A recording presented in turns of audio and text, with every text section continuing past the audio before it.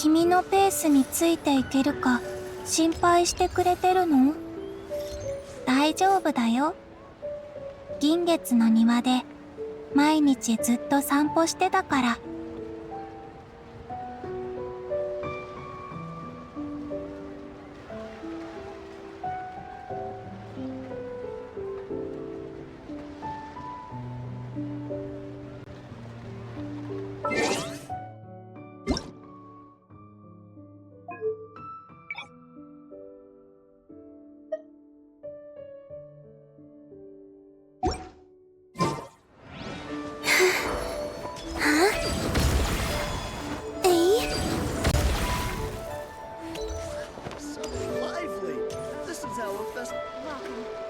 Split the bamboo in the morning, dry it till night. Shape and bend it nice and tight.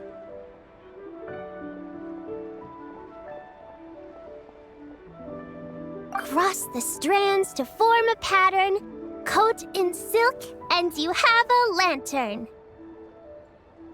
That's how you remember how to make a show lantern. Did you get all that, Chi-Chi? Morning, split bamboo, traveler. Then get silk, make paimon. What? No, that doesn't even rhyme. Look, it's them. Hey, Yao! Hey, Chi-Chi! Whoa, Traveler! Paimon, you're here! Happy Lantern Rites! What you up to? I'm teaching Chi-Chi to make Shao lanterns. It's a real test of finger dexterity, so it'll help keep her nice and loose. Yes, I do finger exercises to be a nimble zombie. Wanna try too, you two?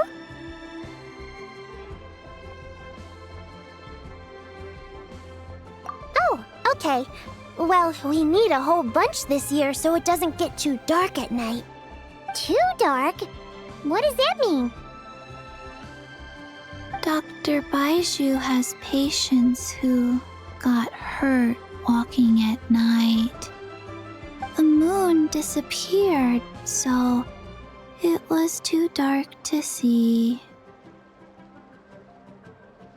The moon disappeared? Like, behind the clouds?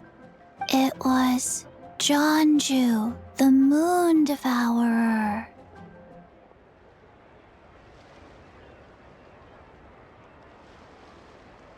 Changshan told me about it, but now I forgot.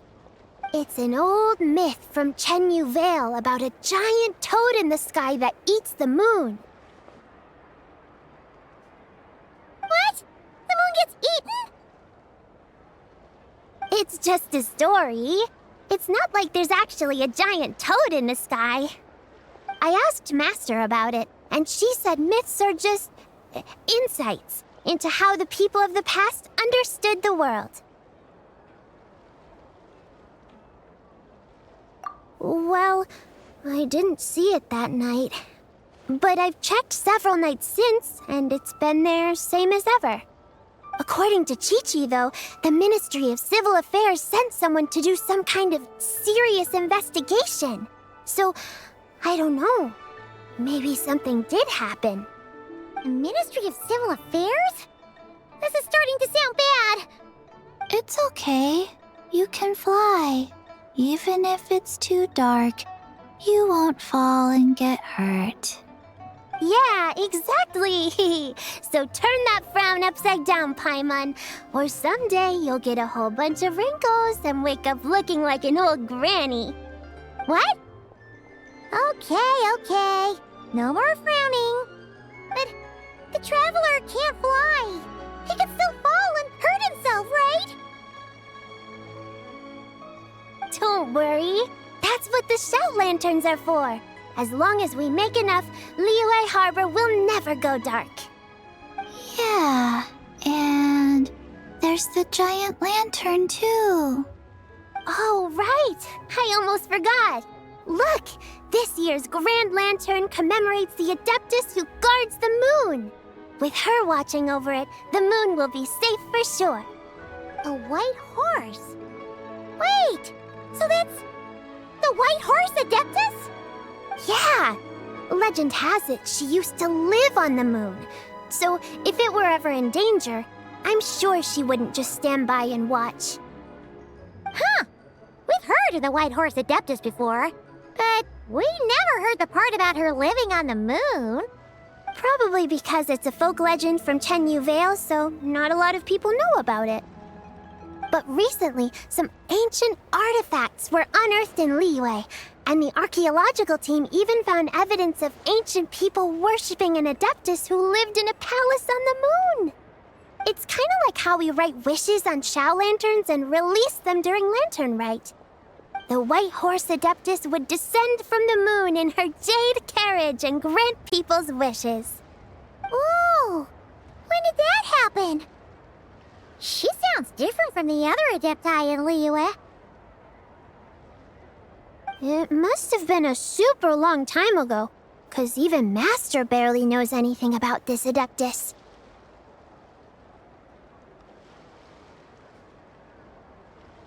Nope. Kinda unbelievable, right? Yanfei said the White Horse Adeptus might even be a made-up legend, just like Janju the Moon Devourer. Yeah, a made-up horse and a made-up toad. You're mistaken, children. The White Horse Adeptus really does exist. Oh, Mr. Liu from the Baiju Guest House. But how do you know that for sure? Have you ever wondered how the guest house got its name, Yao Yao? Baiju... White Colt. So, it's named after the White Horse Adeptus? That's right. And that's because one of my ancestors was once blessed by the White Horse Adeptus. Wait, really? Tell us more! Tell us more! It was a long, long time ago, when this ancestor of mine was still a young girl. She was out gathering herbs and accidentally fell off a cliff, but the White Horse Adeptus rescued her. Oh, that's it? I was expecting something a bit more... special? We've heard a whole bunch of stories like that before. Patience, young one. Let me finish. After the White Horse Adeptus saved my ancestor, she told her a story about the moon and the ancient kingdom of Langan. My ancestor was so captivated that she completely lost track of time. So much so, in fact, that when she returned to her village, she found nothing but a desolate ruin in its place. It was as if, without her knowledge, countless years had passed in the mortal world. Huh? The most extraordinary part of all is that it turned out to be a dream. When she woke up, she found herself at the bottom of the cliff, right where she had fallen. Other than her medicine basket, now filled to the brim with rare herbs, it was as if nothing had happened, until out of nowhere, a horse's whinny echoed through the air, and when she looked up, she saw a pristine white horse leaping over the cliff. A white horse leaping over the cliff? Wow, that sure is a crazy story. But now, it's starting to sound a bit too far-fetched. Another skeptic. You sound just like my son. But I know it's true. Ancestral records don't lie.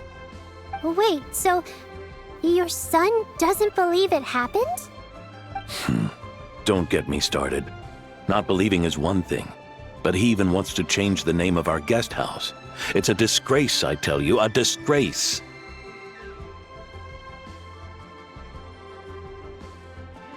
Well, it was getting about time for him to take over the guest house. And what's the first thing he does? Starts going on about how the name doesn't attract enough customers and how we're losing business to Wangshu Inn. Can you believe that? As if Baiju Guest House and Wangshu Inn aren't miles apart from each other. Oh, what about something like the Geo Lord's Rest? Paimon bets that would get people through the doors. Geo Lord's Rest. I like that one. This isn't about getting people through the doors. This is about disrespecting our ancestors. Oh, White Horse Adeptus, my wish is this. Let your divine power be known. Teach my foolish son the error of his ways. Paimon wants to learn more about this Adeptus. Hey, maybe we should ask Zhang Li. Good idea! Mr. Zhang Li is super knowledgeable. He can answer questions even Master has no clue about. Yeah, we just saw him having tea at third round knockout. Alright, then that's our next stop. Chi-Chi and I are gonna keep making Shao lanterns. Careful on the road. Goodbye, Paimon. Goodbye, traveler.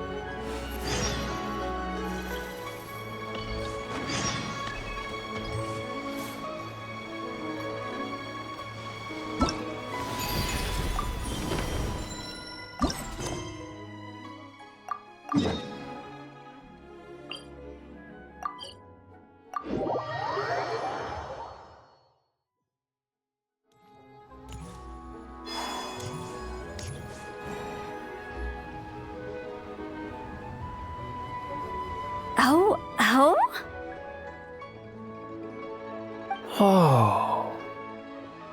Curious. Impressive, right? What's with all the commotion over here? Oh, Traveler and Paimon! Perfect timing! I have something amazing to show you! What is it? Huh? What the? Part of the moon is blacked out! Was it really eaten by a giant toad? Huh. I didn't expect you to know the story of Jonju the Moon Devourer, Paimon. Don't underestimate Paimon. She learned a whole bunch of things in Sumeru. But Jonju the Moon Devourer is a Liyue legend. Well, knowledge knows no borders, so there. You're right about that, Paimon. But this dark circle doesn't look anything like a toad to me. A toad's egg, maybe? But that's about it. Oh, wait, Traveler! You've been in Nodcry, right? The people there worship the moon goddess. So you should know what's going on here. Really? Not even in a place where people worship the moon? Oh yeah! Master told me that the tale of Jianzhu, the Moon Devourer, was how ancient people explained a certain celestial phenomenon. But what is it exactly? Some kind of omen of disaster?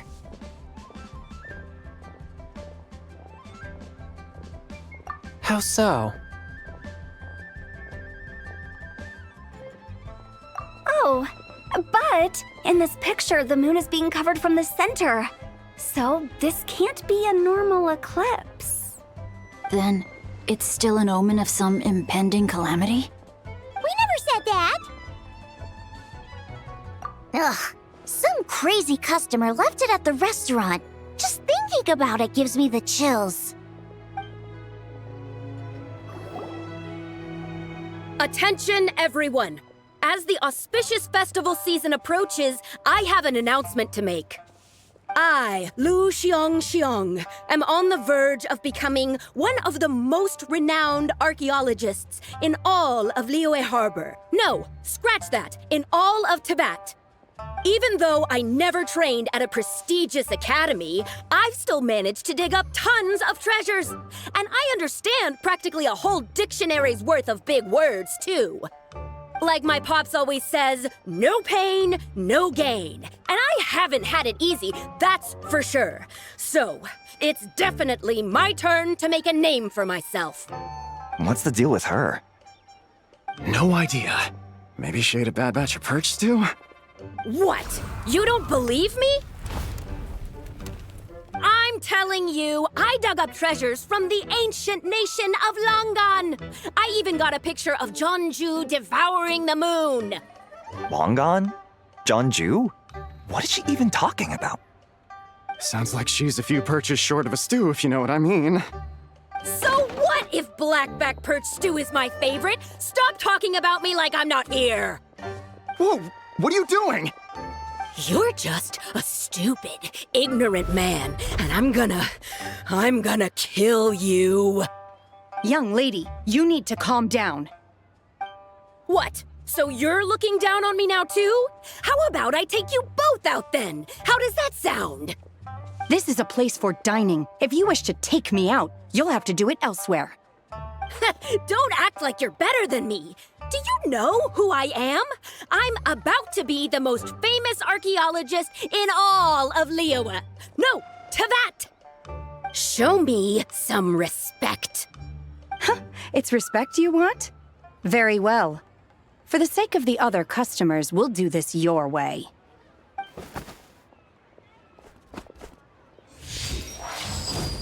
What? So Shen has started the fight? She had no choice. The woman pulled a shovel out of nowhere and started going crazy, flipping tables left and right. She even injured 2 other customers. Shenna did what she had to do to restrain her, then took her to the Ministry of Civil Affairs. Thank goodness Aunt Shenhe was there. Or who knows what might have happened. Yeah. I started cleaning up after all the commotion, and that's when I found this photo. I thought it might be the one she dropped, so I rushed over to show someone. She said she took a photo of Jeonju the Moon Devourer. This must be it. Can we really trust what she said, though? Clearly, something is going on with her. Paimon's got a point. It sounds like she wasn't acting right at all. How do we know she wasn't possessed by some kind of evil spirit? Aunt Shenhe would have noticed if she was possessed. All right. But what about the part about Long Gone and the treasure she found? What about it? What if she raided a tomb and dug up some super special relic, then got herself haunted by an ancient ghost? One so powerful that even Miss Shenhe couldn't sense its presence. Your imagination is something else, Hu Tao. Why would an ancient ghost come to Wanmin restaurant, huh? To eat my blackback perch stew? Hey, it could happen. I'd want to eat your food if I was a ghost. Wait a second. She mentioned the ancient nation of Longan, right? Paimon's heard that somewhere before. You know what? My brother mentioned that some ancient artifacts were unearthed in Liyue recently. Mostly colored glass, fine jade, and bronze relics. Some of the text inscribed on them has already been deciphered. There were some poetic verses, but the word long gone popped up as well. So, does that mean this Longan place is real? Still, Paimon knows we've heard the name somewhere before. Do you remember, Traveler? Right! His ancestor heard about it from the White Horse Adeptus. The White Horse Adeptus? Oh, so you must have been to see the giant lantern already. Yep. And it turns out that the White Horse Adeptus is super mysterious, too. Even Madame Ping hasn't met her. Wait, I thought she was the gold-eyed Celadon Mare of the 8 Adepts. That's just the interpretation you believe in, Hu Tao. There are other theories out there, too. The elders of Qingce Village believe that during the Archon War, a white horse leapt from a clear spring, transforming into an Adeptus who aided Rex Lapis in battle. In Chenyu Vale, some of the tribes take her to be the daughter of time, and trace her deeds to an even earlier era. Yet in other ancient texts, including the relics I just mentioned, she appears as an emissary who listens to mortal wishes, bestowing the blessings of the heavens and moon upon the mortal realm, which is why we write our wishes on Shao lanterns. That's so complicated. So what's the verdict? Which version is the truth? I'm afraid there's no definitive answer to that. You two have been all over Teyvat. Do you have an idea? Nope, sorry. We were actually on our way to ask Zhongli. He knows even more about this kind of stuff than us. Ah, looking for a consultant, huh? He's having tea with Miss Linlong. Shigu Antiques is hosting an exhibition tonight. An exhibition? For what? All those antiques Sing just mentioned. So if you head to the big ship docked in the harbor tonight, I'm sure you'll find him. So, where to next? How about we go to the Ministry of Civil Affairs to ask about the White Horse Adeptus? We might be able to find out more about the recent moon situation, too. If you're heading to the Ministry of Civil Affairs, could you give them this picture for me? Since it belongs to that customer, she deserves to get it back at least. It might even help the Ministry with their investigation. Ha! Alright! We're off! Oh, wait! I almost forgot! Happy Lanternlit! Come have a meal with us when you're free. We'll be there, or we'll be... square.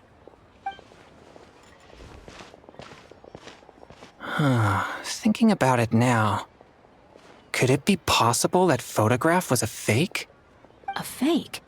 You mean like the customer fabricated it to gain academic recognition?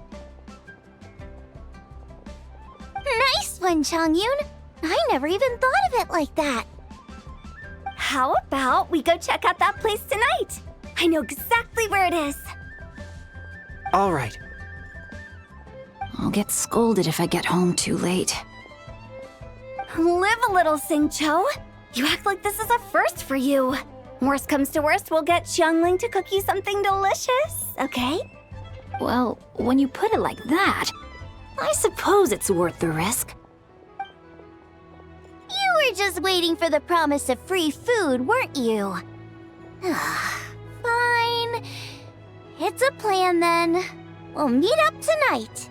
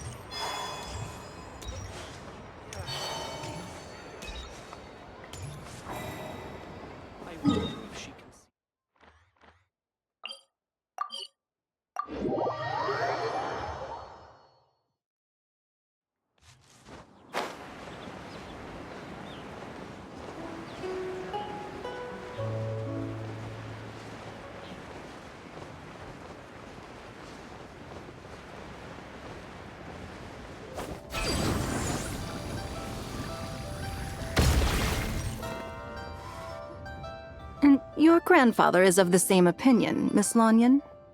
Yes. On Lanternlit, the moon shall go dark. That's what the signs are indicating. Celestial observation isn't Grandpa's strong suit. But he discussed it with several other elders from our clan, and their conclusion was the same. It's consistent with the information we've received from other sources as well. You mean the whole thing? About the legend of Jeonju the Moon Devourer? Happening in real life? Yes, that's one of them. So it's true. I thought it was just a rumor. It's true. But right now, the bigger issue is that all our sources indicate the phenomenon's gonna happen again. I'm not sure this bodes well. Let's remain optimistic for now. We're making progress interpreting the artifacts, and Ganyu is consulting with the Adepti as we speak. Besides, apart from the incident at Wanmin Restaurant, there haven't been any other moon-related disturbances. Ningguang, Keqing, and Lanyan! You're all here! Oh, Traveler! And Paimon!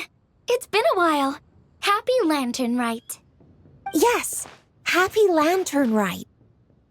What brings you here, though? I thought you'd be in the harbor enjoying the Shao lanterns. You're certainly not the type to visit Yujing Terrace for no reason. Is there something I can help you with? What? We're not allowed to just drop in on our friends during the festive season? I was only teasing. You're welcome to visit us anytime you wish. Happy Lanternlit. Oh, and about all the moon business you were just talking about? We have something to show you. Here, take a look! Whoa!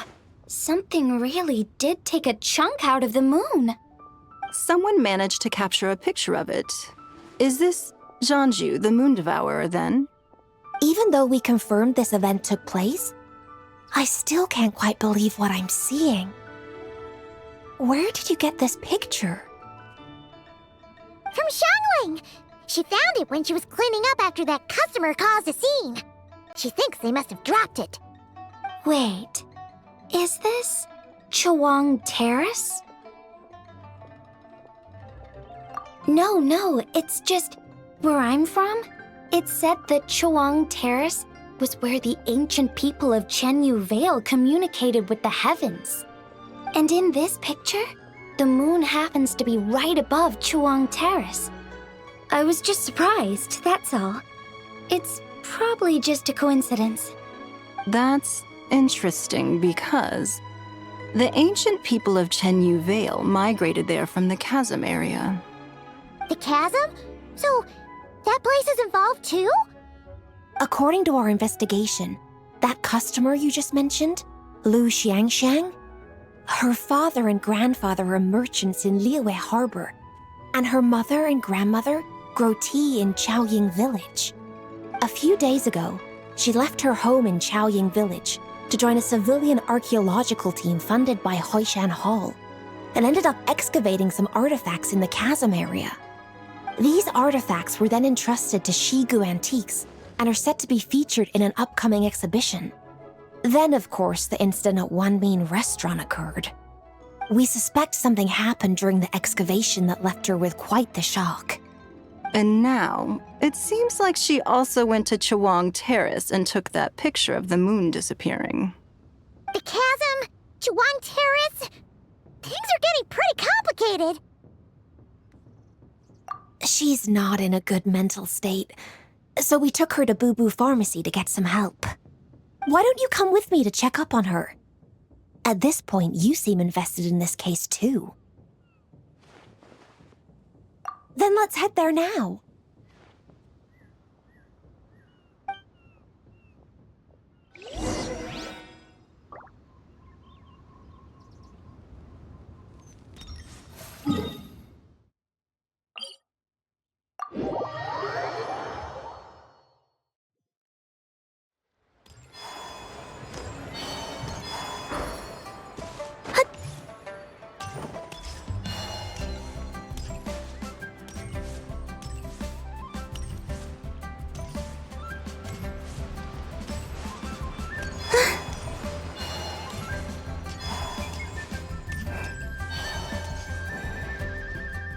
Ah, Lady Yuheng.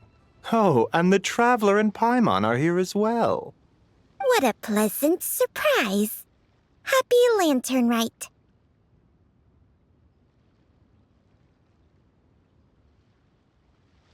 I hope we're not interrupting, Dr. Baiju. Not at all. I assume you're here to see the patient? Unless it's urgent, however, it would be best not to disturb her rest.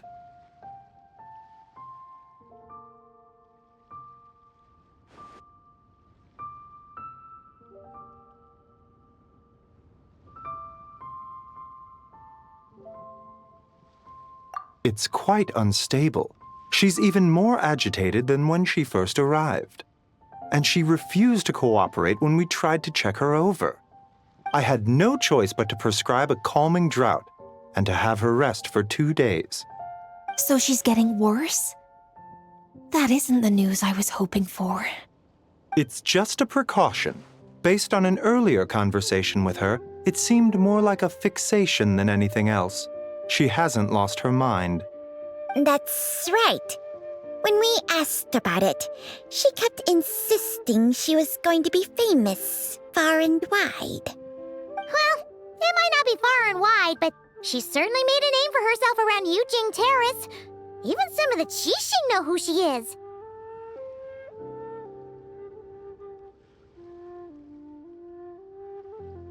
Not often, that's for certain. From my initial assessment, the patient appears to have experienced some sort of shock, and whatever it was seems to still be haunting her.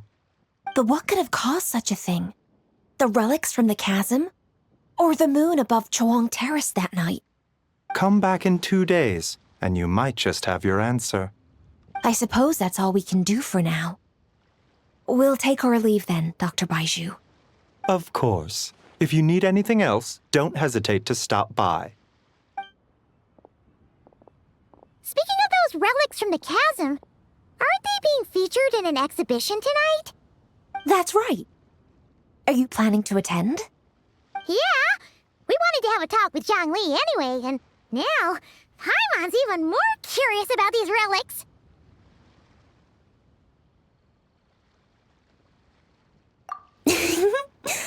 I would, except every item in the exhibition had to be registered with the Ministry of Civil Affairs. So I'm afraid it's been spoiled for me. I reviewed them all myself. There are some rather peculiar artifacts, that's for certain. We're still working on decoding the ancient text that appears on them. Yeah! The word jade appears a whole bunch, doesn't it? Huh? How did you know? Xingqiu told us. He said there were some ancient poems on them, too. He's quite well informed, isn't he? Well, he's right. We believe they're direct references to the ancient nation of long gone.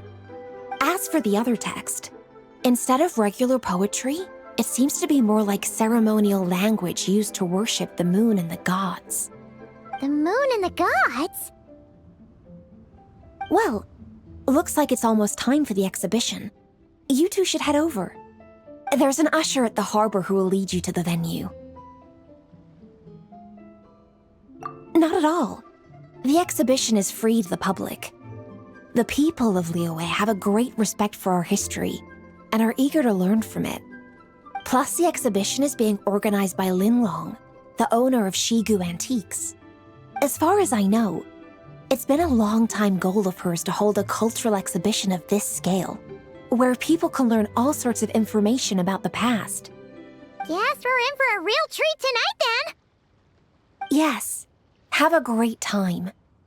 There's still more artifact decoding work I need to finish, so we'll have to part ways here. After seeing the picture you brought, there's a few ideas I'd like to follow up on.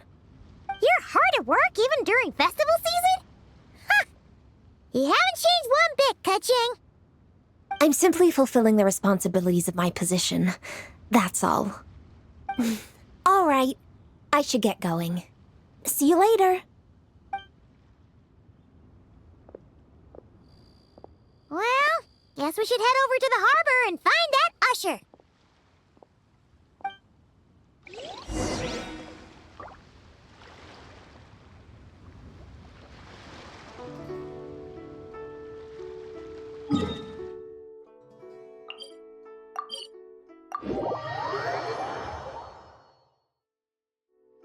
I don't sing for anyone in particular. Still, if someone stops to listen, I hope...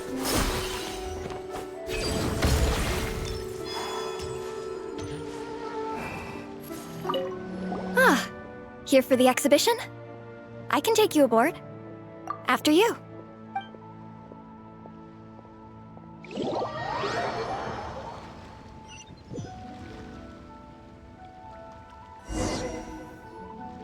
Whoa!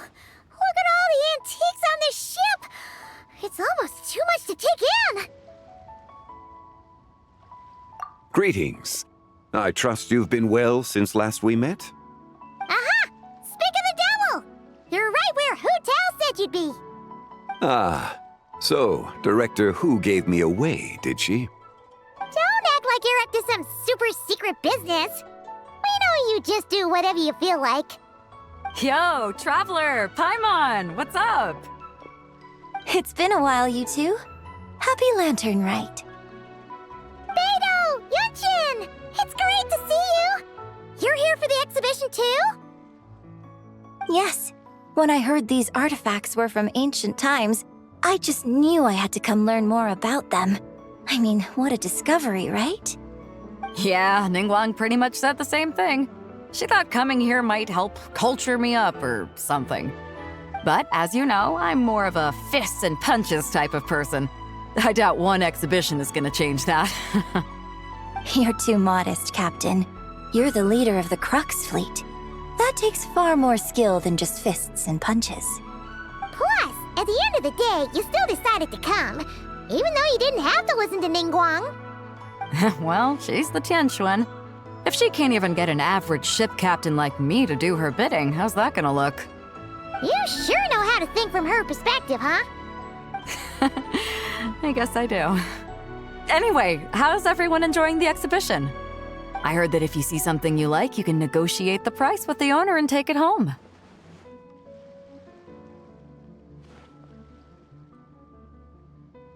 Wait, so we can buy this stuff? Indeed. Although Shigu Antiques is hosting this exhibition, many of the items come from private collectors. As long as both parties reach an agreement, you can make an offer of mora or an equivalent trade. Well, shall we continue our conversation as we look around? Let's go! Paimon's super curious about all this stuff.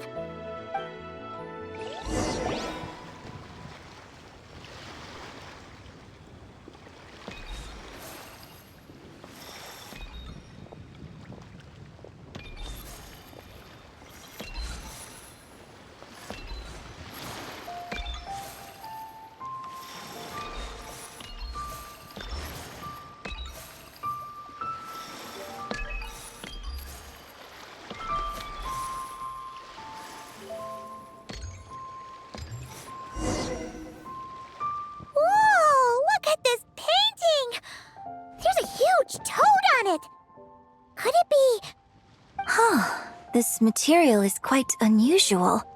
It doesn't look like paper. More like silk, or some other kind of fabric.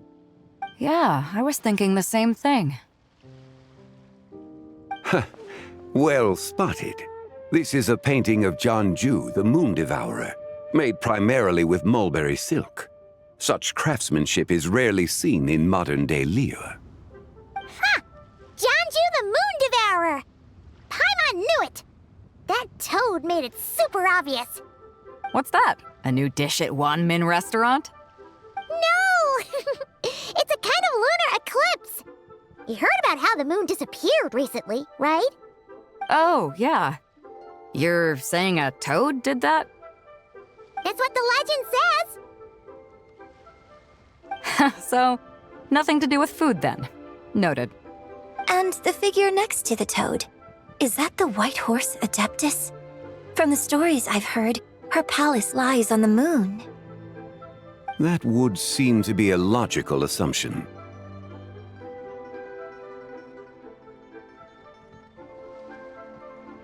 No. In fact, this item was discovered in Chenyu Vale, and many years ago at that. Oh, so it's from Chenyu Vale? Actually, that's not quite right.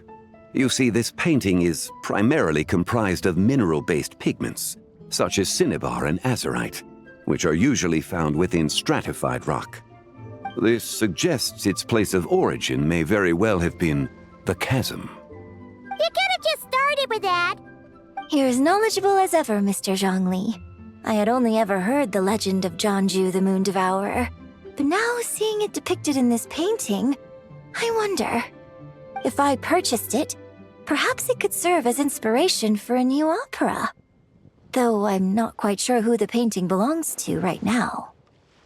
A splendid idea, Miss Yoon. Perhaps in lieu of mora, You could offer the lyrics to said opera as recompense. The lyrics? But to whom? Why, to me, of course. I am the owner of this painting, after all. Wait, so you're one of the private collectors of the exhibition? No wonder you knew so much about the painting. But lyrics in exchange for a precious antique? My work could never possibly be of equal value. I don't know about that. I'm not much of a scholar, but even I know your operas are in a league of their own. An astute observation, Captain Beto. In my possession, this painting is nothing but a lifeless artifact. In your hands, however, it could be transformed into a new piece of art entirely. Quite the worthy exchange, no? But I'm not sure when I'll be able to finish writing it. It certainly won't be ready this year. Allow me to be equally forthright, Miss Yoon. This silk painting is merely a copy I made of the original work. There is no need for such concern over its value. Huh? So it's a fake? I had no idea you were such a skilled artist, Mr. Zhongli. I pride myself on having some knowledge of antiques, but I didn't notice anything that would point to it being a replica. You never cease to amaze me, Mr. Zhongli. You flatter me. All that said, Miss Yoon, you must accept. Truly, I insist. Huh. He's gone from handing out fake Mora to fake paintings now, huh? Your kindness is impossible to refuse, Mr. Zhongli. Rest assured, I'll be sure to return the favor. I shall look forward to it. Man, that was quite the find. I should buy something too, if only so I can show it off to Ningguang. Let's keep going and see what we can find.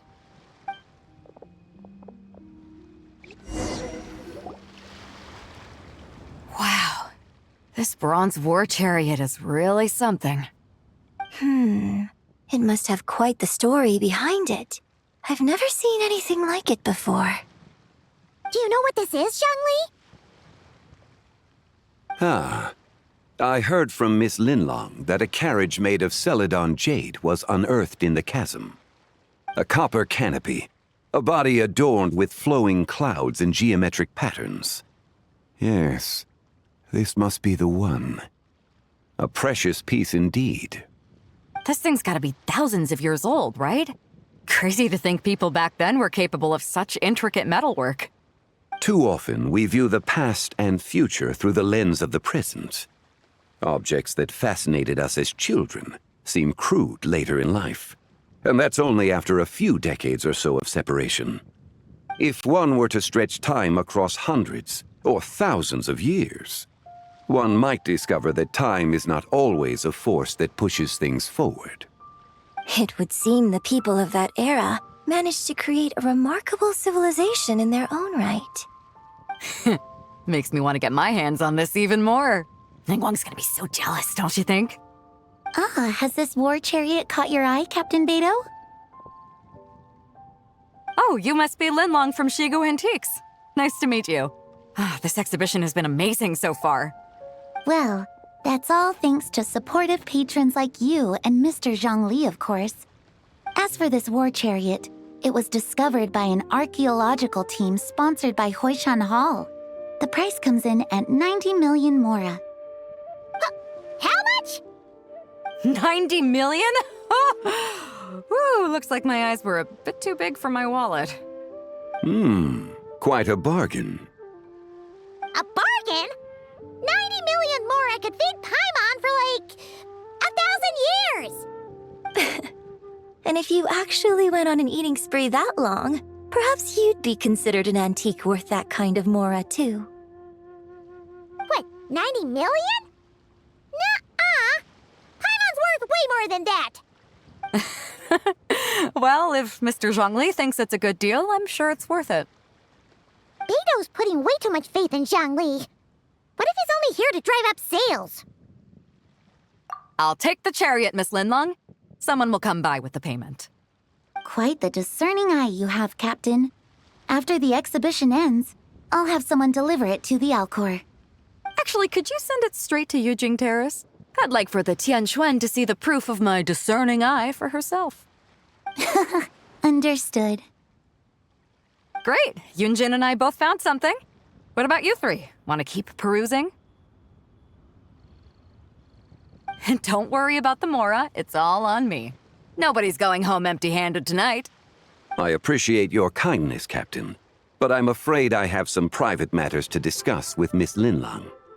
In that case, don't let us keep you, Mr. Zhongli. Right this way. Traveler, Paimon, perhaps you would like to accompany me. What? So you can show us another bargain antique that's so far out of our price range it's not even funny? Other people are always demanding Mr. Zhongli's time, but it's quite rare for him to extend an invitation himself. I wouldn't pass up this opportunity if I were you, Paimon. Yeah, just don't forget to come aboard the Alcor for a drink later.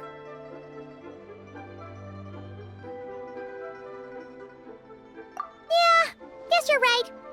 Taking a quick look isn't gonna cost us anything. Let's go!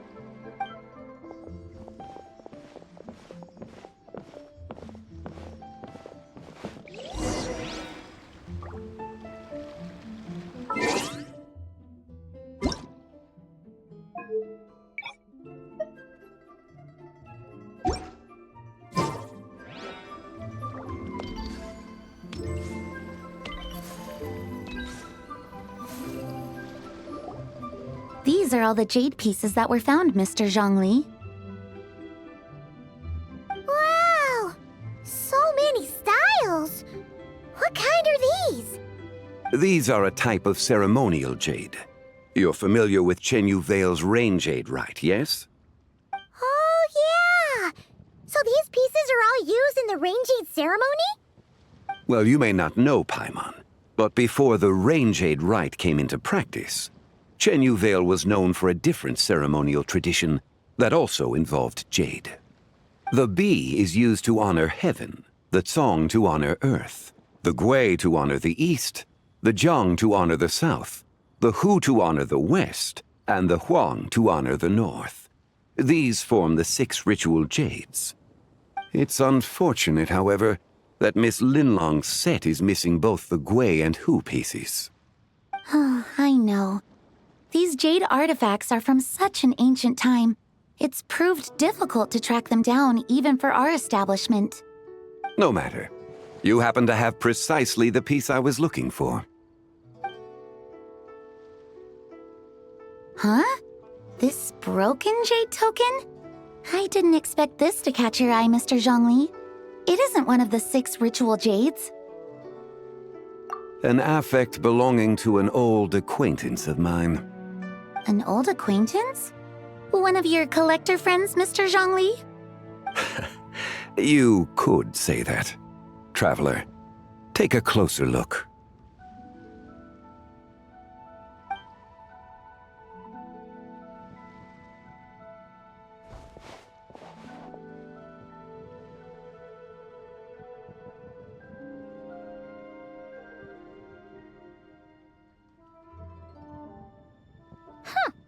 It doesn't look all that special to Paimon. Just seems like a broken artifact. Indeed. It's been thousands of years since the moon has appeared in such a form. So, in the past, the moon wasn't always full. Then, could this missing chunk be from when Jeonju devoured part of the moon? It's worth looking into. Your insight is invaluable, Mr. Zhongli. I had no idea how special this piece was.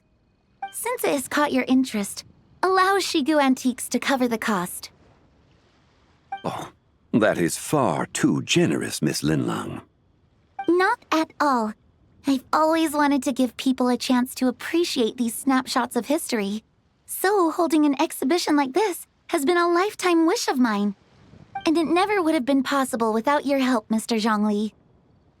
I merely put in a good word with a few acquaintances of mine. And it had a profound impact. Without your recommendation, I doubt half of these collectors would have come to the exhibition. So, on both a personal and professional level, I owe you my thanks, Mr. Zhongli. Wow! Zhongli actually did something useful for once.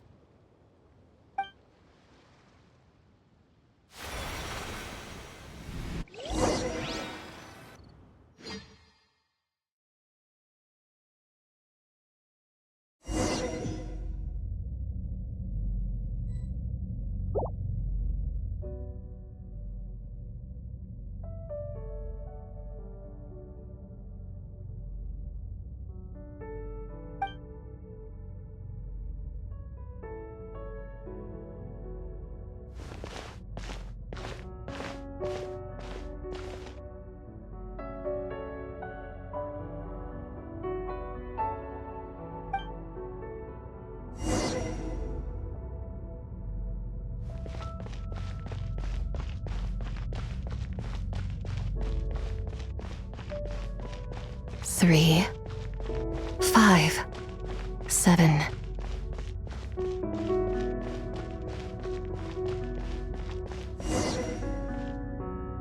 11, 13, 17, 19, 23, 29.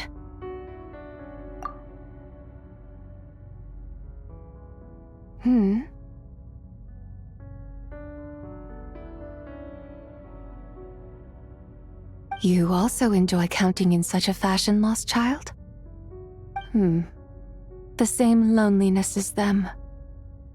It seems to exist in your heart as well. Me? I'm sorry, I don't remember.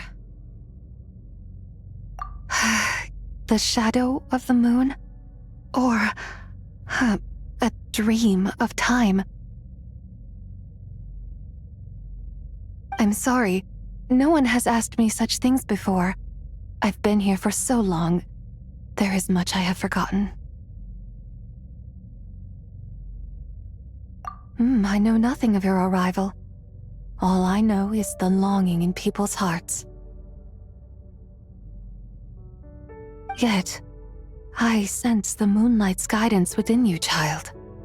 Perhaps that is what brought you here.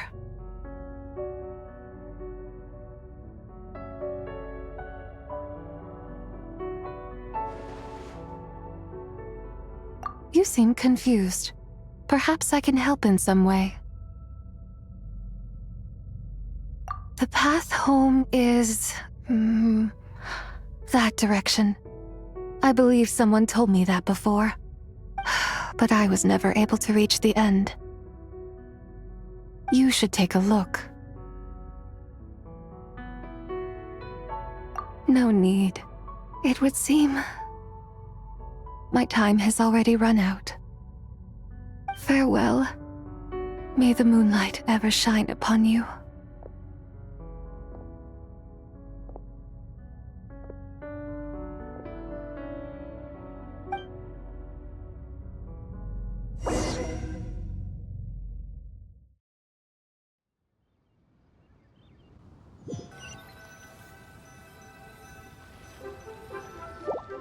Wow! Zhongli actually did something useful for once. Your complexion looks rather ashen, traveler. Are you feeling all right? Yeah, what's wrong? Does your stomach hurt? Huh? What are you talking about? You were right here the whole time. Ah, I see. I'm afraid we must take our leave, Miss Linlang. My friend has taken ill and I must escort him to get some rest. Of course. Traveler, Paimon, please, come with me. Ah, yes. Regarding the payment for the jade token. Charge the expense to the Wangsheng funeral parlor if you would.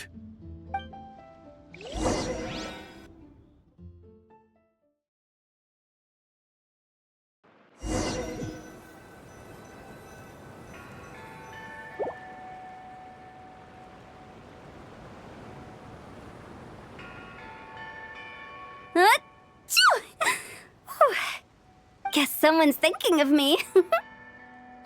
But this late at night? Must be that consultant of yours. I bet he's out there spending all year more at the exhibition. Yeah, he'd be the perfect employee if he just knew how to rein in the spending. But never mind him. Let's focus on the moon. We gotta see if it gets eaten tonight. I don't think it's going to happen. We've been out here all night, and the moon's the same as ever. It is quite late, and Chongyun's getting tired. How about we head back? We can come back another time. Head back? Already? Actually, I do have a new dish I'm testing out tomorrow. And as part of my New Year's resolution, I'm trying not to oversleep. All right. Guess it just wasn't meant to be. Let's go.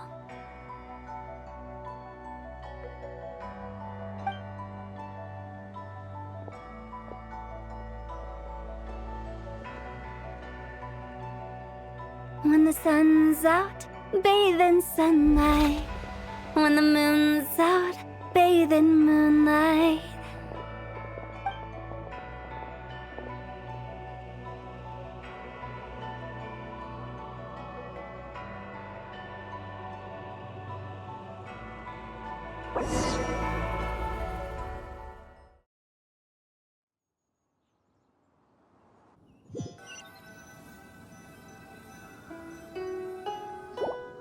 Wait, aren't we going to rest?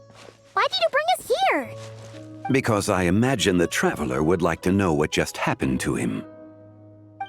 Oh, right. Ugh, Paimon's confused, though. She could have sworn you were there the whole time. Oh, how is that possible? It sounds like his spirit formed an inexplicable connection with the being in that space. Ah, you suspected from the beginning, didn't you? Indeed, the being you met is the fabled White Horse Adeptus, and the original owner of this jade token. Her name is Tibai. Wait, does that mean she's inside this token? No, she does not reside within this token, but rather within the moon's shadow. This token is merely a medium. Word has it you accomplished quite the feat in Nodcry. You and your friend brought the Frost Moon back to Tevat. Tell me, did you ever wonder about the other moon? The one that hung in its place for thousands of years? We never really thought about it, but it must have been a fake, right? A fake moon! Indeed, it was false. Its true nature, nothing but a projection of the moon. It also happens to be the prison that confines Tibai to this day. Wait, the White Horse Adeptus is trapped inside that projection? Then we need to rescue her! But the moon in the sky right now is the real one, right? Where did the fake moon go? And why can't Paimon see it? With the return of the true moon, the shadow naturally lost its place in the heavens. Now, it is disintegrating bit by bit. It's a process that comes and goes. When it occurs, it looks like the moon is being obscured by a black shadow. But when it stops, the shadow disappears and becomes invisible to the eye. So, you're saying there's an invisible fake moon blocking the real moon right now? Indeed. Okay, this is not what Paimon was expecting.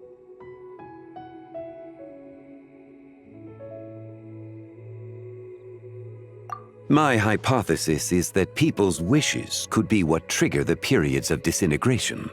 After all, when you experienced that episode just now, it was precisely when Miss Linlong spoke of her own wish. Wait, is that because the White Horse Adeptus answers people's wishes? The legend must be true then. So, that means the more wishes we make, the faster the fake moon will disintegrate, right?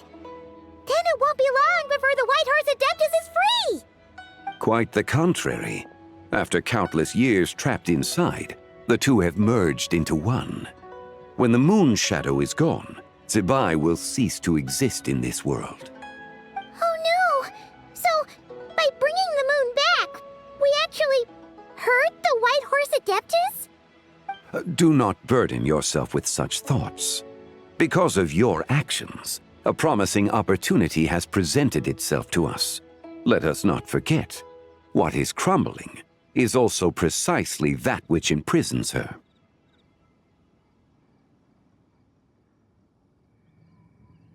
Yes, and that is why I invited you here tonight. Your connection to that broken jade token confirms that you can do what I envision. However, while I had hoped to receive your assistance, this matter could have significant ramifications. I must admit a certain reluctance to implicate you in more of Tevat's secrets. Often, the deeper one's knowledge of such matters, the harder it becomes to extricate oneself from them. You are someone who once traveled through the boundless sea of stars.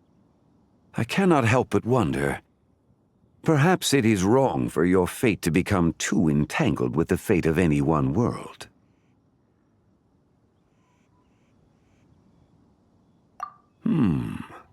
Such is your conviction, then. Since journeying beyond Liyue, you have had ample time to reflect on these matters, it would seem.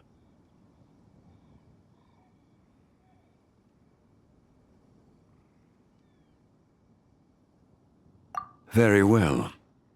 The first secret I must reveal is that Zibai has long since passed away. The being within the Shadow Moon is merely one of the 3 deadly selves she severed before her death. Wait, the White Horse Adeptus is dead? Weren't you supposed to tell us how to fix this? Now it just seems even more impossible! Please, remain calm, Paimon, and allow me to explain. The 3 deadly selves is a practice used by those engaged in spiritual cultivation. The intent is to sever the 3 vice-laden mortal selves to reveal one's true, pure self beneath. However, Zibai's 3 selves are more complicated in nature. Because in the moment before her death, someone preserved the shattered essence of her soul and placed the fragments within her 3 deadly selves. If we retrieve the 3 fragments of her soul, there is a chance we can restore her presence in the mortal realm. So that means we can bring her back to life? Yes, provided we retrieve the fragments of her soul's essence from the 3 deadly selves. Indeed, the being you encountered was Zibai's first deadly self, Ziju. After Zibai's death, she ascended to the heavens and became one with the Shadow Moon. The essence that resides within her is a heavenly soul, also known as Taiguang. Thus, this self is the closest to Zibai's true nature.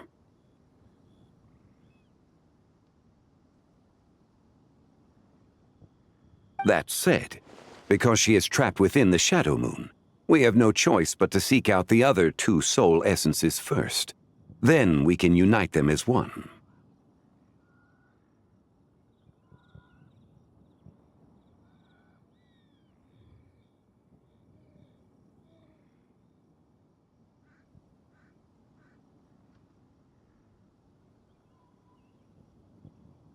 Her second deadly self is called Ziju. After Zibai's death, she fell into a slumber deep beneath the earth in what is now known as the Chasm.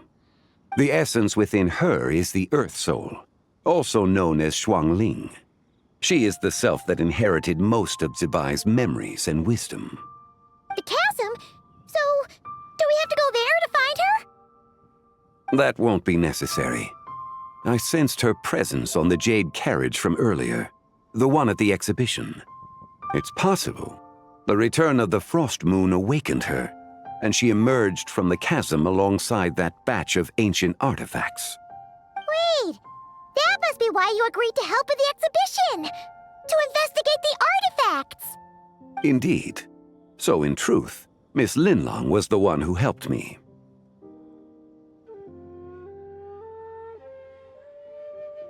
The third deadly self is Zichao. The essence within her is the human soul, also known as Yojing, Zibai's shade. Thus she is the most free-spirited among the three.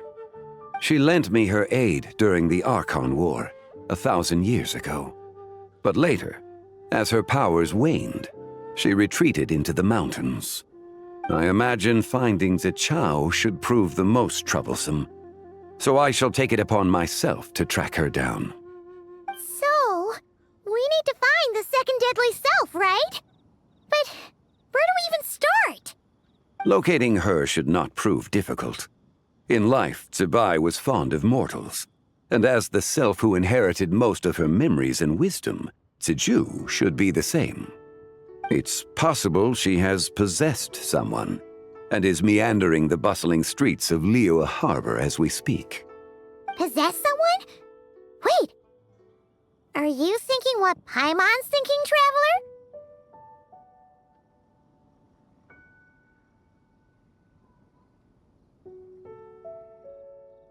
What if she raided a tomb and dug up some super special relic, then got herself haunted by an ancient ghost? Exactly! Lu Xiangxiang! It seems you have a lead in mind already. Should still be at Boo Boo Pharmacy. She was super agitated when she first got there, so Baishu gave her some calming medicine and told us to come back in 2 days. Do you think it could be her, Zhongli? It's quite possible. The deadly selves are impure beings that can easily influence mortal minds.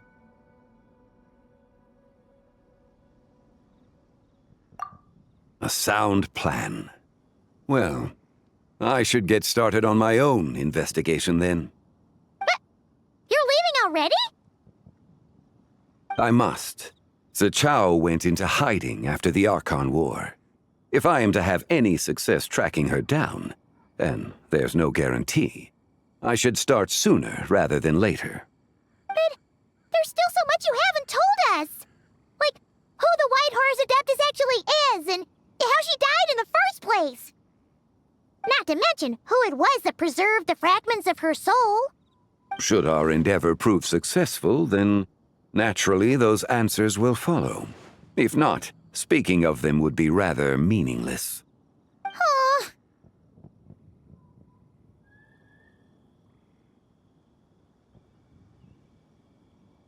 It would seem that this is a question you are unwilling to set aside. Very well. I shall tell you. It was the Avatar of Time.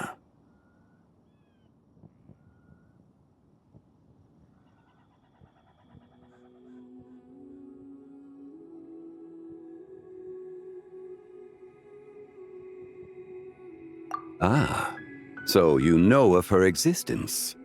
The ruler of time saved her soul. Indeed. Preserving what remained of Zibai's soul in the moment before her death. Only the power of time could be capable of such a thing. However, there is no telling what effect it has had on the three deadly selves. In other words, you must exercise caution when seeking out Ziju. On the night of Lanternlit, countless Shao lanterns and the wishes written upon them will be released into the sky. I estimate that this event will trigger the Shadow Moon's collapse. When that happens, the cage that confines the first deadly self will open. That is our moment to act, but also the moment where all could be lost. For if we fail to retrieve the other two soul fragments in time, Zibai's resurrection is hopeless.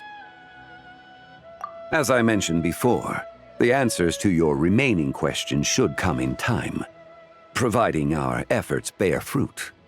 Let us hope that all proceeds smoothly in the days to come.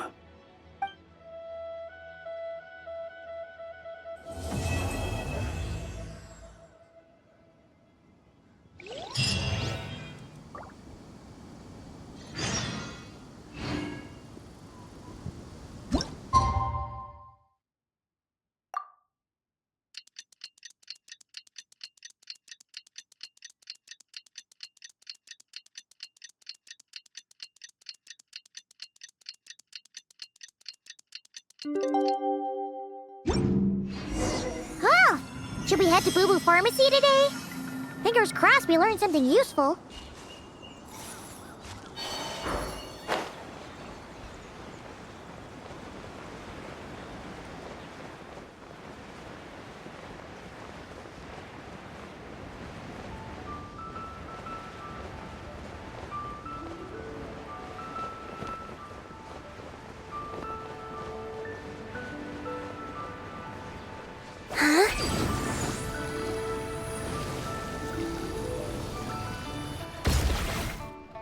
So let me get this straight.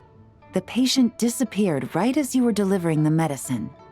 I know it's hard to believe, but that's exactly what happened. It's true. 1 minute she was there, and the next she was nowhere to be seen. Hey, it's Yelan! Fancy seeing you here! Oh, is this a bad time? Not at all. Just a small roadblock in the case I'm working. Ningguang asked me to investigate a patient named Lu Shangshang. If you're here to find her too, then you're out of luck, I'm afraid. She went missing this morning. What? According to Dr. Baiju, the patient vanished right under his nose. But it just seems like that should be impossible. There 1 second and gone the next? Pretty sure Xiao can do something like that. Then you're suggesting this Lu Shangshang is the vigilant Yaksha in disguise? Or some other adeptus? Guess not. But this is so weird. How can a living person just vanish into thin air? Unless... Linny decided to take his act to Liyue? Who is this Linny you speak of? He's... Oh, never mind. Paimon's just grasping at straws. Let's set aside the how for now, and focus more on the where. You mentioned this patient has a strong obsession with achieving fame and recognition? Yes. She kept talking about becoming a renowned archaeologist and making a name for herself. So, are we looking for a place where it's super easy to become famous?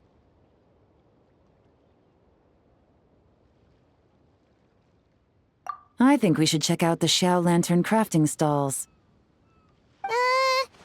Because it's easy to become famous by making Xiao lanterns? Not exactly. When the people of Liyue need a solution to a problem, their first thought would be to pray to the gods and the Adepti. If her wish is to become famous, she might write it on a Xiao lantern in the hopes that the fabled White Horse Adeptus might make it come true. That certainly sounds probable. Turns out, the White Horse Adeptus might be a lot closer to home than she thinks.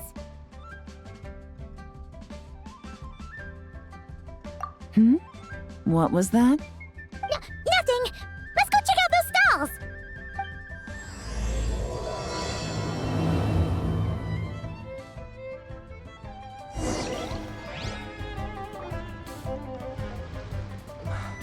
I can't read what this says. Show me your prescription.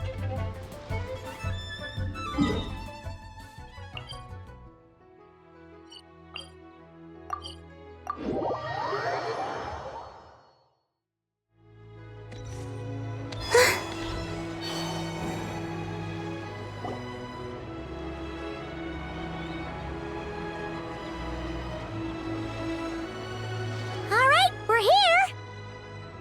Still no sign of Lu Shangshang, though. As long as you're patient enough, Paimon, you'll find that hunting down people is no different from hunting boars. We need to blend into the environment, or we risk alerting the target. So as far as everyone here is concerned, we're just ordinary tourists. Oh, okay. If we need to blend in, then let's make some Xiao lanterns and write our wishes down, like everyone else. What's your New Year's wish, Yelan? I haven't given it much thought.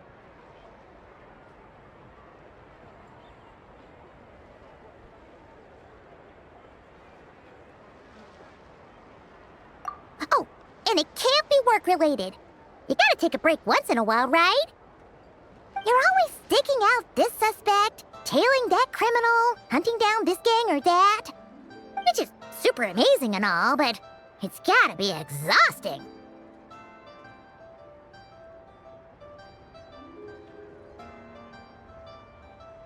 Really getting into this, huh? You said to blend in, right? Come on! It's all part of the act! So you gotta think of something! Then I suppose it'd be to go traveling the next time I get the chance. Traveling? That's our bread and butter! Wanna join us? Thanks for the offer, but my desk is piled high with reports on your exploits. And that's not quite the kind of traveling I had in mind. I was thinking more the lie down and do absolutely nothing kind of travel. Ah, something a bit more easy and breezy, right? Hey, wait! We know just the place! The Easy Breeze Holiday Resort in Netland. It's super relaxing and full of fun activities. You've got the beautiful ocean and tons of cute little creatures called Asha. Seriously, you gotta go! Huh. I suppose I'll have to check it out. Hey guys, happy Lanternlit! What a coincidence! You here to make shell lanterns too? Well, it's that time of year, am I right? Thought I'd join in on the fun. You can't have Lanternlit without making one of these. What you gonna wish for? Oh, man, it's kind of embarrassing, but whatever. The truth is, the mighty mythical beasts are seriously struggling with recruitment. So I'm hoping to find a few apprentices and teach them the art of wushu dancing. Awesome! Shurfugami, here we come! Whoa there, Paimon. One step at a time. I actually need to find people first. Yeah, but Paimon bets people will jump at the chance to learn from you! Well, I wouldn't be so sure. Wushu dancing is super physical and takes a lot of hard work to master, so it's not easy to find people. At this point, if the Adepti can't help me, no one can. I'll do it! Huh? You just said you wanted an apprentice, right? Well, I'm offering. What do you think? Whoa, the White Horse Adeptus works faster than I thought. Traveler, it's her, Lu Shangshang. Our target! Hey, didn't you hear me? I said I wanted to be your apprentice. No need to shout. I heard you the first time. What's your name? Step back a bit, Gaming. This person could be dangerous. What? Hey, what are you trying to do? Do you know who I am? Get back! Lu Shangshang, we have no intention of harming you. We just need to ask you a few questions. Get back, I said! Try to remain calm. If you come any closer, I'll...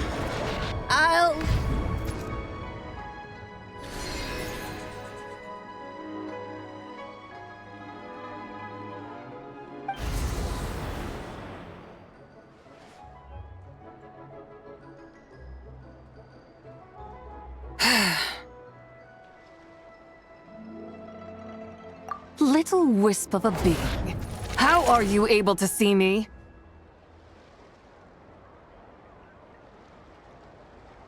So what if I am? Leave at once! You, a mere mortal, whose own life hangs by a thread, would dare reach for the power of life and death?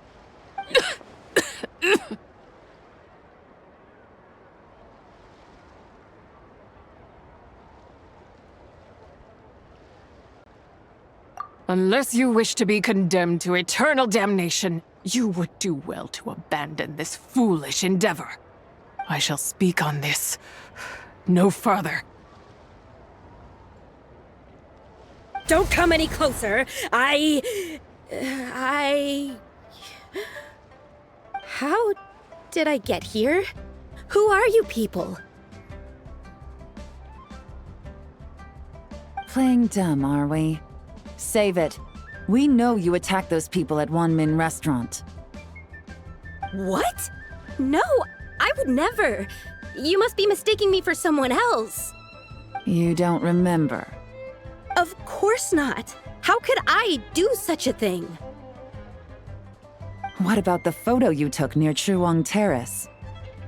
What photo? What's going on? It's like she lost her memory or something. Well, this complicates things. I'll take her back for questioning and let you know what I find. Take her away. But I didn't do anything! I swear! That's weird. She seems so normal now, but she doesn't remember anything. This is just great. An apprentice falls right into my lap and now she's gone! Don't worry, Gaming. This is a special case. I'm sure you'll find one soon. Unless you're gonna pony up and offer a real solution, Paimon, I don't want to hear it. Gaming? What's up with... I'm done here! I'm gonna go find an apprentice, and I won't take no for an answer! Gaming, wait! Is it just Paimon, or was Gaming acting super weird just now? What? How do you know? Whoa! So you saw the second deadly self? And you think she moved from Lu Xiangxiang to Gaming? Uh-oh. Then we better find him before something bad happens!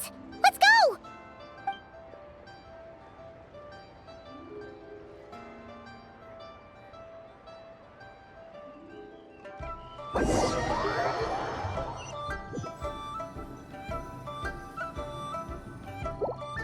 Alas, why must Cloud Retainer inflict such woe upon us, Mooncarver? By the order of Rex Lapis, we were supposed to make haste to the harbor to stand watch. Yet we arrived late, for you, in your inscrutable wisdom, chose that very moment to tend the mint. It is no wonder Cloud Retainer banished us to the wilderness in anger. A pity only that I, blameless as I am, was made to share in the punishment. Blameless indeed. You speak as if it was not you who decided to plant all that mint in the first place. Yet now, in its wretched state, overrun by blight and vermin, you would turn away? Utterly heartless, I say. Were I truly that heartless, would I have rescued those seedlings from this desolate wasteland, granting them haven in your hallowed garden? Alas, if blame must be laid, let it fall upon Cloud Retainer for failing to recognize the virtue of our plight. Ah, at last a sentiment with which I can agree. If ever Cloud Retainer is away, we should steal into her abode and plant a veritable field of mint. A tempting little ruse, is it not?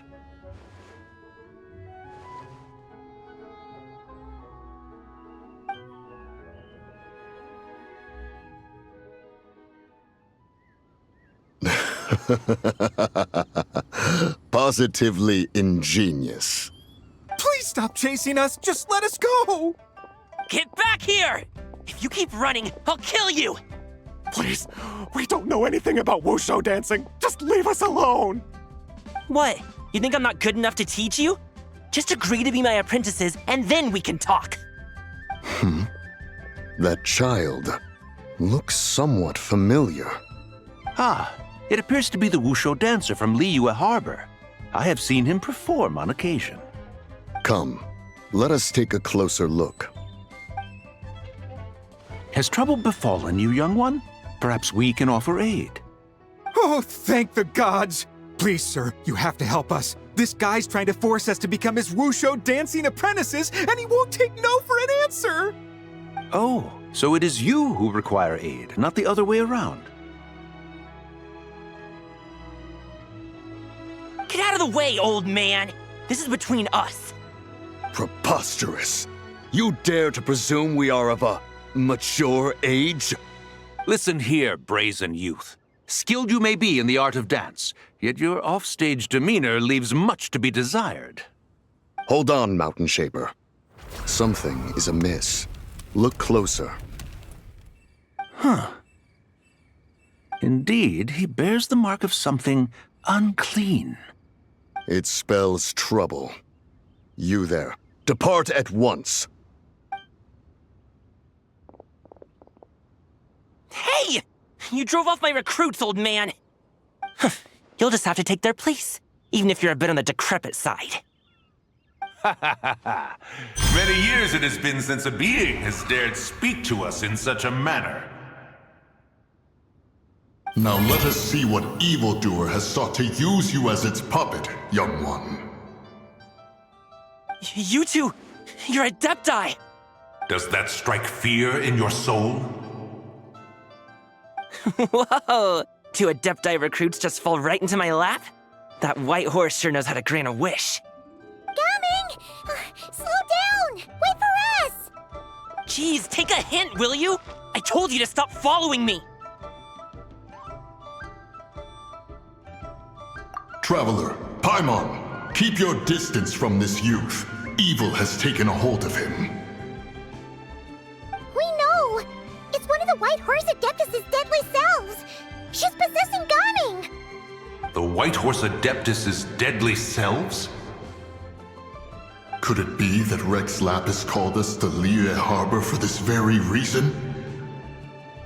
Hey! What are you two whispering about over there?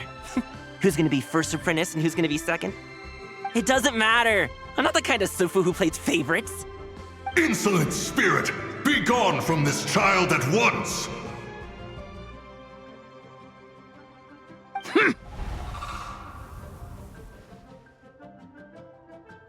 Little mite of a mortal.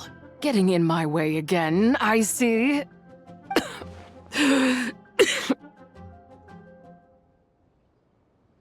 That is no concern of yours. No, only by doing it myself will I find peace. Otherwise, rage will consume me. If I lose control, all will turn to dust. The curse of time. The memories this body holds. Come no closer. This is your final warning. Insolent spirit! Be gone from this child at once! Huh? Traveler and Paimon? And two Adepti? Where are we? Weren't we just making Xiao lanterns in the harbor? Gaming! You're back! Ah! The sun is most scorching. Agitation stirs within me. I require cooling mint to beat this heat. And speaking of, Cloud Retainer has scorned this verdant wonder long enough. It is time for her to feel its wrath. The wrath of mint! Mountain Shaper, where are you going? Oh no! Now Mountain Shaper's acting weird! Oh, you don't think it's spread to him, do you? Spread to him? Quickly now, explain to me what has been happening.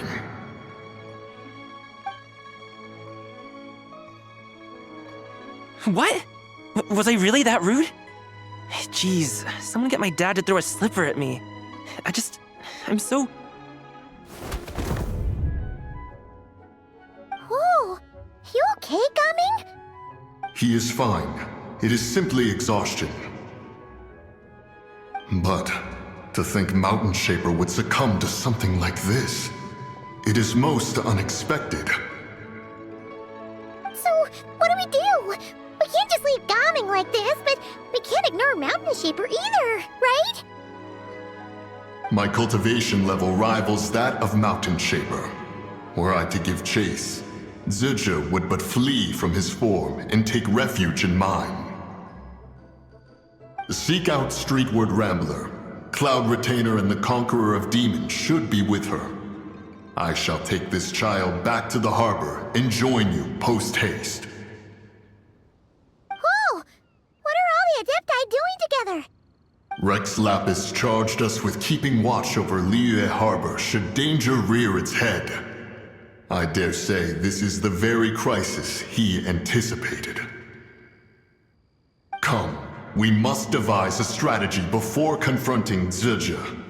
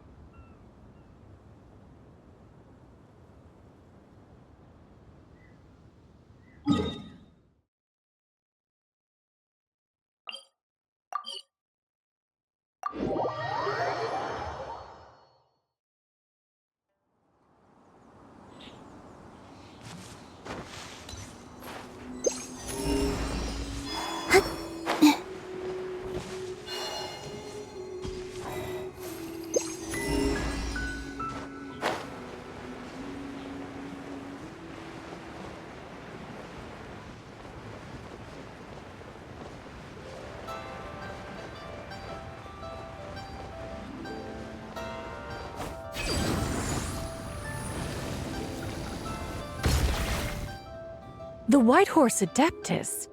You mean the mysterious white mare that aided Rex Lapis during the Archon War?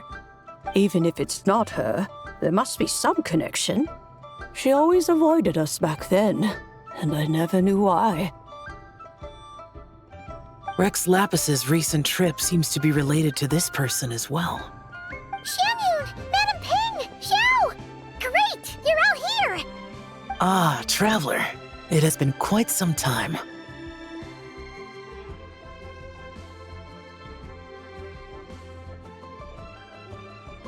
Oh, happy Lanternlit, Paimon.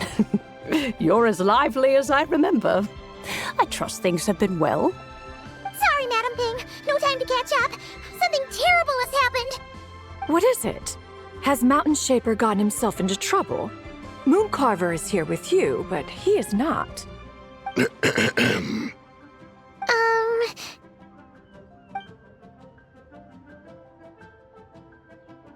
Wrath of Mint? That old fool dares to utter such nonsense behind one's back. Yeah, that's not really our biggest concern here. So, even a mere deadly self of the White Horse Adeptus was able to possess Mountain Shaper and affect his mind. No wonder Rex Lapis told us to gather here and await his orders. Mountain Shaper's cultivation is inadequate. He was caught unprepared.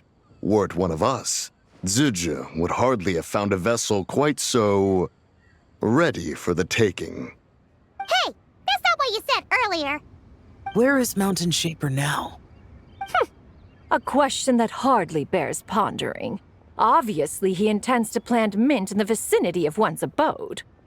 Ah, then he poses no great threat. We might as well let him be. Once he fulfills his wish, it's possible that Zizha will relinquish him of her own volition. Your ulterior motive is most obvious, Mountain Shaper. You two hope for Mount Eltsong to be covered in mint. One can see it clear as day. Not to mention, deadly selves are born of malevolent human desires, and naturally pose a great risk to the form and mind of all living beings. We cannot let this go unchecked.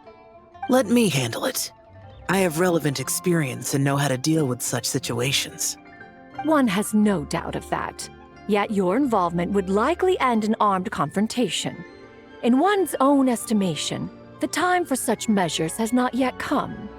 Before his departure, Rex Lapis knew that Zizha was active in Liyue Harbor, yet told us only to wait.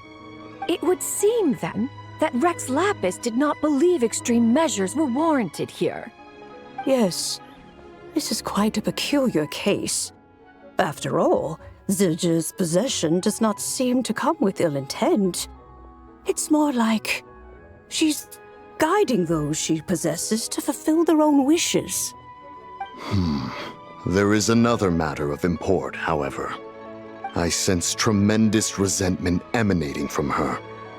What could be its source? to render her so unable to find peace.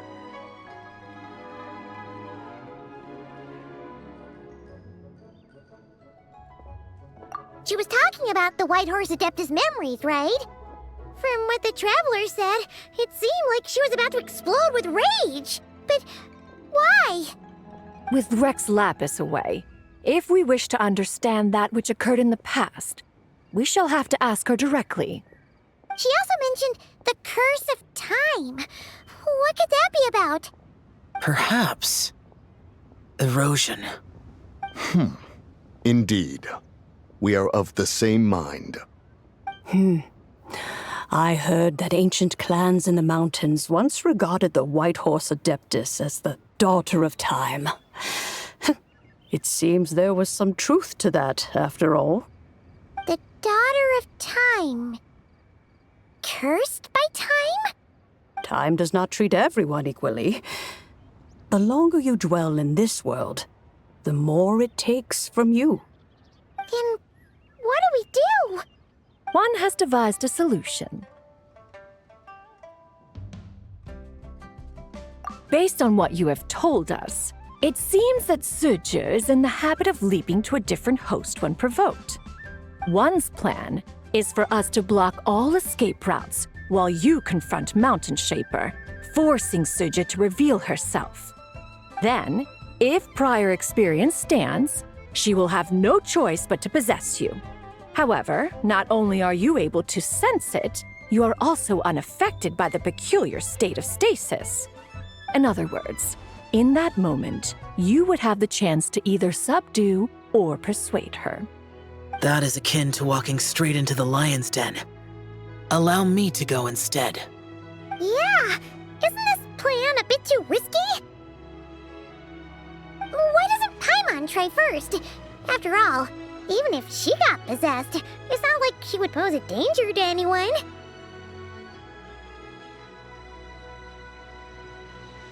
Paimon's wishes aren't all food-related, you know. One would not suggest this course of action if one had any such reservation. Time and again, the Traveler has proved immune to Suju's influence. Consider for a moment why that might be.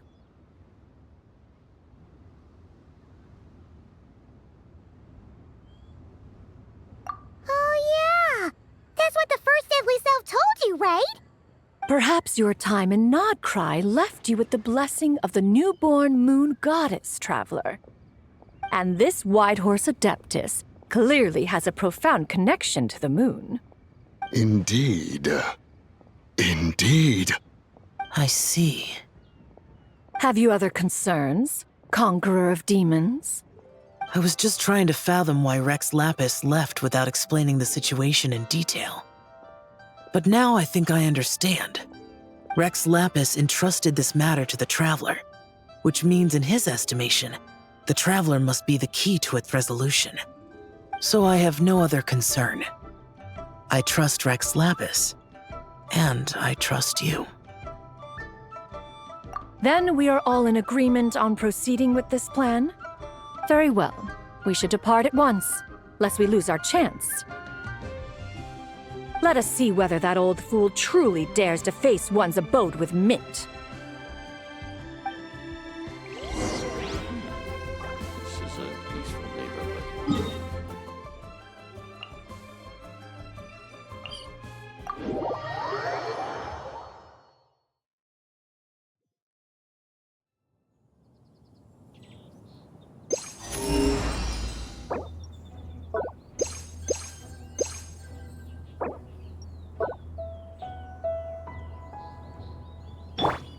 Try and stop me!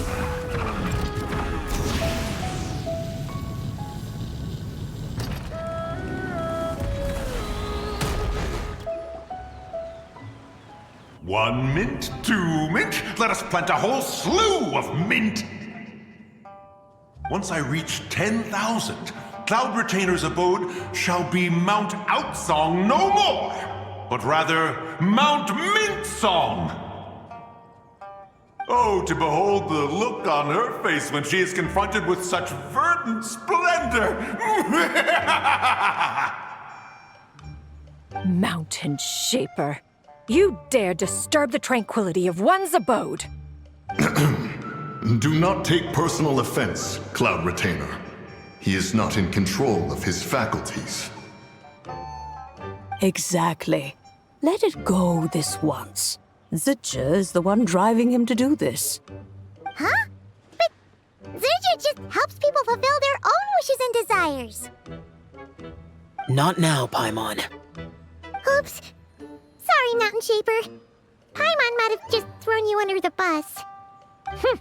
When he wakes up, we shall have words. Everyone, to your positions.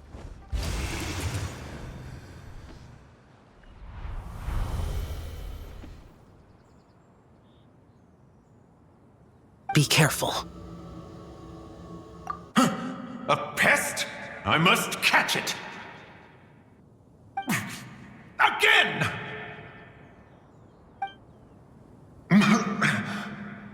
Oh, young one, it is you! Don't tell me. Cloud Retainer sent you? Ha! Such brazen insolence!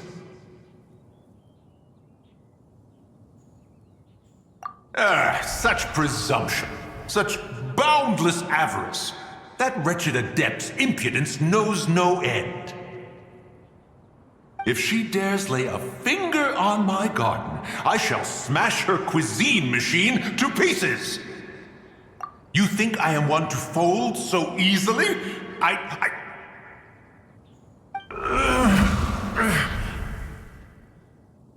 Insolent mortal! Time and again, you interfere in that which is beyond you. You make it exceedingly difficult to contain my rage. You have no conception of that which you seek. It is forbidden! You know nothing of my past.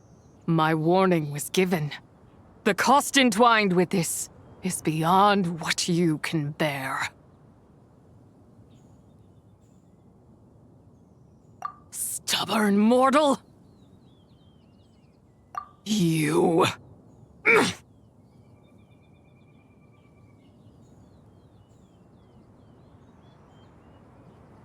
Very well.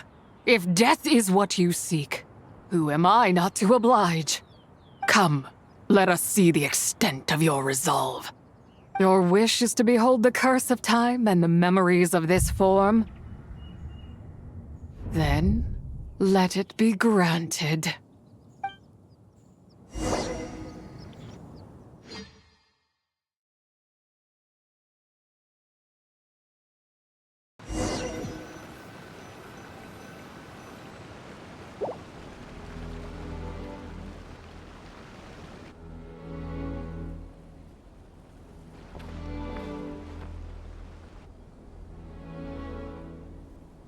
You who seek death, stand before me.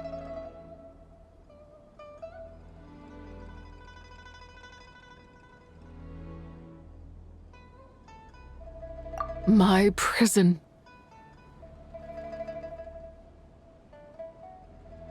I was merely a trace of impure energy within Zabai's immortal body. When her soul was shattered, it should have been the end of me.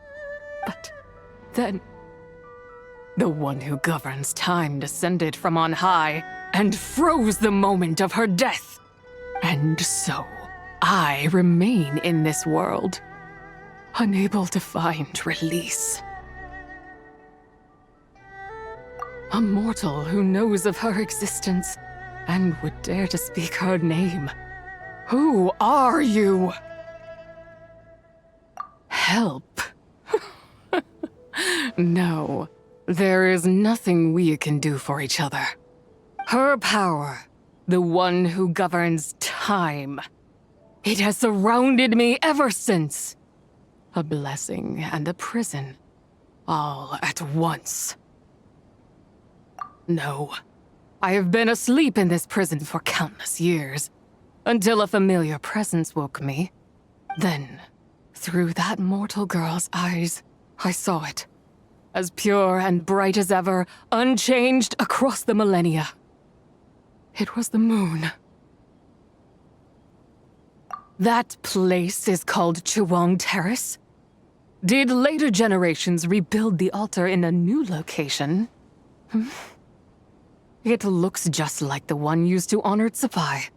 Could it be that traces of what happened back then still remain in this world? That memory is embedded deep within the essence of Tsupai's soul. It is one that should have been forgotten. Yet, it is precisely that which haunts my every waking moment, fuels my rage, and denies me a modicum of peace. Now you, a mere mortal, come to seek that which is forbidden.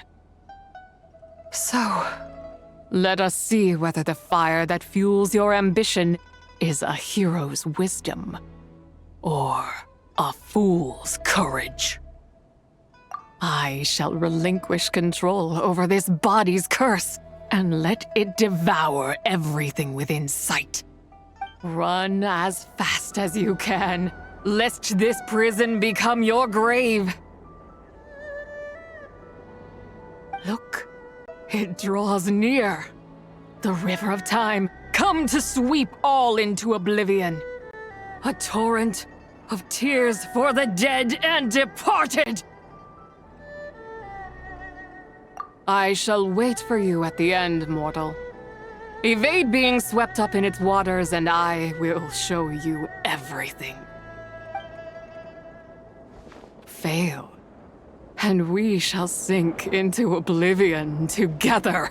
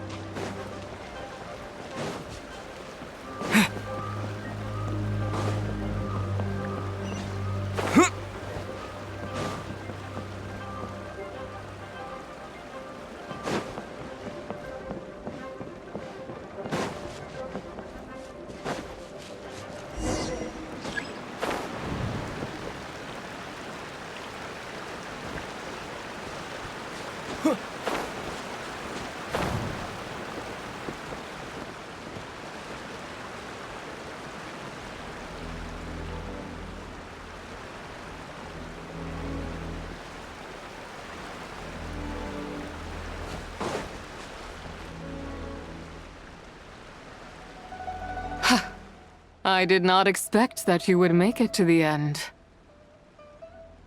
Yes, it would seem even time cannot hold you back. In that case, perhaps this truth is one you can bear. Come, let your wish be granted.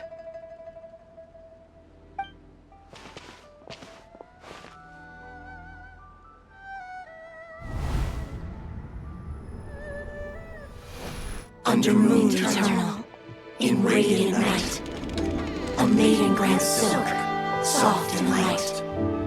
Under moon iridescent, in night divine, a maiden grants fiber for cloth so fine. Under moon of the frost, in night so great, a maiden grants tools to divine our fate. What are Mom and Dad doing? Shh, just make a wish. The kind Adeptus on the moon is listening.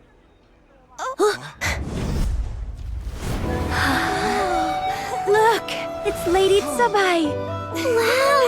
Lady Tsubai? Is she powerful? Of course.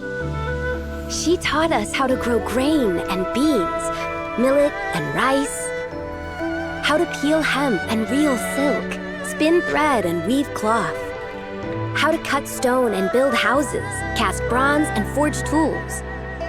According to Mom and Dad, the Adeptus Tsubai is the god of soil and grain, who blesses our land and its crops.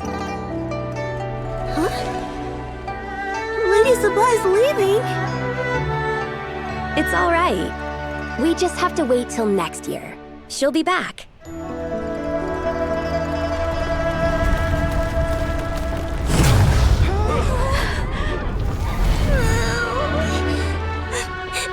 Mom and Dad are gone. Why hasn't Lady Tsubai returned? She'll come. We just have to believe.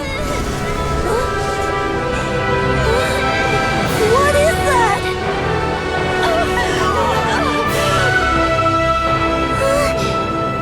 Lady Tsubai abandoned us.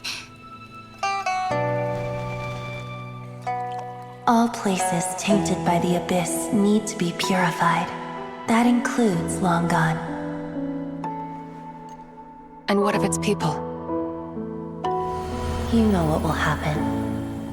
You are but an emissary to the mortal realm. This is Heaven's will.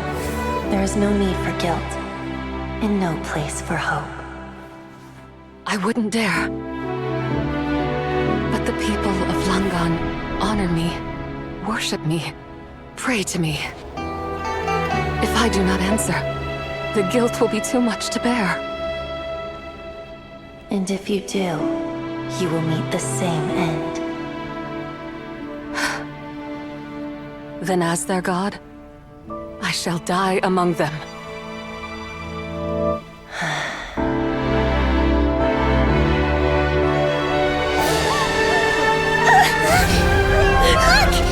Lady Tsubai came to save us!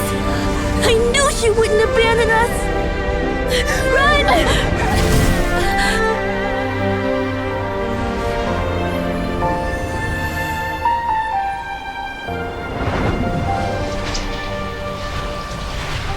You have done enough.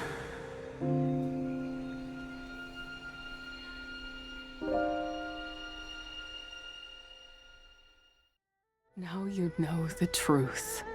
These are the memories that suffocate me where I stand and crush me under their weight.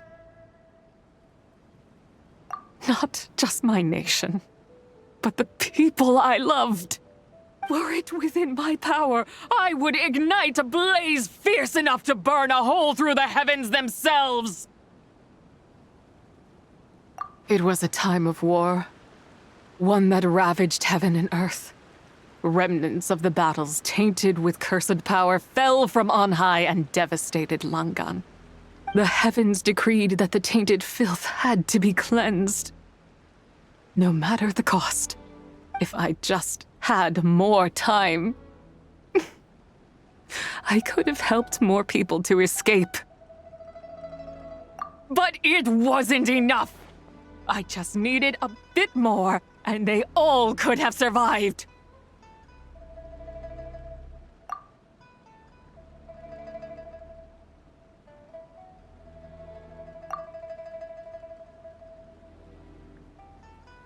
I never imagined there would come a day where I found peace. So long this rage has been within me. Yet here in this moment, it has stilled at last. Thank you. If you wish to bring Tsubai back to life, mortal, then you may take the part of her soul that lives in me. Just remember, from this moment onward, the fate of Langan's fallen rests on your shoulders, and that cannot now be changed. As I said before, I am but a remnant of Tsubai's adeptal form, a manifestation of her wrath that was not meant to linger in this world. By taking away this fragment of her soul, you take away my shackles as well. So, let it be done. Ah, it's your turn to grant one of my wishes, is it? Very well. In regard to my fate, and that of Langan's fallen, I know there is little I can demand of you. However, should another raise a war banner against the heavens someday, let my name be set upon its cloth. I ask for this, and nothing more. Now, take what you came for. I was a lone moon, shrouded and dimmed in cloud-veiled night. Now darkness breaks, free and unburdened. I reclaim my light.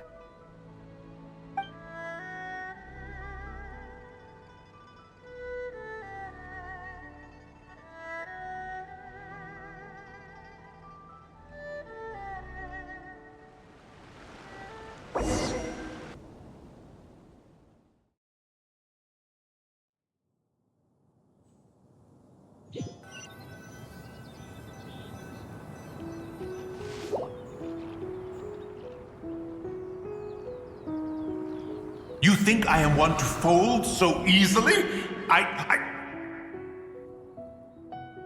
Ah, young one. What brings you here? My, what exquisite mint seedlings. Was it you who planted them? I had not taken you for one so versed in the horticultural arts. I must insist that you visit Mount Hulao. There is much we could learn from one another. Ah, but this is Cloud Retainer's abode. She does not appreciate the verdant wonder that is mint. We should leave at once.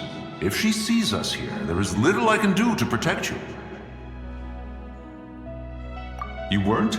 Was it Mooncarver then? My, what nerve he has. What? Looks like Mountain Shaper is back to normal. Has the matter with Zizhi been resolved then? Wow, that was fast. That took, what, like, a second? A second to us, perhaps. But for the Traveler, I imagine it felt much longer than that. One's plan was most successful then. And you're all right, Traveler. You don't feel strange in any way? Well, sounds like good news all around. I'm glad this matter is resolved.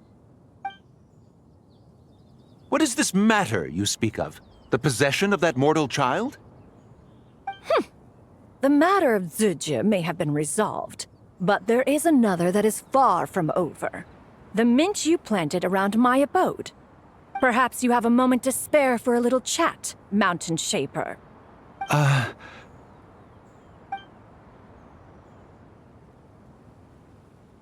You seem reluctant to talk in detail about what happened with Zizhi.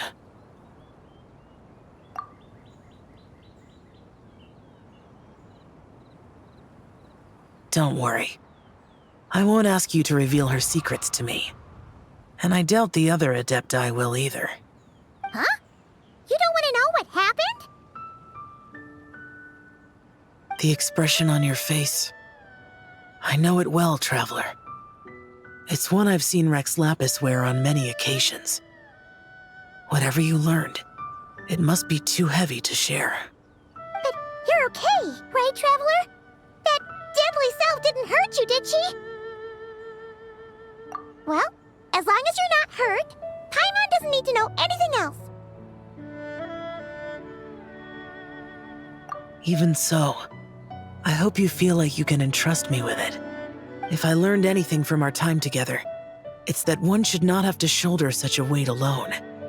Not to mention that certain knowledge brings danger in its wake.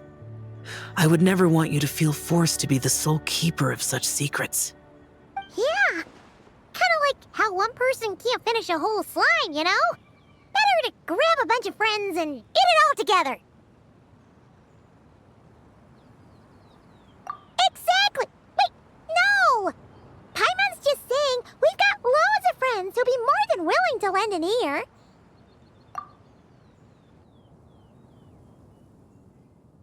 I never knew there was such a tragic chapter in the ancient past of this land. So, the people of that nation worship the White Horse Adeptus as the god of soil and grain. It would seem, then, that Rex Lapis had a similar reason for withholding the details of his recent trip. I've often wondered if he had companions to stand by him before we met. Or if he was forced to face things alone.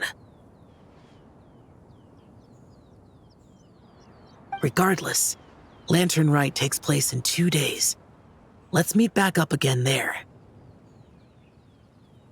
If there's no news of Rex Lapis by then, we'll have to come up with a plan.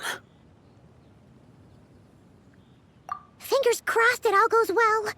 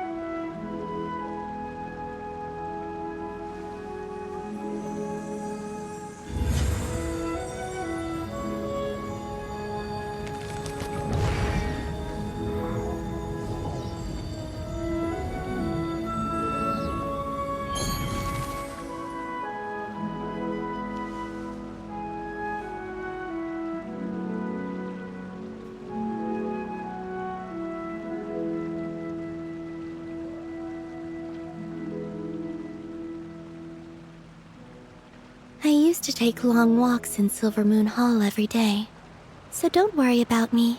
I can keep up.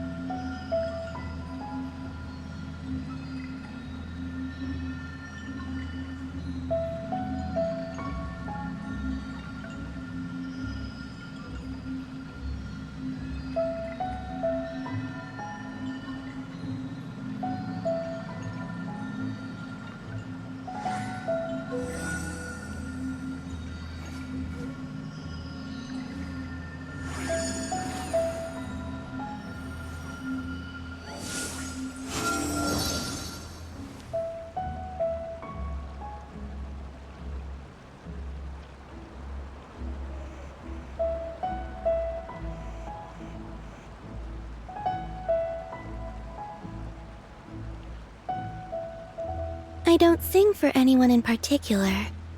Still, if someone stops to listen, I hope it provides a moment of peace all the same.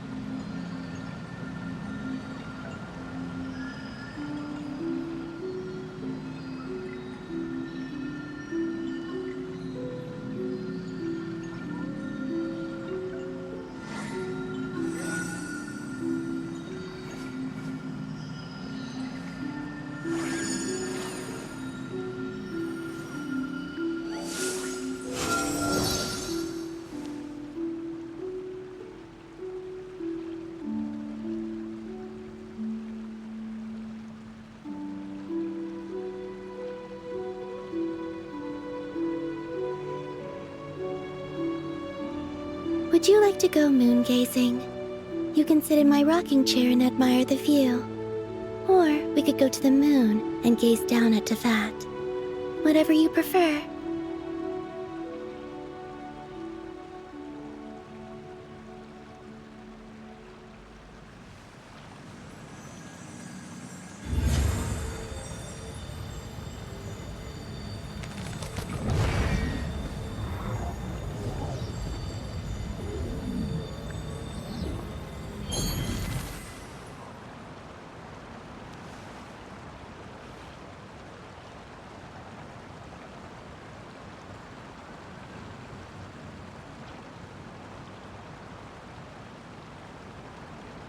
I don't sing for anyone in particular.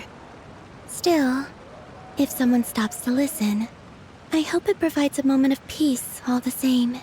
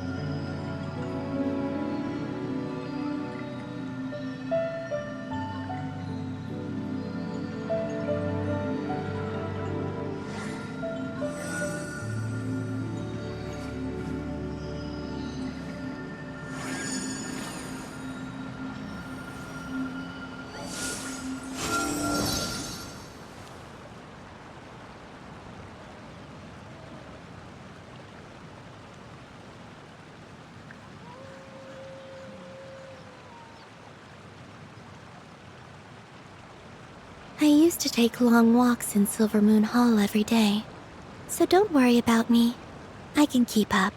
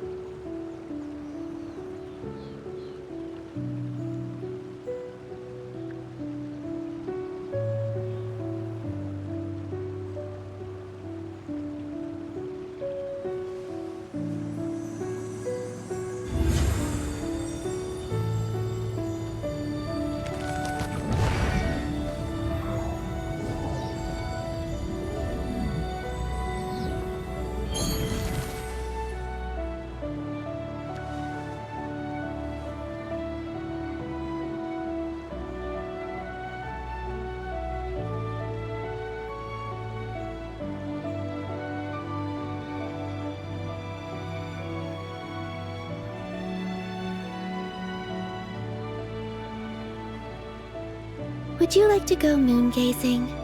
You can sit in my rocking chair and admire the view.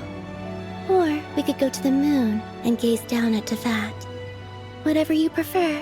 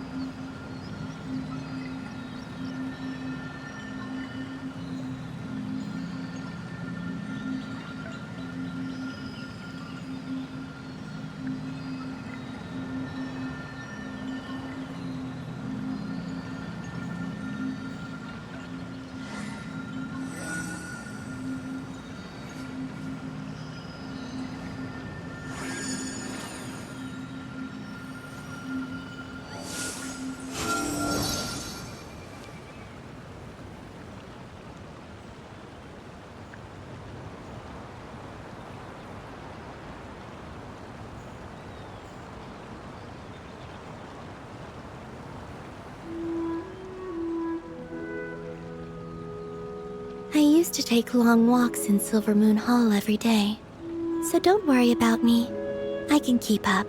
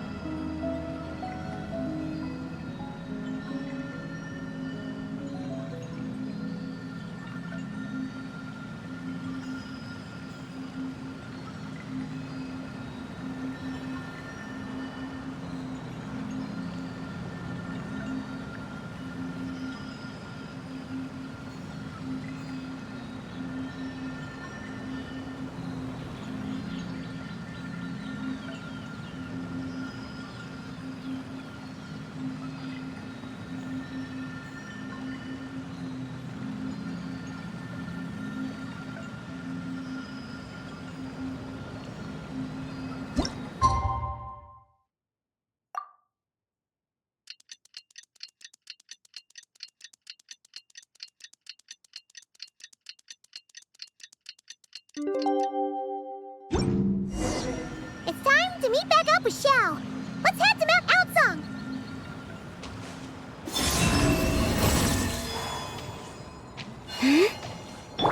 Full throttle!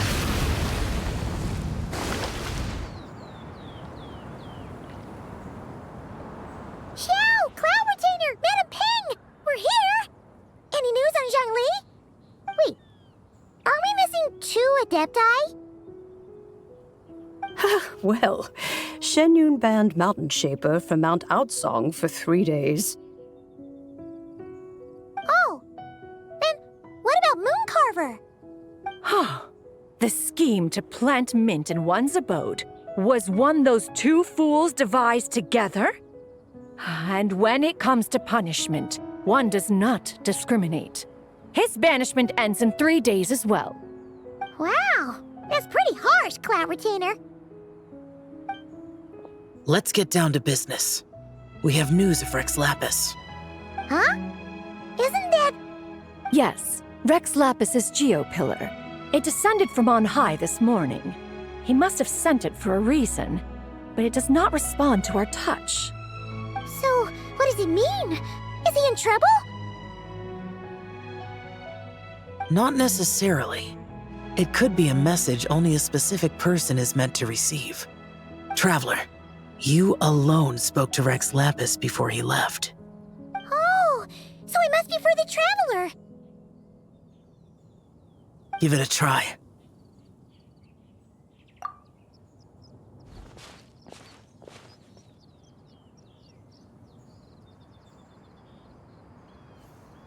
Come to the spring on Mount Qingse. I have left an entrance for you.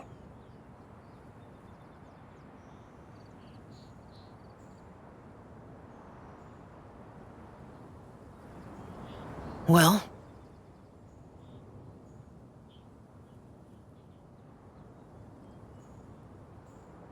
Just as one surmised, it seems that Rex Lapis will not countenance our involvement in this matter.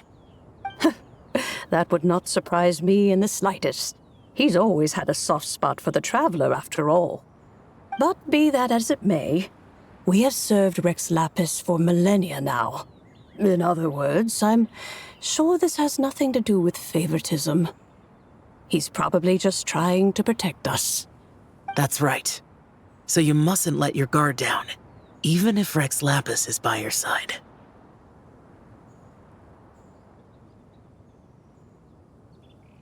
All right, let's get going. We'll try not to keep you all waiting.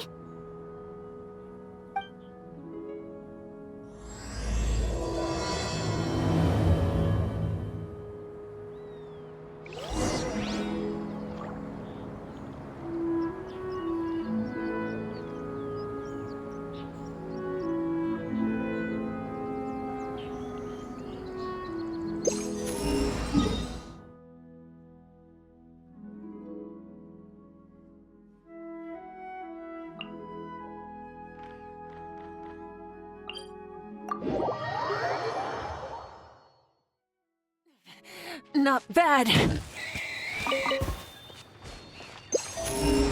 Try and stop me!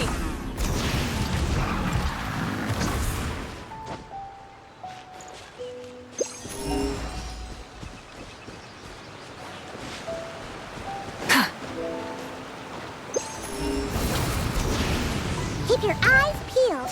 He should be around here somewhere.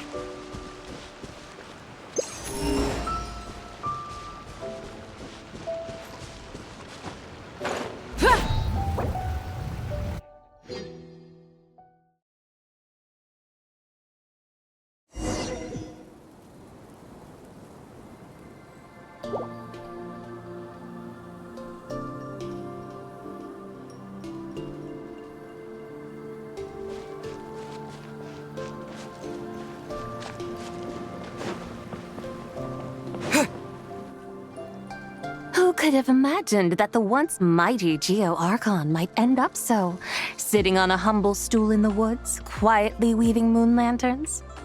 You really do look like an old man now.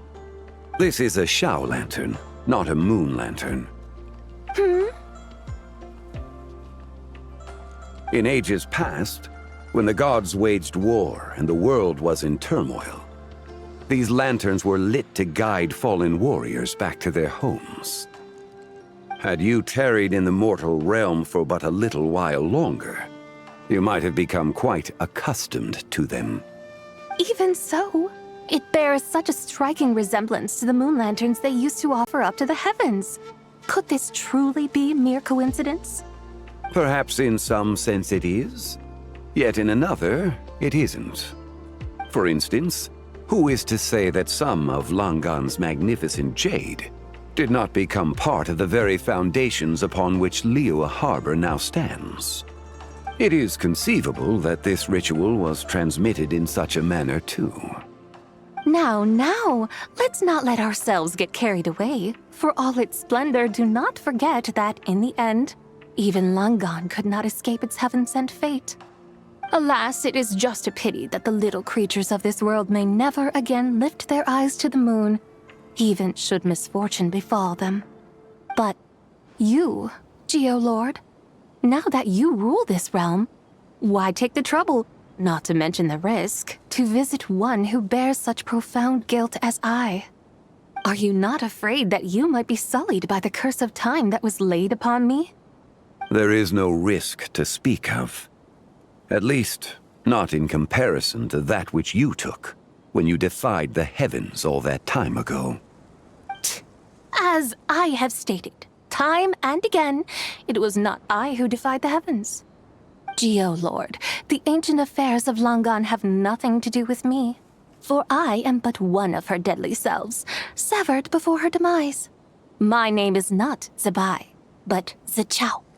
Surely you did not take us for one and the same solely on the basis that we may all assume the form of white horses? Sorry to break it to you, but you seem to have found yourself the wrong white horse.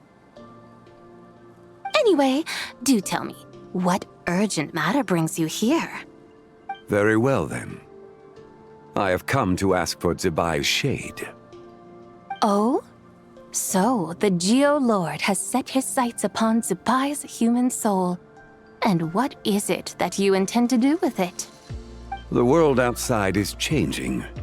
With the new moon's birth, the confines of the shadow moon are gradually disintegrating. In other words, the heavenly soul is set to return. Consequently, strange phenomena have manifested within Langan's former domain, leading to the earthly soul's reappearance as well. The last of the trio, the human soul, is in your possession. Most intriguing. My intention is to gather all three together, so that an old friend may finally make her return. I must admit, it seems that some remarkable affairs are coming to pass in the outside world. Yet there is one thing you seem to have overlooked, Lord of Geo. Back in the day, it was you that freed me from that painting. And afterwards, I took up arms in your name. Together, we first subdued Chenyu Vale, then brought peace to Mount Qingse. It was for this cause that the contract between us was made. But now that the debt has been repaid, what cause have you to expect my aid? Zebai and I have long been friends. Given not only that you were manifested from a corrupt desire within her divine form, but that you also possess a fragment of her soul, how can you purport to be the wrong white horse? I think you'll find that we are now as separate and distinct as any two beings ever were. What once shone with radiant purity has long become dust. What you see is no longer what it was. Oh, great Lord of Geo. Should this still be unclear to you, I bid you take your leave. It seems that the fault lies in my own lack of consideration. As you wish. I shall let this matter rest. Wait! One moment, if you will. Should this not be your opportunity to propose a new contract? The part where you make me an offer I simply couldn't refuse? Even those puny mortals know how to haggle when striking their bargains. Should you, the famed god of contracts, not likewise strive for success through negotiation? Come now, enough with the posturing. It's time to name your price. Very well. I had, in truth, prepared a new contract for your consideration. I knew you would not come before me unprepared.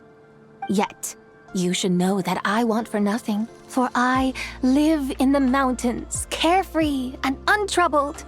Occasionally, I even find sport in teasing the mortals who stumble into my presence. Then why persist in telling them those ancient stories? I speak of what transpired before the sky collapsed and the earth sank into itself. That is merely my way of passing the time. And what of it? Would any believe, much less remember, the ramblings of a mountain hermit? Those tales have long since spread throughout the mortal realm. Who? Should my words prove insufficient, I invite you to see the world for yourself. To this end, I have found you a pair of trusty guides. The Lanternlit is presently underway in Liyue, and should prove quite intriguing for you. So this, then, is the contract you have prepared for me? Indeed it is. Think of it as a contract for a one-day festive excursion. Surely you do not hope to offer this in exchange for Tsubai's shade. The foundation of my very existence for a little excursion seems a little steep, wouldn't you say? Why not see for yourself? You can always decide afterwards. The final determination, of course, shall rest with you. Is that so? Then perhaps this deal might not be entirely off the table after all. Where then are these guides of which you speak? Hey, it's Xiangli! Oh, we've been looking for you everywhere. We thought you might have gone missing. You're here. So these are my guides. Well, well. They certainly look the part, I'll give you that. Guides? Oh, you poor innocent little creatures. The benevolent Lord of Geo has sold you to me, which means that for the rest of this day, you belong to me. Sold us to you? Just what have you gotten us into, Xiangli? The situation is not quite as dire as that would sound. I ask only that you accompany my Adeptus friend on a tour of Liyue.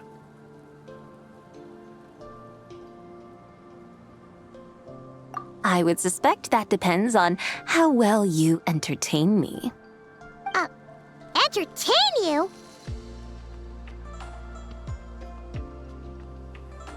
Let us start with this Liyue harbor of which I have heard so much. Nowhere is quite so fascinating as a place teeming with little mortals. How come this Adeptus sounds so different from what Paimon imagined?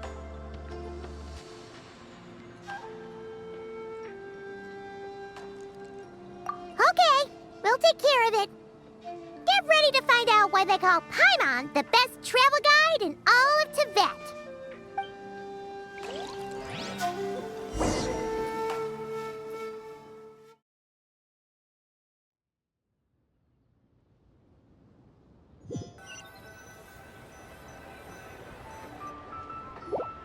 Look! We've arrived at Liyue Harbor! Not only is it Tibet's busiest port, it's also the beating heart of Liyue. So, dear Madam Adeptus, where would you like to go first? With humble fare and wine to sip, in comfort clothed and soul at ease, one eats, and all the heart's ills cease. So we're heading straight for the good stuff? Well, you're in luck, because Paimon's an expert when it comes to food. There are two main cooking styles in Liyue. Li cuisine, which is all about mountain delicacies, and Yue cuisine, which is centered on seafood. The most famous restaurants are Liuli Pavilion and Shinyue Kiosk. Oh, now Paimon's starting to drool. Yes, our only option is to go try them both. 2 meals back to back. Both sound like excellent options to me. Are these the kind of establishments that most people might visit on a regular basis? Not exactly. Both Lou cuisine and Yue cuisine are known for their pricey ingredients. Definitely not what you'd call the budget options. But don't you worry about that. Just think of it as Zhang Li's little treat. Come on! Aren't you supposed to be pals with Hu Tao? I'm unsure we can afford to spend a little more of her mora at least.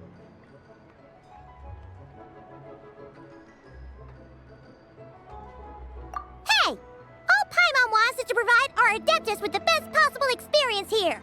Don't you want that too? Both certainly sound like worthy choices. Just now, though, I happened to see a porter pass this way.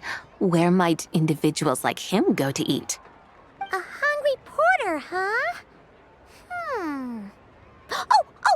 Paimon knows just the place!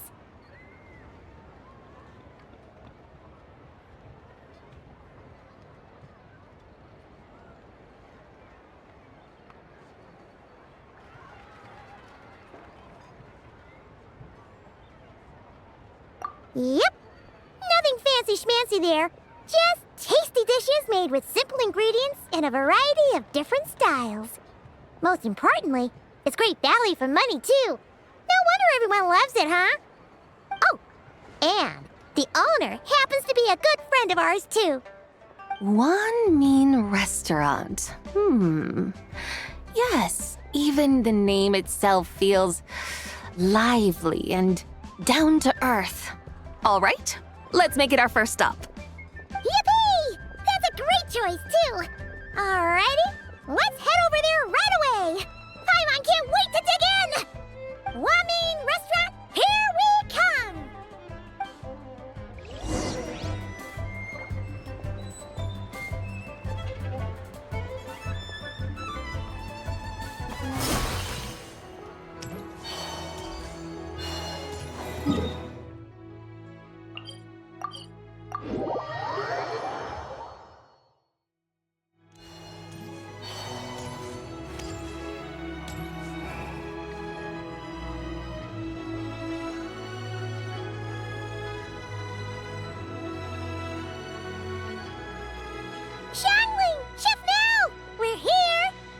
Oh, hello there. What a surprise to see you two. Welcome, welcome.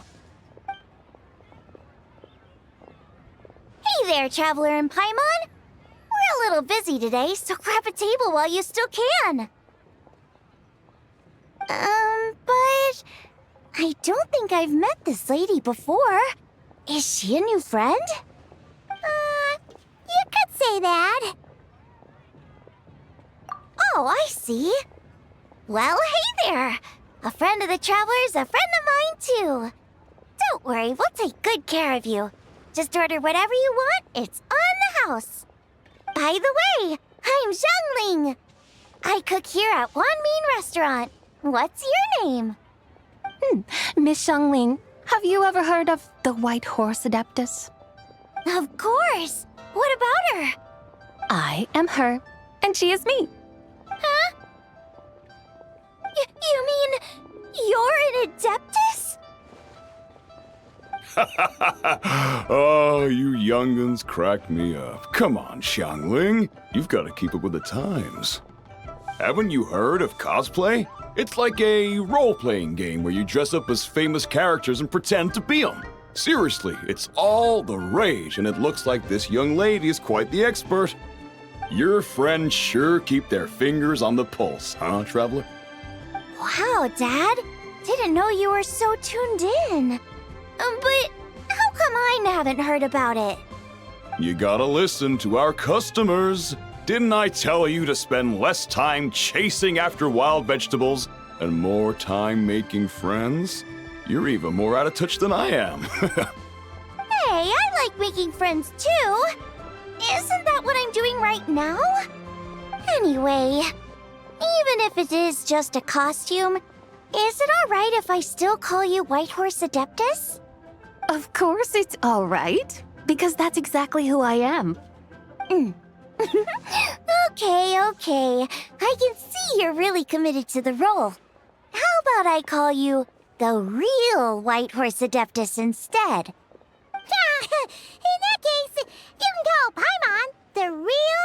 traveler. Yeah, right. You could have at least switched outfits. Puny mortals. Nevertheless, I suppose it might be amusing to indulge in your little charade, for a while at least.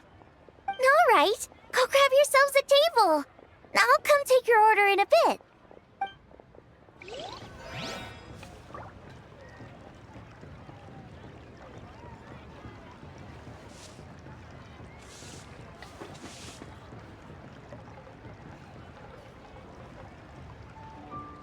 Wow. Leo's really got a lot going for him. Tasty chop suey! Hello. May I ask if Miss Xiongling and Chef Mao are here? Yeah, they're just over there. Wait a sec. Aren't you? So, what would you like to... Huh? You're... Hello, Miss Xiongling. It's me, Lu Xiongxiong, the one who broke some stuff here at your restaurant a few days ago. I just wanted you to know how sorry I am. I honestly don't know what came over me. Please, please forgive me. Oh, it's you. You really gave me a fright that day, young lady. You didn't actually get food poisoning from our black-back perch stew, right? Come on, Dad. She's come to say sorry. It's all right, Miss Lou. You must have been feeling a bit off that day. You're looking so much better now, though. Why don't you grab a table, too? This one's on the house. No, I couldn't possibly. Hey, it's totally okay. We all feel under the weather sometimes, especially when we're away from home. Go on, find yourself a... yikes. Looks like all the tables are taken. Wanna come sit with us? We've got an extra seat over here.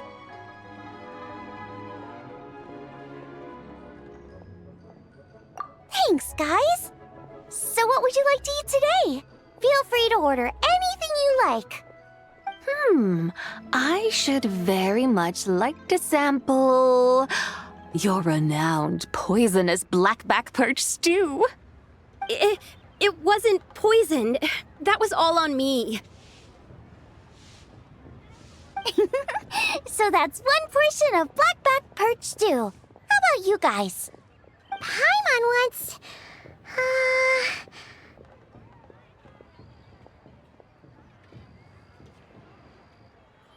Sure thing! Looks like Paimon's having trouble making up her mind. Anyway, I guarantee you'll love it. Let me think. Well, since the blackback perch stew is on the spicier side, I guess it makes sense to balance it out with a serving of stir-fried shrimp. And since it's Lanternlit season, you better try out the triple-layered consommé and come and get it too! Those are our seasonal specialties.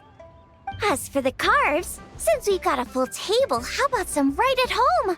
Along with our special chili mince cornbread buns. Trust me, you won't be disappointed. Then for dessert, I'll whip you up some Lucky Snow Delight. I just came up with it a few days ago, and I can't wait for you to try it. Wow! Sounds like quite the feast! Looks like Paimon's in luck today! Am I the only one who thinks that's way too much? Not at all. Don't worry, I know what I'm doing. And to top it all off, our star dish, Adeptus Temptation. You should know that we don't often serve this here at Wanmin Restaurant. But since this is my first time cooking for the White Horse Adeptus, I'm pulling out all the stops. Okie dokie, just sit back and relax. I'll have your dishes out in no time. Hold on. Did I just hear Miss Xiongling mention the White Horse Adeptus? You did indeed. And you're looking right at her. That's a joke, by the way. She's cosplaying. Oh, I see. Phew, almost believed you there for a moment. Tell me, little one, what business might you have with the White Horse Adeptus? It's a long story. Basically, a while back, I took part in an archaeological dig over at the chasm. While we were there, we discovered a number of relics. Our findings show that they date back to the era of Long Gone, an ancient nation whose people are said to have been the ancestors of some of the modern-day inhabitants of Chenyu Vale. And why might such matters concern the White Horse Adeptus? Because some of those relics not only seem to contain textual references to her, but even depictions of what she looked like. There have long been legends claiming that the White Horse Adeptus was a deity of that era, but there are plenty of other theories out there too. If I could just locate some more detailed records, I'm sure we'd be able to find out so much more. So you're into history? Well, to tell you the truth, I actually joined the archaeological team by sheer accident. But once I'd started down this path, I knew that I wanted to make something of myself. Recently, though, things seem to have taken a turn for the worse. Still can't believe I caused such a mess and even ended up hurting someone. Oh, so you're considering becoming a martial artist now instead? No, I mean, they weren't seriously hurt. It was just a few scratches, and they let it go after my mother compensated them.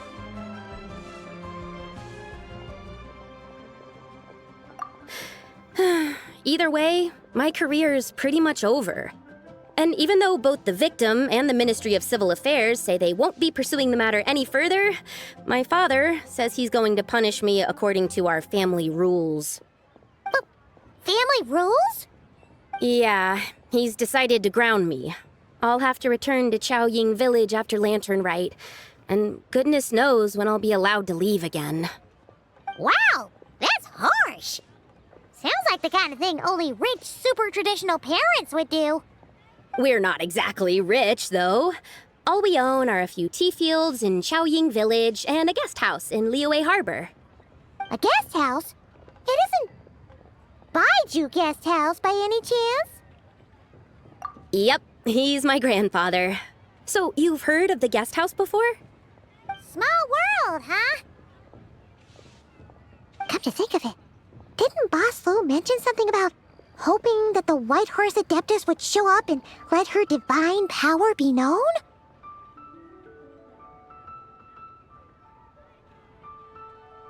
Sure, but Paimon's guessing this wasn't exactly what he had in mind.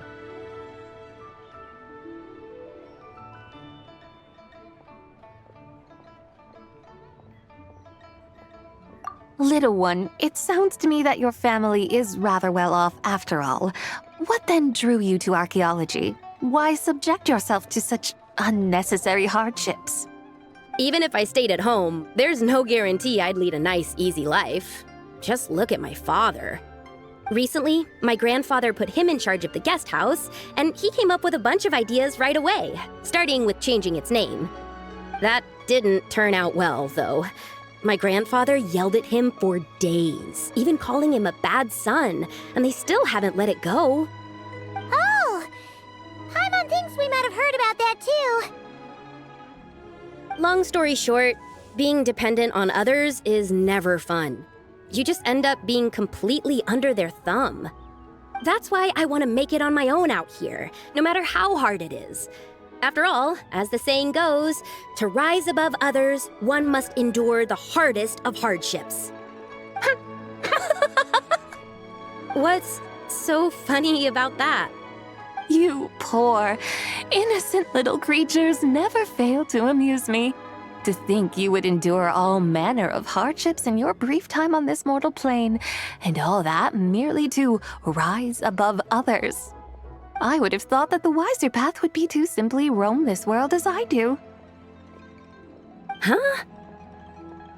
Tell me, what is it that you truly delight in? Archaeology? Martial arts? Tea planting? Or perhaps the keeping of a guest house? What I delight in? Yes! Surely there must be something you don't find quite so exhausting. Whatever delights you should not feel like a burden. But do things like that really exist? Of course! Take Miss Xiangling, for instance. I defy you to detect even a hint of hardship on her face when she wields her walking spatula. So, Since it seems you are resolved to tread the rocky path, you should strive with all your might to pursue that which brings you delight. You mean, like cosplay?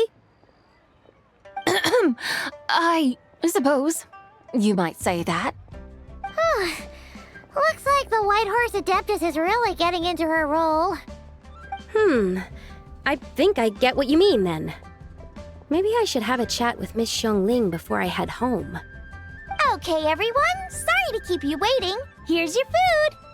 Wow, it all smells so good. Oh, finally! I get to try that famous poisonous stew. Hey, didn't you hear what Shang said? It wasn't the stew. If anyone's to blame, it's that other you. What's up? How fiercely this mortal fare burns upon the tongue!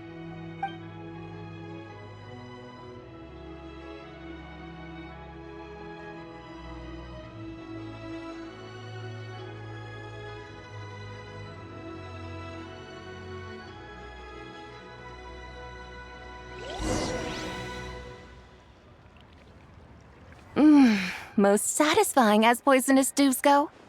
So, where to now? Time, I think, to seek out some diversion? Oh, there's plenty of entertainment options in Liyue. Paimon will tell you that. The locals like to drink tea, walk their pets, play chess, watch operas, attend storytelling performances. Storytelling performances? You know, like listening to people telling stories.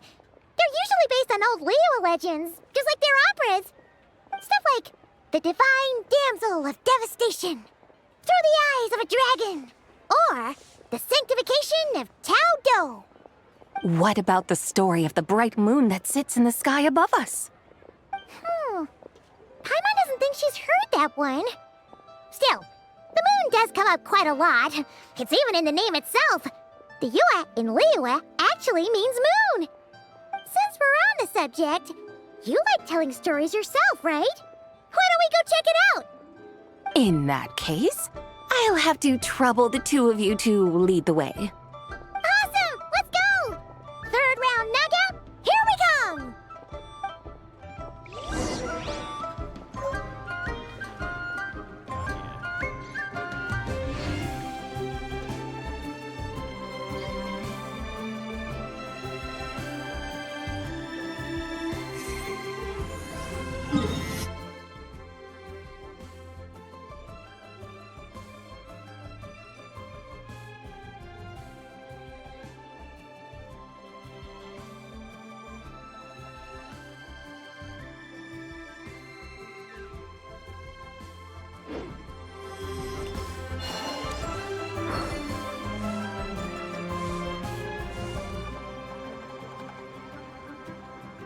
What a tongue twister! I'd have made a complete fool of myself if I tried to say it on stage without practicing it first. Huh! Call yourself Iron Tongue, Tien. Wobbly Tongue, Tien, more like.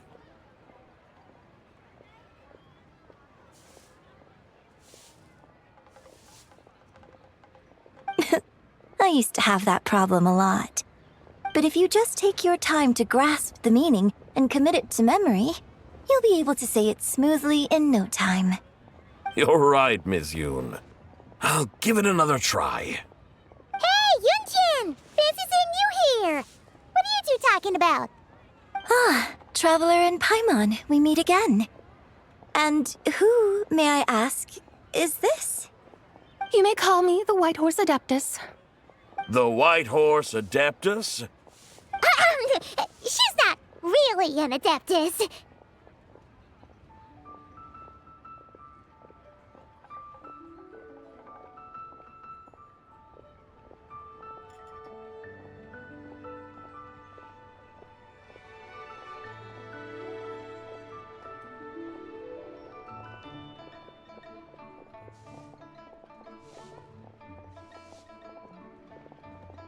I see.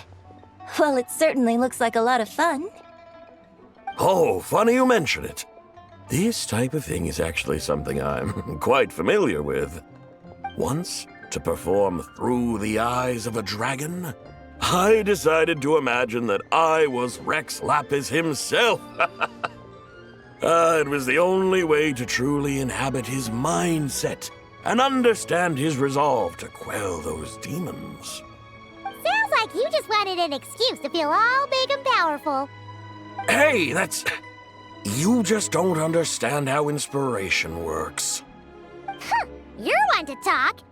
Paimon's traveled all over with the Traveler, and she's seen things that would make your jaw drop. All right, then. Since you claim to be so knowledgeable, why don't you prove it by reciting an ancient poem? An ancient poem? Which one? Ha! See? You mean to tell me you've never even heard of the ancient poem called An Ancient Poem? What kind of a title is that? Quit teasing, Paimon. We only just found out about that ourselves. He's talking about the writing on those ancient relics. When we first saw it, we couldn't figure out what it all meant. So in the meantime, we decided to just refer to it as an ancient poem.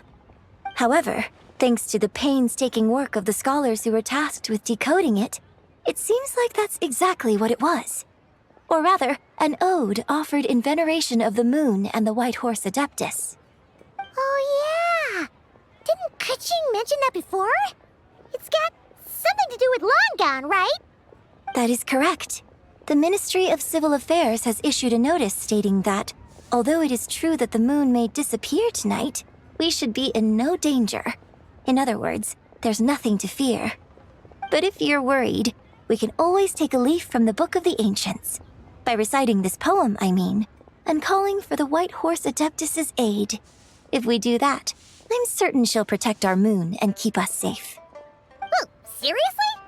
Paimon has to get a look at this.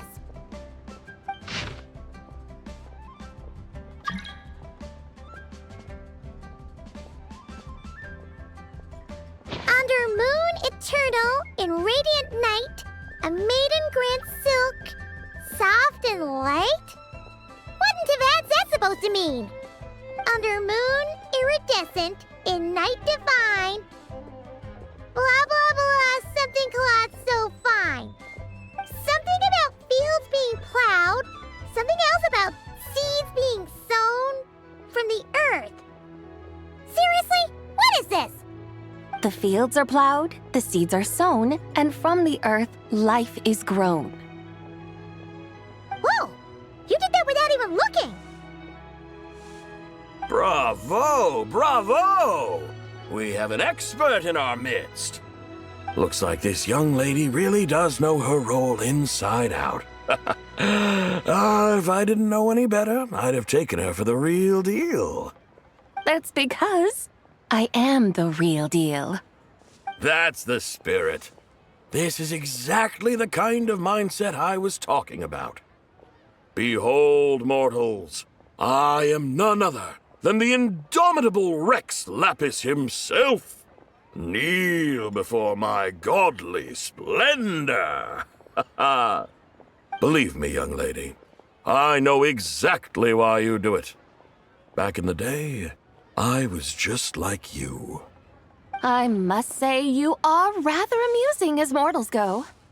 Miss White Horse Adeptus, it is a great pleasure to make your acquaintance today. I have some questions regarding the poem, and I was wondering, perhaps, if you might be able to shed some light on it? You want me to explain the full meaning of its verses? Your guidance would be much appreciated. Fascinating. Tell me, do all the people of Liyue still express such reverence for the ancient ways? Well, it's true that we hold a deep fondness for our history, but it is hardly our only pursuit. One of my good friends, for instance, is even more devoted to the modern Fontanian art of rock and roll. Exactly! And don't forget, great practitioners of the role-playing arts walk among us too. People like me and you, young lady. Yes. So rather than placing too much emphasis on our reverence for the ancient ways, it might be better to say that here in Liyue, 100 passions bloom, each with a voice of its own. I see. Then, I suppose it wouldn't do any harm for me to enlighten you. In truth, it is but a simple poem of blessings. Its meaning is this. As the eternal moon rises in the night sky, a maiden adorned with lustrous jade descends upon the earth. She blesses the kudzu vines and mulberry leaves so that they may be used to make coarse cloth that is nevertheless soft, light, and comfortable to wear. As the iridescent moon rises in the night sky, a maiden adorned with lustrous jade descends upon the earth. She blesses the kudzu vines and hemp so that they may be used to make fine, luxurious cloth. As the frost moon rises in the night sky, a maiden adorned with lustrous jade descends upon the earth. She blesses the mugwort and artemisia so that they may be perfect for divination. So she really did come down from the moon? She shows the people how to use the plow and spade to purge the land of weeds, till the soil, and heap up the earth to make it fertile. Then with the hoe, she teaches them to sow their grain, bestowing the promise of life upon every seed. She blesses the millet and the beans, ensuring that their stalks and vines stretch forth without end. She graces the wheat and the rice, so that their heavy heads are filled with plump, glistening grain. Sounds like she's a real pro at all this farming stuff. The fruits of the field are harvested and brewed into sacred wine for honored guests. This we reverently present to the divine maiden, with every ceremonial step flawlessly observed, so that she may witness the depth of our piety and respect. Oh, divine maiden, how can your graceful presence in the sky not seem like that of a fairy descending from the heavens? Oh, divine maiden, how does your pure and radiant form not resemble the guardian spirit of our land? I send my heart's desire, ascending to the heavens, beseeching you to grant us good fortune and blessings in the coming year. Huh? So, that's what it's supposed to mean? I find myself speechless, moved beyond the power of words to convey. Oh, young lady, you have shown me the heights to which a true role player might aspire. A truly remarkable performance.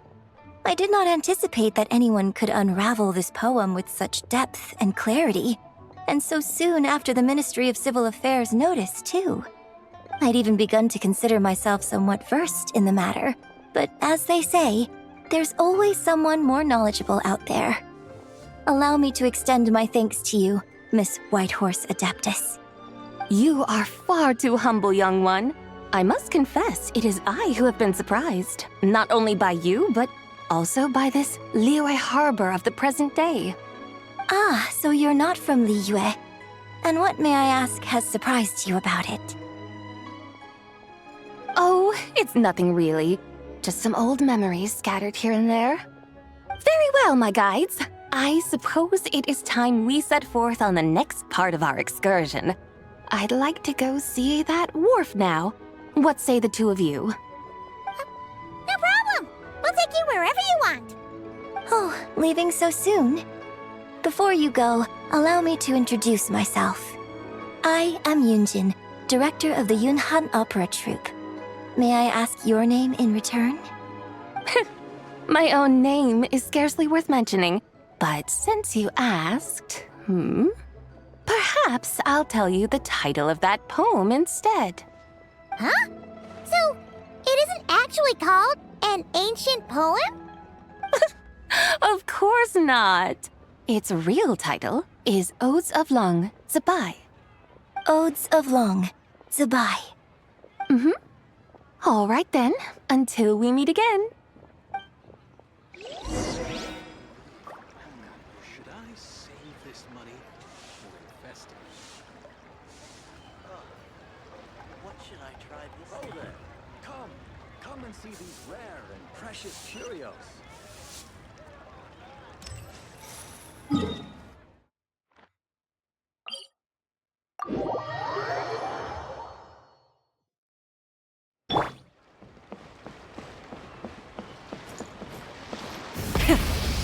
legends!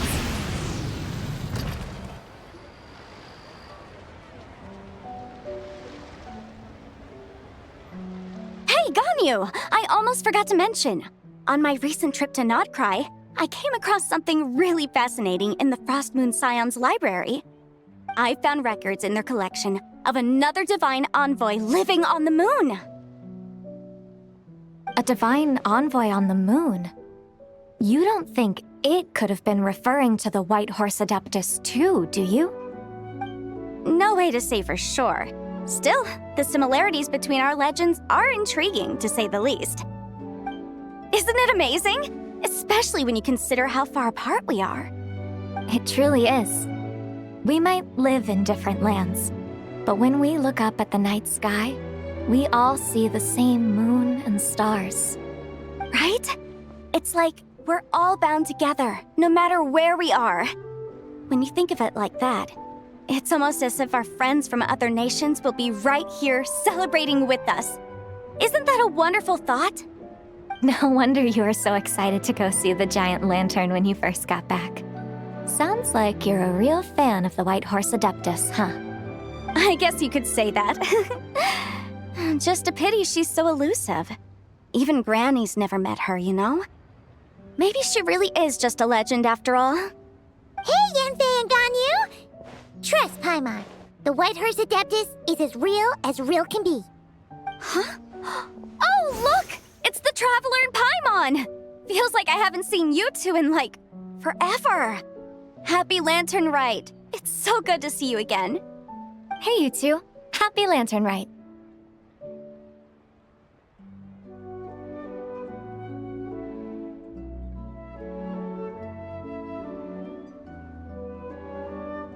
Did I hear you right just now, Paimon? Does that mean you've actually seen the White Horse Adeptus? She has indeed. And now, so have you. Huh? And you are? Why, who else? The White Horse Adeptus, of course.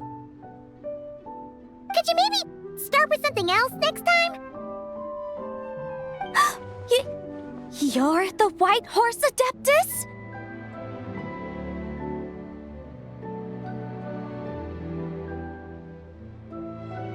That's right.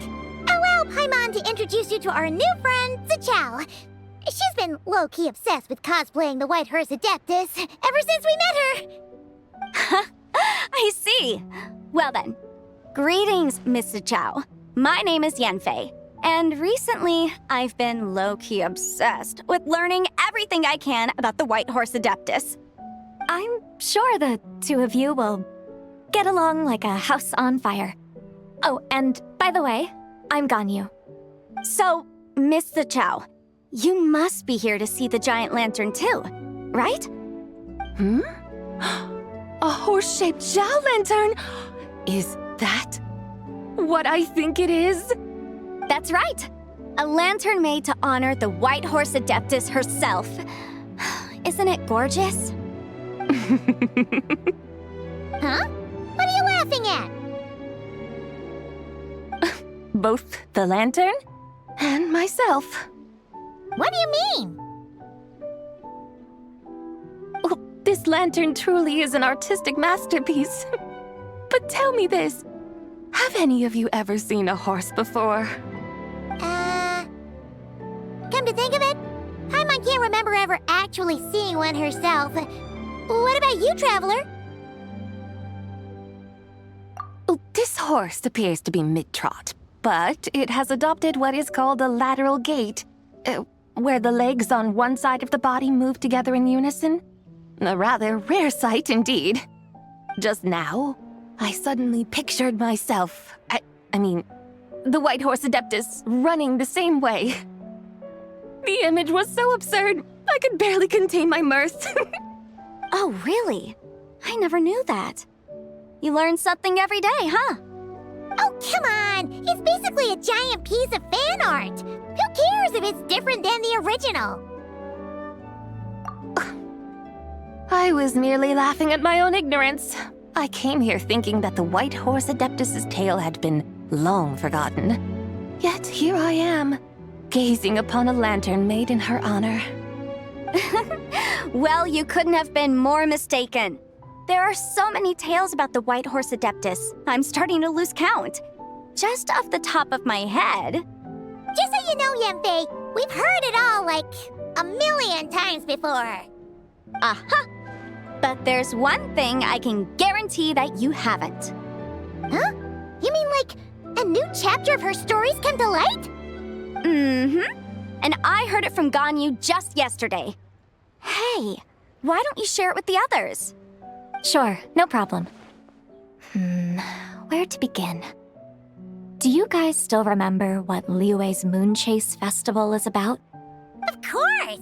It's a festival held in honor of the Stove God. That's right. But it took a really long time for the Stove God Festival to become what it is today. In its earliest form, it was actually an adeptal ritual known as the Moon Chase Rite. Paimon remembers Madame Ping mentioning that before, but she never explained exactly what it was. According to Cloud Retainer, the Moon Chase Rite was originally a ritual meant for communicating with the moon. Communicating with the moon? But for what purpose? At first, Cloud Retainer wasn't entirely sure either, as it was always Rex Lapis who performed the ritual. Whoa! Rex Lapis did it himself? Must have been a really important ritual. That's right. Unfortunately, despite numerous attempts, they never actually received any response from the moon, which is why they eventually stopped performing it. But then, just yesterday, Kaching took a picture of the moon being obscured by a dark hole to Cloud Retainer and asked if it had anything to do with the Moon Chase Rite. The moment Cloud Retainer saw it, it suddenly dawned on her that the rite might have been an attempt to reach the White Horse Adeptus all along. Does that mean Zhongli's been trying to bring back the White Horse Adeptus all this time? So how about that? Bet you never thought there might even be a link between the White Horse Adeptus and the Moon Chase Festival.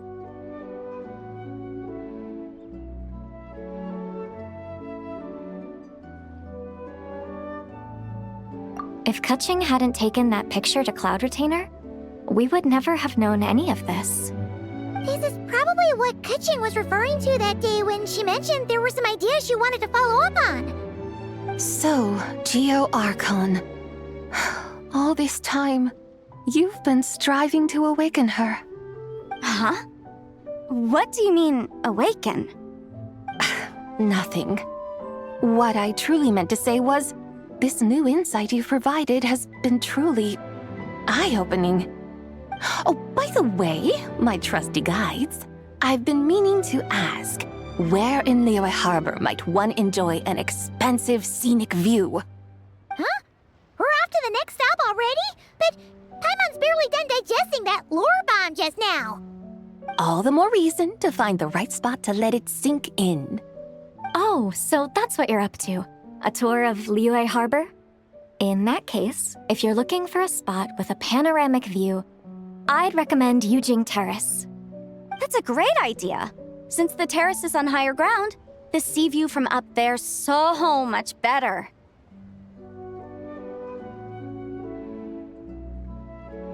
Great! Well, the lantern ride's about to start, so we should get back to Granny's now. Hope to see you all at the festival tonight. Oh, you're off too? All right then. See you both soon. See you soon.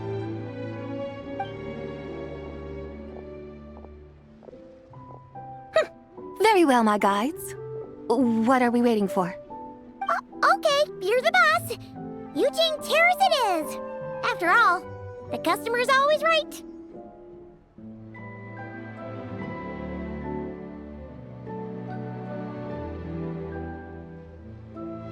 Something else you needed to do?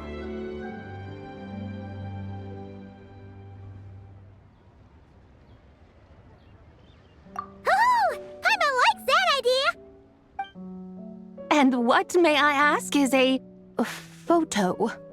It's this awesome invention that lets you record moments in the blink of an eye. Except Except, you've gotta try not to actually blink. Oh? What must I do in preparation then? Nothing. All you gotta do is choose a pose. The Traveler will handle everything else.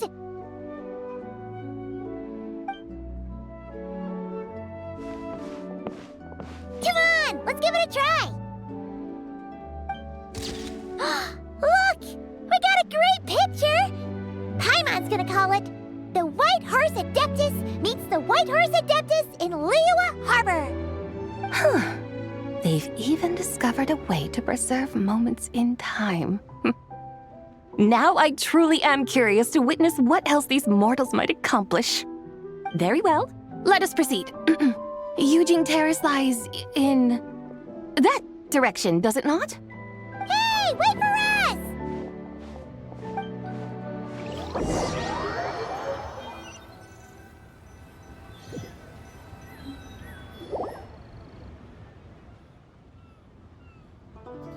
Truly a marvelous view if ever there was one.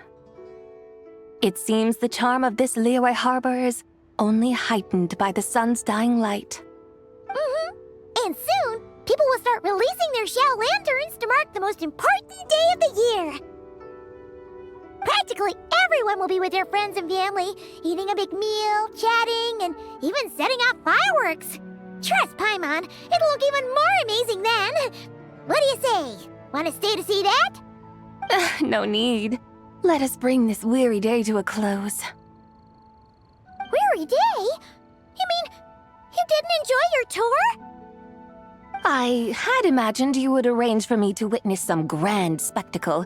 Perhaps the descent of divine beings, the manifestation of the sacred before mortal eyes, or the appearance of a selfless hero come to aid the helpless and downtrodden. Or, should that not come to pass, then at the very least spend a little more coin. For that, it seems, is how one finds true enjoyment. Alas, but there was none of these. Instead, we merely filled our bellies, listened to tales, and gazed upon a crude imitation of my likeness. And now the sun begins its descent. What a day of quiet tedium. Well, we're so sorry. If we'd known that was what you wanted, we'd have done it all differently. It's all that Zhang Li's fault for not making the customer's requirements clear. Well, it's too late now. Do you still believe I would part with that soul fragment, now so intertwined with my very being? But...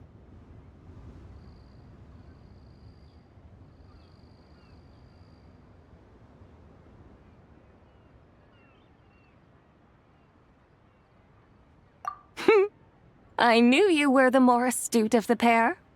Huh? You were just trying to scare Paimon? It seems the realm of the Geo-Archon has a way of making one more stony-faced. So, you were just pulling Paimon's leg? Of course. I was merely engaging in a little banter with the two of you. Long ago, I shared tales with various mortals who chanced upon my mountain abode. Never did I imagine that those stories would endure. It seems I greatly underestimated them. Perhaps, as your Geolord said, a few pieces of ancient Langan's magnificent jade have truly become part of the very foundation of this land. So, you've decided to help us? Again, that goes without saying. I made up my mind some time ago now.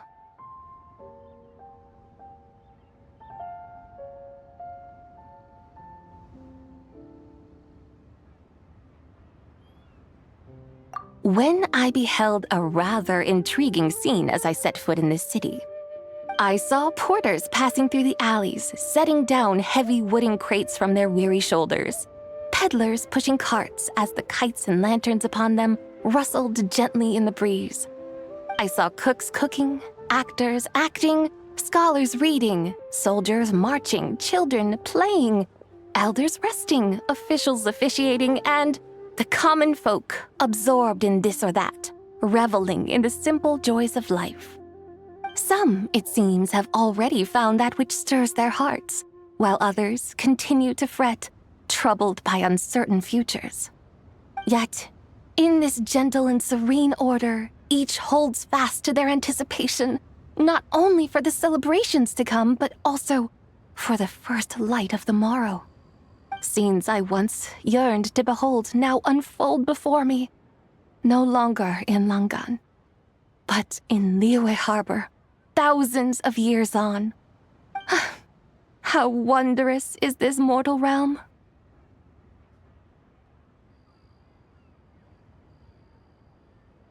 Thank you, Whitehorse Adeptus! Thank you so much! Adeptus, Adepti, perhaps the singular art in which we are truly proficient is that of sequestering ourselves within the high mountains. But once we leave our mountain refuge, we find ourselves drawn back to mortal ways all the same. So, it is I who should offer my thanks to the two of you. Traveler, Paimon, you have made this day more delightful than any I've known in a long, long time.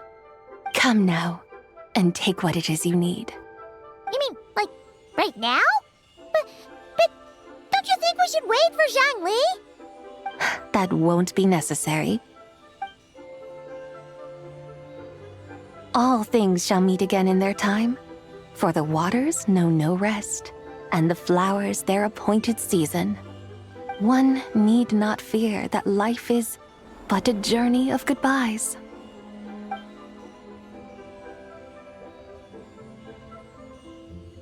Is she gone?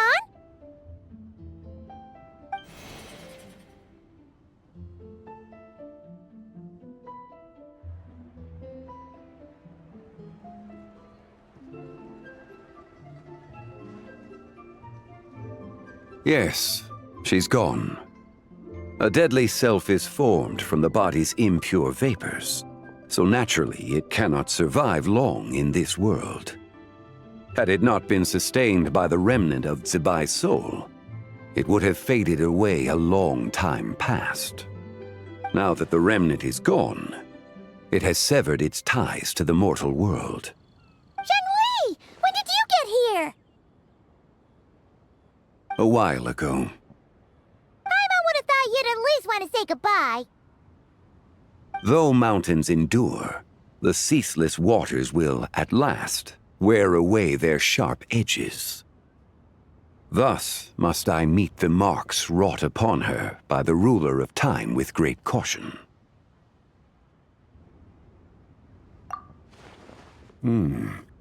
It may be goodbye for now, but someday we will meet again. Really? And when might that be? Who can say for sure? Years and years from now, perhaps. Or maybe tonight, at the Lanternlit. Are you saying that if the Whitehorse Adeptus were to be resurrected, she'd still have the memories of the three deadly selves? That she'd still remember us? We will find out soon enough.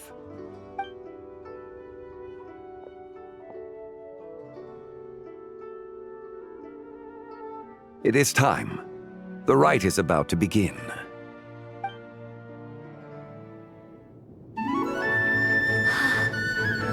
The rite is about to begin. Is the moon really gonna disappear? Got your lanterns ready, everyone? All set. Might be about time to put eyes to the sky. Wouldn't you say, Tianchuan? Look!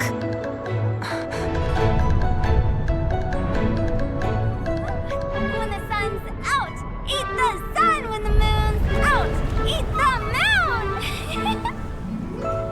Whoa, is this the lunar eclipse? Under moon eternal, in radiant night, a maiden grants silk, soft and light. Under moon iridescent, in night divine, a maiden grants fiber for cloth For so you. fine. Under moon of frost, in night so great, a maiden grants tools to divine our fate. The fields are plowed, the seeds are sown, and from the earth, life is grown. The seedlings stretch, the crops do rise, and all unfolds before our eyes. Fruits are gathered, sweet wine is poured. These gifts we offer to our Lord. Pure as heaven, so fair and bright, she shines as light in this dark night. And with her does this, wish take flight.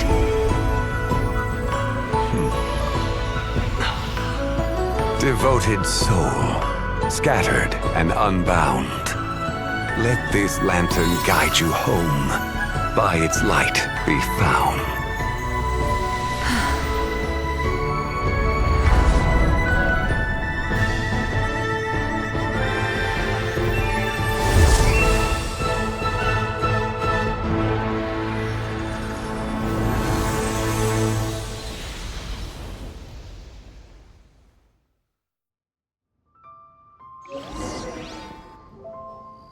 Did we do it?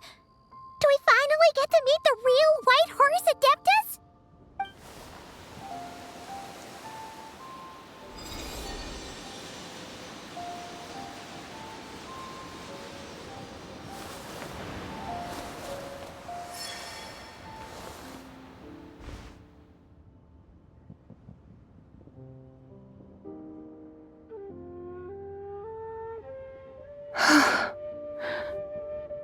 This place. Where am I?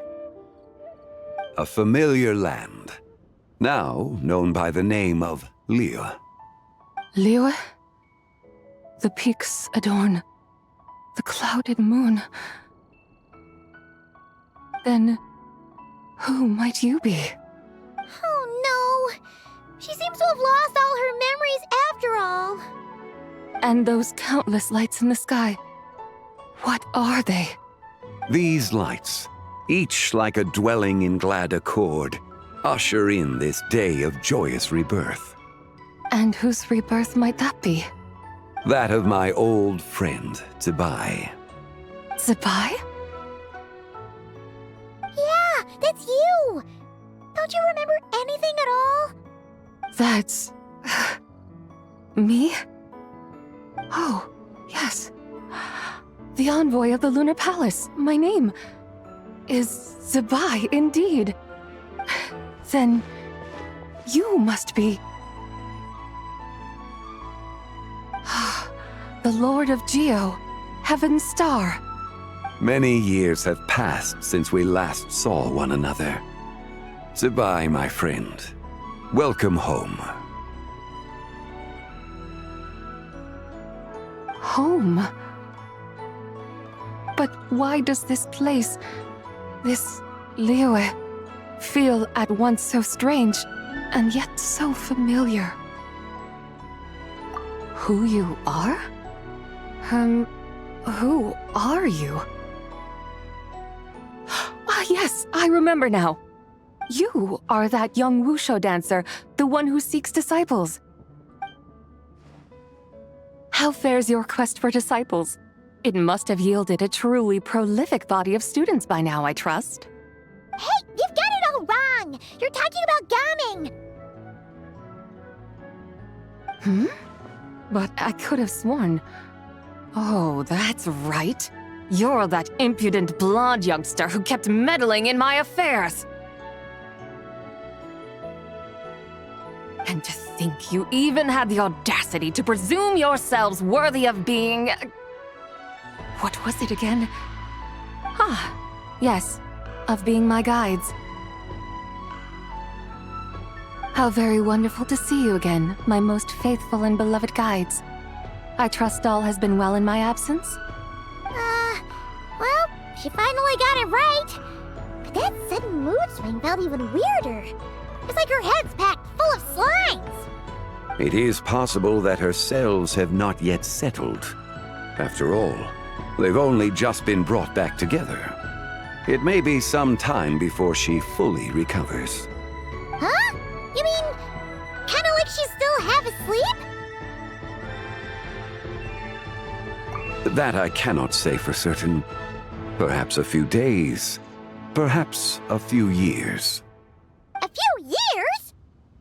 Mortal years are but a poor measure when divine beings tread the realm of dreams. if you say so. Anyway, at least she's whole again, right? That already seems like a pretty good outcome to Paimon. Yes, there is little cause for worry. We need only wait and let time take its course. Say, what are those little creatures over there up to? Celebrating Lanternlit, of course. And those lights up in the sky? Those are all Shao lanterns. This year, each and every one of them carries a little wish inside. Lanternlit. Then, may I join in too? Of course! Why else do you think we've been running around like headless chickens these past few days? Tell you what, Traveler, why don't we take the White Horse Adeptus out to celebrate? Who knows? Maybe seeing some familiar faces might help her find her feet? Hey, Zhangli! You've got some time on your hands now, right? Why don't you come along with us? By no means a bad idea, Paimon. Oh, and Sabai, before Paimon forgets, when we meet the others later, remember to wish them a happy Lanternlit! Happy, Lanternlit? Happy Lanternlit! Yes, happy Lanternlit indeed. Well then, let's go!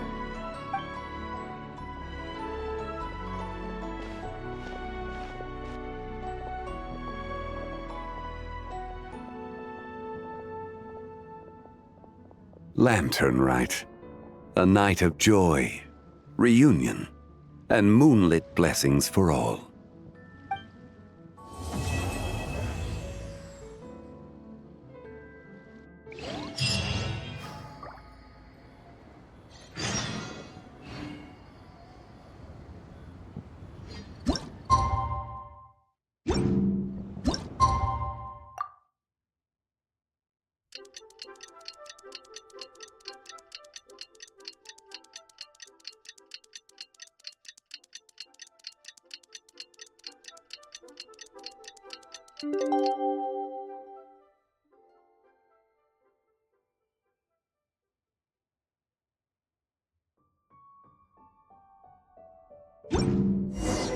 Paimon wonders how the White Horse Adeptus is getting along. Maybe we should check in on her? We can ask Zhangli where she is.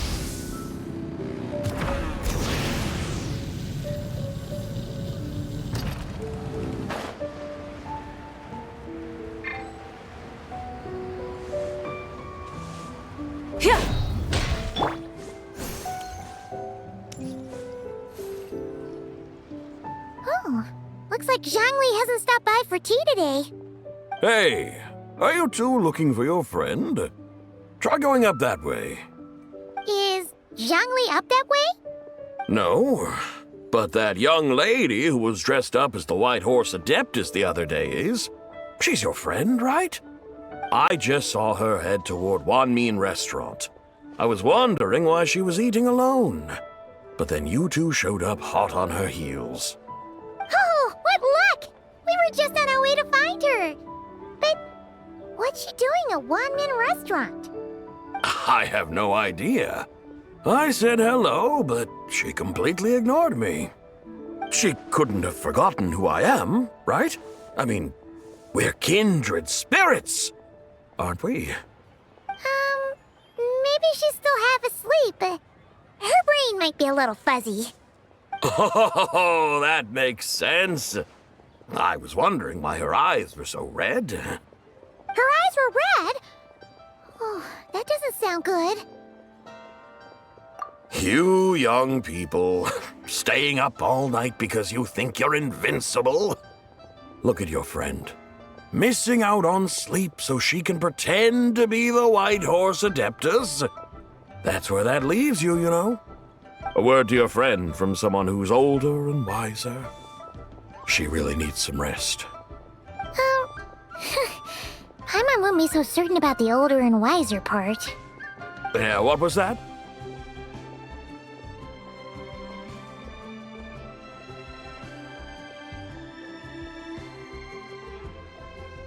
Hurry along, then. Oh, and don't forget to come back and check out my Rex Lapis cosplay when you're done.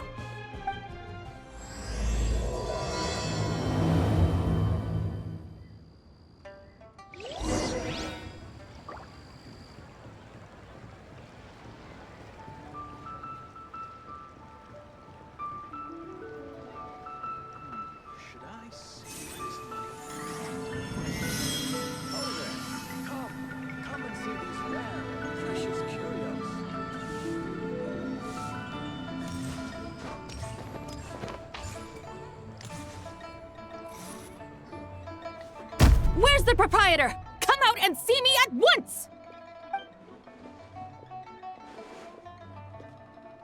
Xiangling and Chef Mao aren't here right now.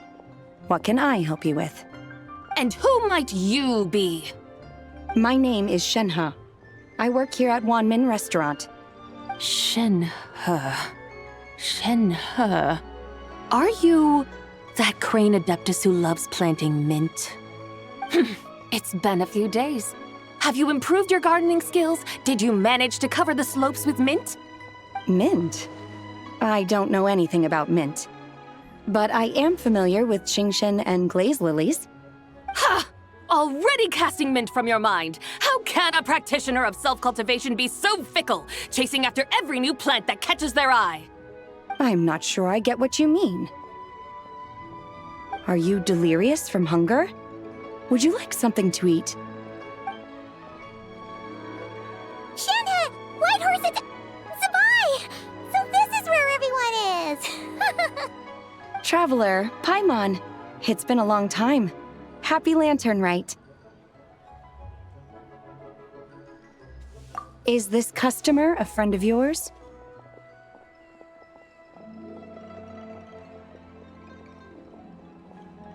Don't mind her, Shenhe. She's just a little cranky because, she didn't sleep well last night and she's only just woken up. Look how red her eyes are. I see. In that case, Miss Zabai, I have a tonic here infused with Qingshen. It's cool and soothing when applied to the eyes. Would you like to try a few drops? Stop right there! Who are you two noisy children? Hey! Have you forgotten about us already? Guides. Yes, I seem to recall something about some guides. Ah, yes, now I remember. What luck! I was just looking for someone to show me the way to Elong Wharf. Huh. Is she starting to come around?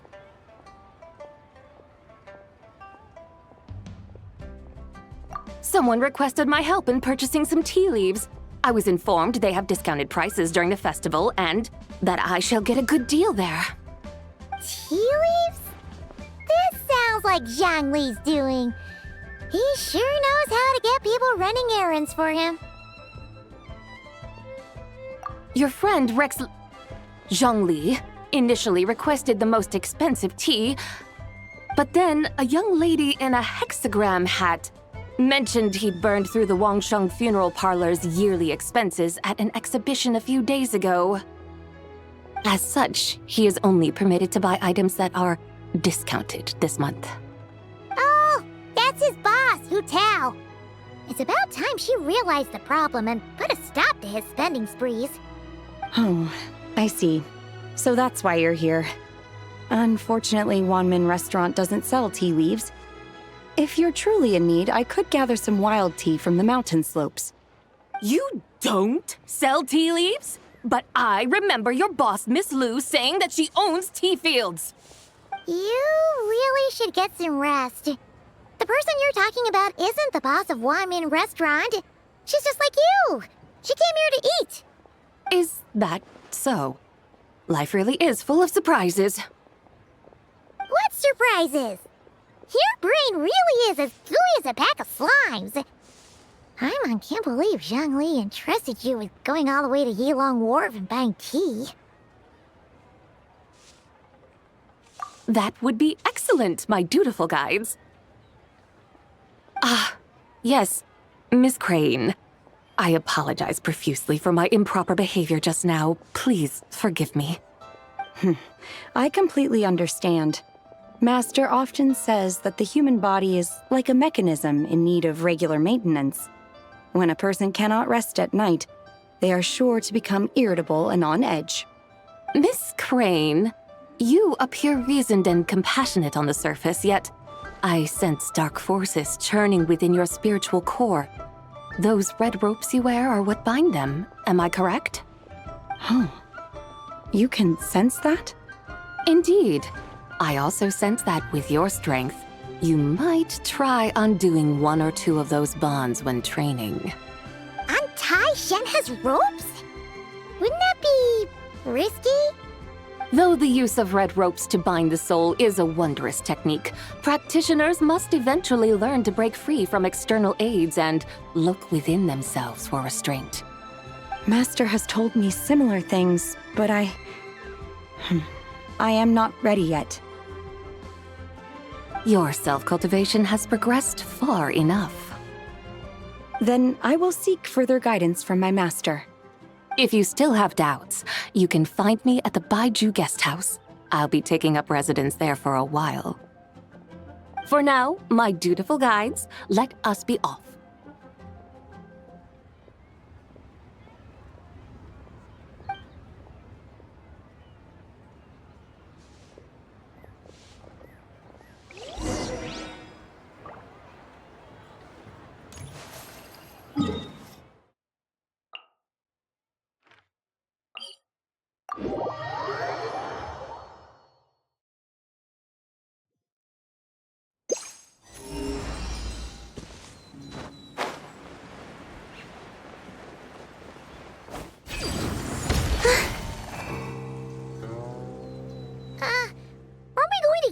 Wharf?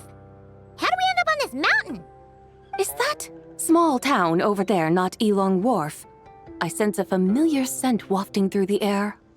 You're right! Except for the smell part. Paimon doesn't smell anything. That is because this scent is the essence of jade, which can nourish the spirit. Oh, yeah! Shenyu Vale does have a lot of jade, but Paimon didn't think jade smelled like, anything. Naturally. This has reminded me of something. And what's that? A few simple tricks for mastering one's power.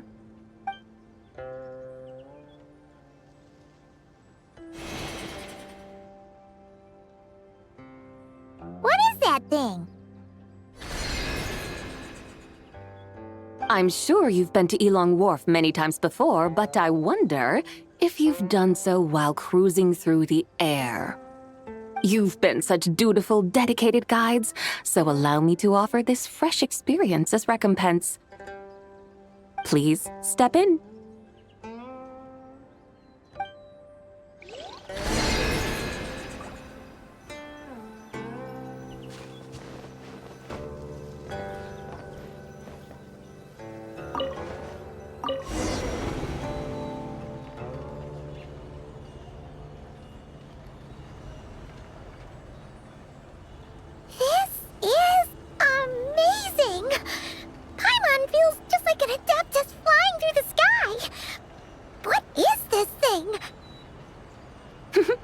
I created it from my memories of the chariot of the Lunar Palace.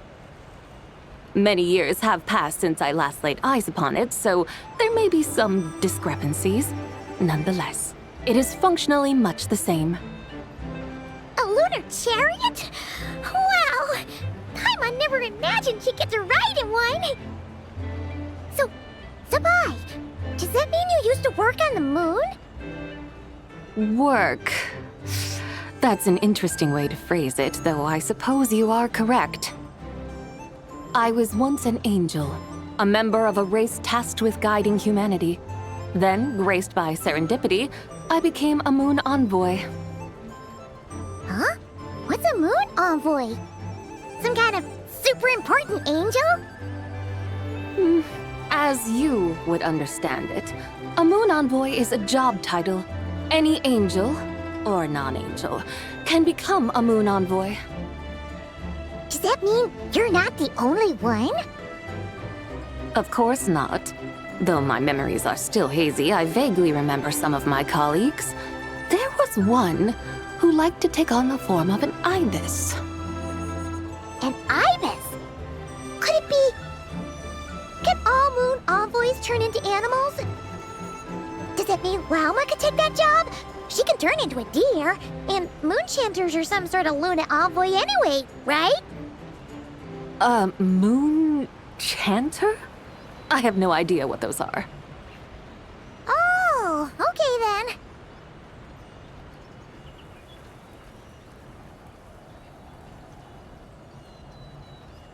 Look! Paimon thinks she saw a tea vendor over there! Very well. Let's take a look.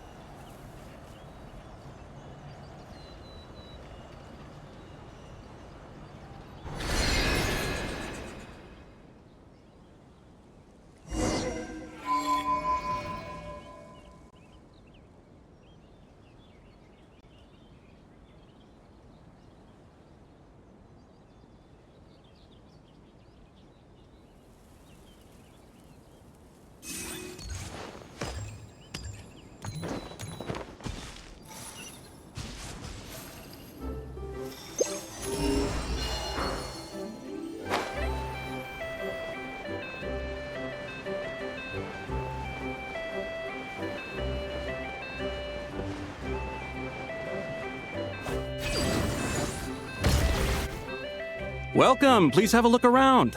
We only sell teas of the finest quality sourced directly from Chaoying Village. Right now we're offering a special discount for Lanternlit. Look over there! Discounted tea!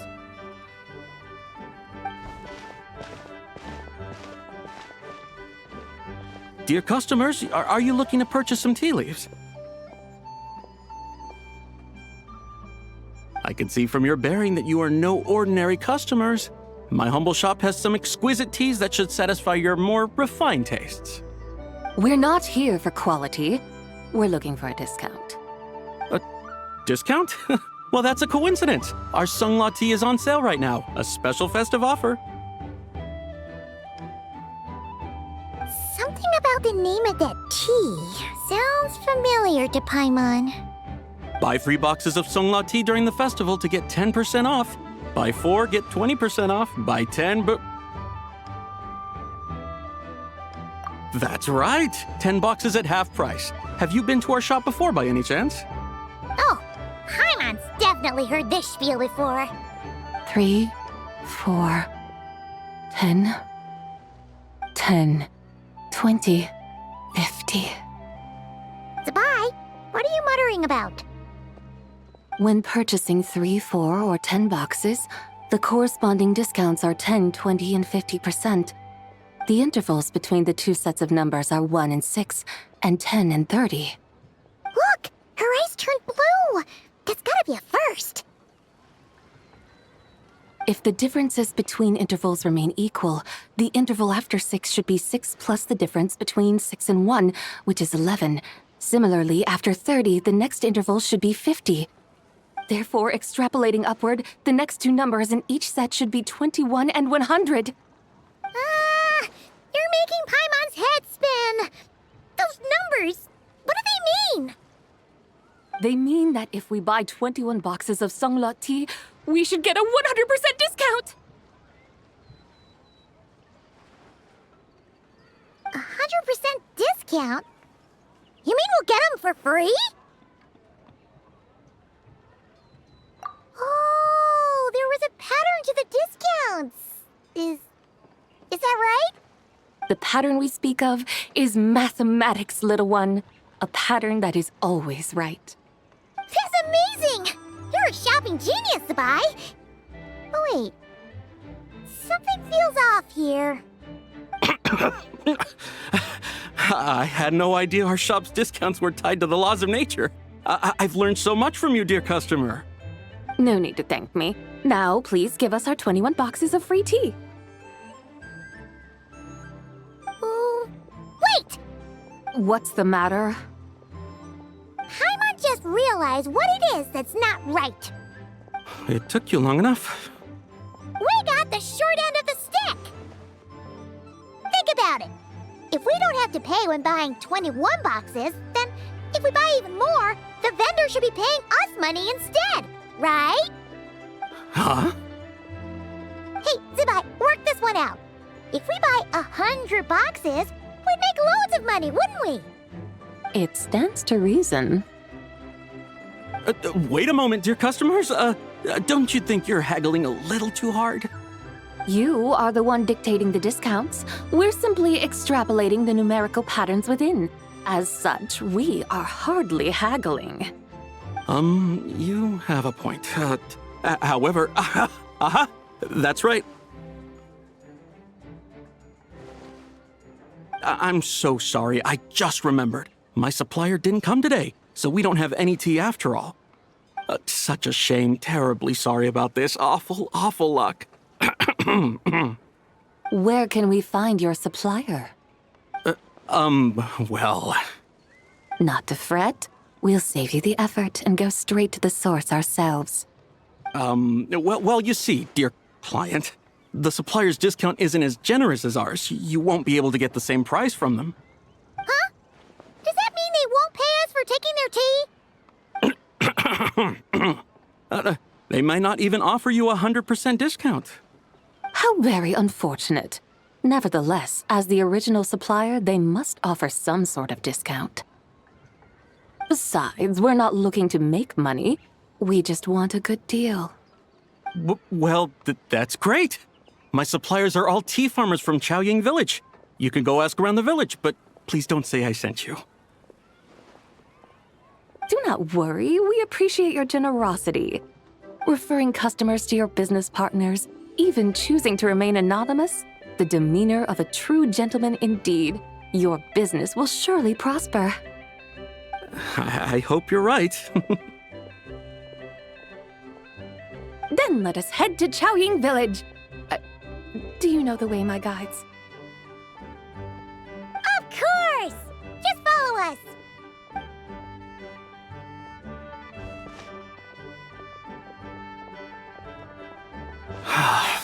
What otherworldly beings were those? Thank the heavens I managed to send them on their way. I should hurry home and pray to the White Horse Adeptus. May she bless me such that I never encounter such customers again.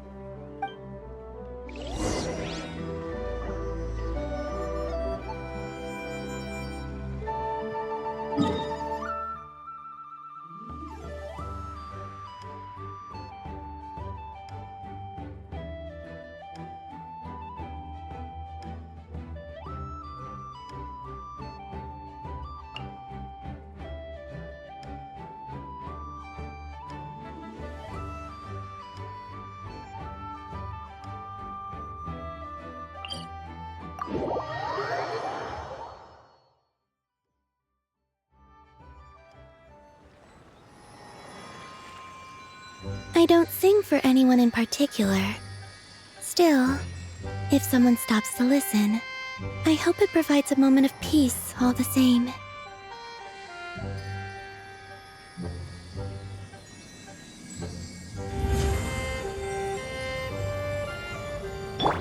Try and stop me!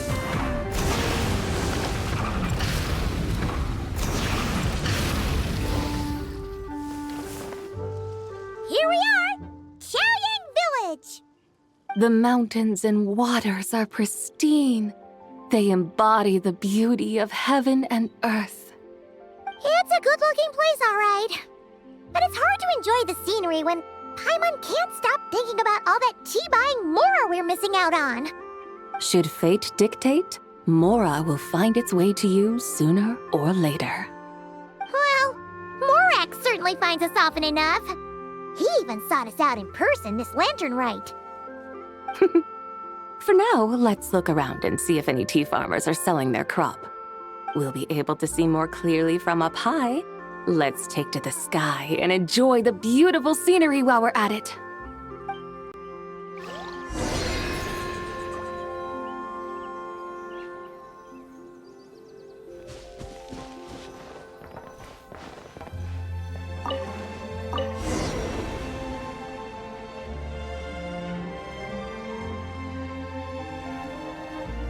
Wow! Chaoying Village looks beautiful from up here. Indeed, the houses here are quite different from those in Liyue Harbor. They follow the natural contours of the mountains, forming unique, elegant structures. Yeah, it's super beautiful. The white walls and dark tiles frame the emerald waves of the terraced fields, while the curved eaves and tall gateways juxtapose each other with grace. It's almost too beautiful to be true.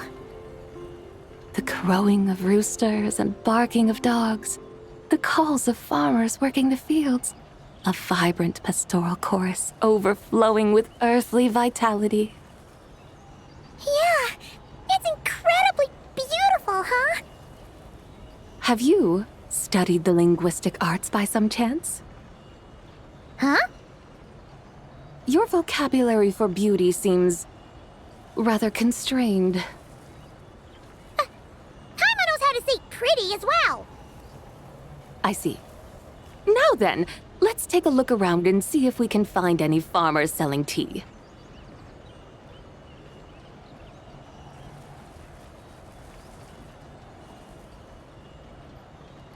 Look! There's someone in that tea field! And they look kind of familiar. Wait, is that Lu Xiangxiang? And who is that? Oh, you'll remember her once you see her up close.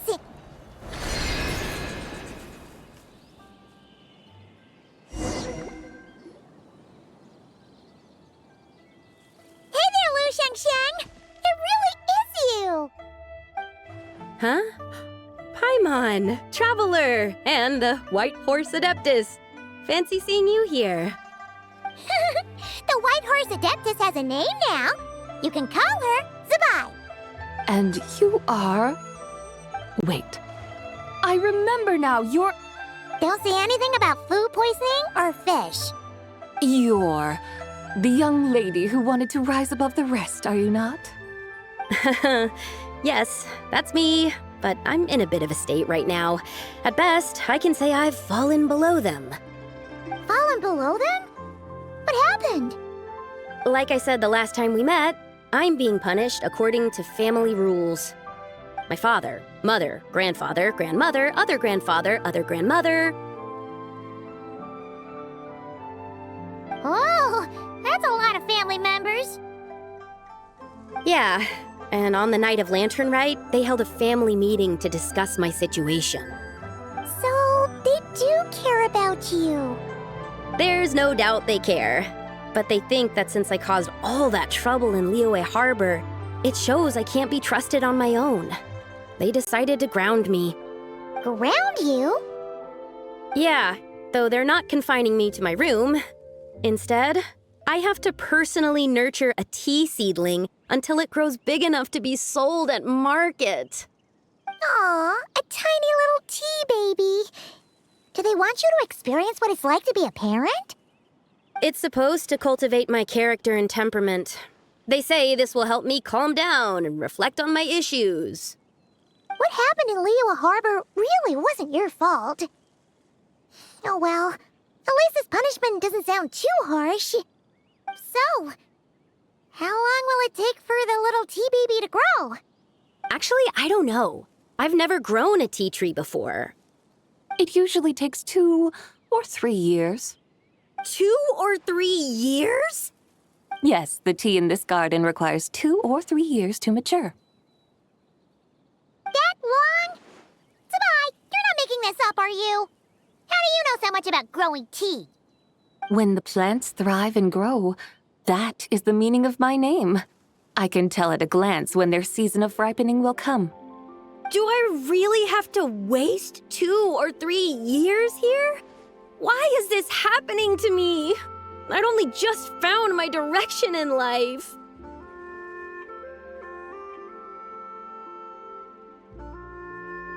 Yes, during the night of Lanternlit, I heard many people reciting poems from Long Gone in praise of the moon. In that moment, I suddenly felt a great sense of pride. I mean, I helped excavate cultural artifacts from Long Gone, so I contributed to the revival of these poems too, right? So I decided to stay with the archaeological team. I want to unearth even more history. I see. And are you sure that's what you want to do? If you don't achieve anything significant in the years to come, will you still enjoy it? Yes, because archaeology gives me that boom shakalaka feeling. Wait, did Xiangling teach you that? That's right. I was asking her for advice. She said that if something gives you that boom shakalaka feeling, then it has to be worth pursuing. I immediately thought about how, when I'm excavating in the ruins, I always feel like there's a ghost standing beside me, and not in a spooky way. It feels like my great-great-great-great-great-grandmother patting me on the shoulder and saying, "Keep going. You're about to rediscover some grand ancestral knowledge."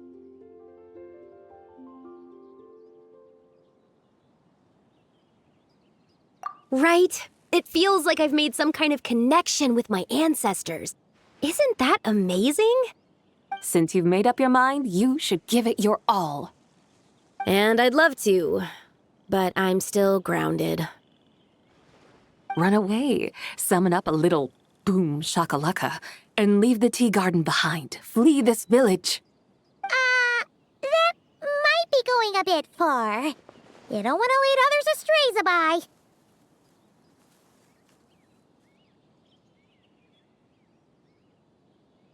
Yeah! Tell them about your great-great-great-great-great-grandmother. She must be the most super-duper ancestor to have ever risen above the rest, right? I'd be better off telling them about the White Horse Adeptus. After all, she's the supreme riser above the rest who saved my great-great-great-great-great-grandmother. Then it's settled. Tell your family that your decision has my blessing. Thank you, Tsubai, but I don't think cosplay is going to work on them. They won't listen. They don't need to listen. You need only follow the rules they've set out for you. What do you mean? As I'm sure you know, some ancient texts refer to the White Horse Adeptus as the Daughter of Time. My family history contains such records, but what of it? If the White Horse Adeptus were to manipulate time to make your tea seedling grow overnight, then you'd be free, correct? Is that how it works? If the White Horse Adeptus were to really get involved, my grandfather would let me leave right away. But who really believes that she'd show up and help? It's not as if you have any other options. Why not try calling out for help? It won't cost you any more. Guess I might as well. I've got no better ideas anyway. White Horse Adeptus, if you can hear me, please save me from my predicament.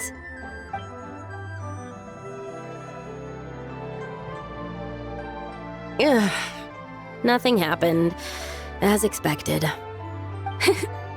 Perhaps the White Horse Adeptus has already heard your prayer. Why not come back here tomorrow and take a look? By then, the seedling you planted may well have grown into a thriving tea tree. Thank you, Tsubai, for trying to comfort me. I do feel better now, kinda. But can't you really do something like that?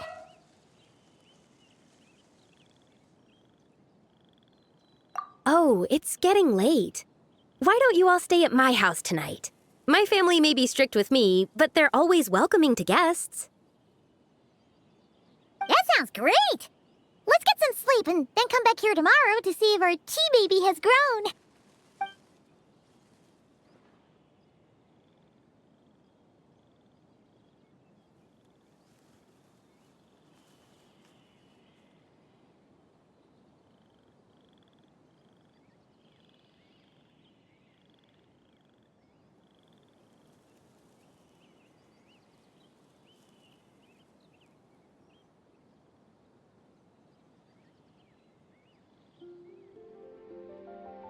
Oh, the tea tree! Whoa! Your tea baby is all grown up! Indeed, it has grown into a mature tea tree that can stand tall in the face of wind and rain. How is this possible? It must be the work of the White Horse Adeptus. Your prayer must have moved her. Are you sure? Perhaps she heard your prayer and chose to answer the call. She once saved my great-great-great-great-great-grandmother. This time, she saved me. That's incredible!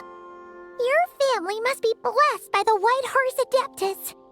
I guess so. I need to tell everyone the news right away. They'd better. Since this is the will of the White Horse Adeptus, I don't see how they could object. Go. And if you run into any more trouble, call out to the White Horse Adeptus just like yesterday. Thank you so much. Paimon really thought you were going to use Adeptal energy to make the tea baby grow, Zabai. When an Adeptus exerts effort, consuming their energy, is that not using Adeptal energy?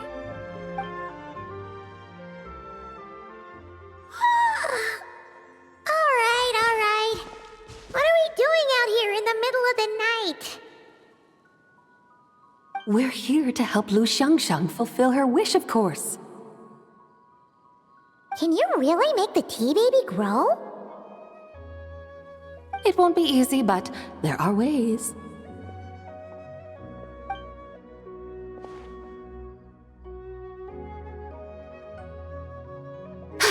There, it's grown.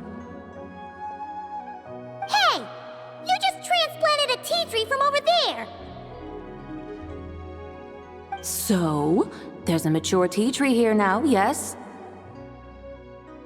Oh, yeah, but... And am I not the White Horse Adeptus? Well, yeah. Is this tea tree then not a manifestation of the White Horse Adeptus's will? You're not wrong. But again, there's something not quite right about this. Maybe this'll become another mystical Adepti tale recorded in their family history. That would be marvelous. Paimon thinks so too. Hey, Traveler! Zabai seems to be doing much better now, don't you think?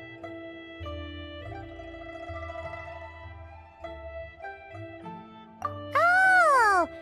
Paimon bets that's why Zhongli chose to send her on this errand.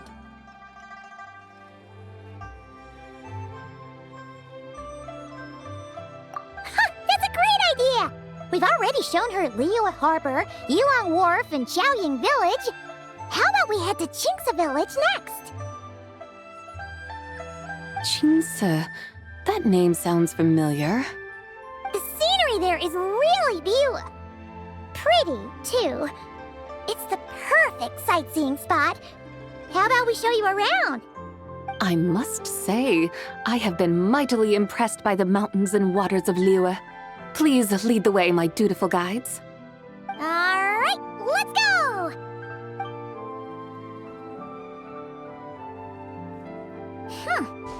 Paimon can't help feeling like we've forgotten something. Pay it no mind. I've already forgotten more than you will ever know. All right. If we forgot something, it can't have been that important to begin with. Qingce Village, here we come!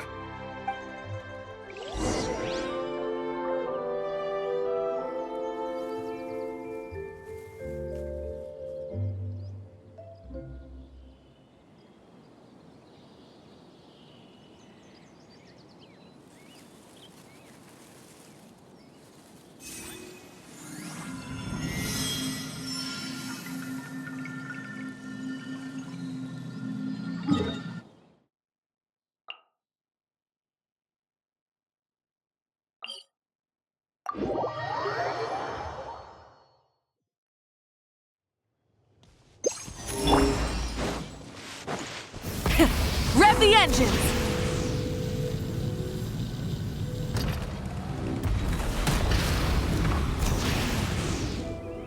We should plant cucumbers. We should plant canolas. We should plant cucumbers. They're easy to sow. We should plant canolas. The flowers are pretty. What are you arguing about, little ones? We're deciding what to plant in our field once Lanternlit is over. Yeah. Dad gave us a small plot of land to grow our own crops. He said we can keep all the more we get from selling them. We should plant cucumbers, right? Dad plants cucumbers every year. We should plant canolas. We can press the seeds for oil. It smells good and sells for a good price. Ah, an agricultural debate. This should be easy to sort out. Granny, are you a farmer? Could you tell us what to do? Granny? What did you just call me, you rapscallion? Oh no, her eyes are gonna turn red again. It's just, my granny smells really nice, and you smell nice too, so... Sorry. How about we call you Auntie instead? Auntie?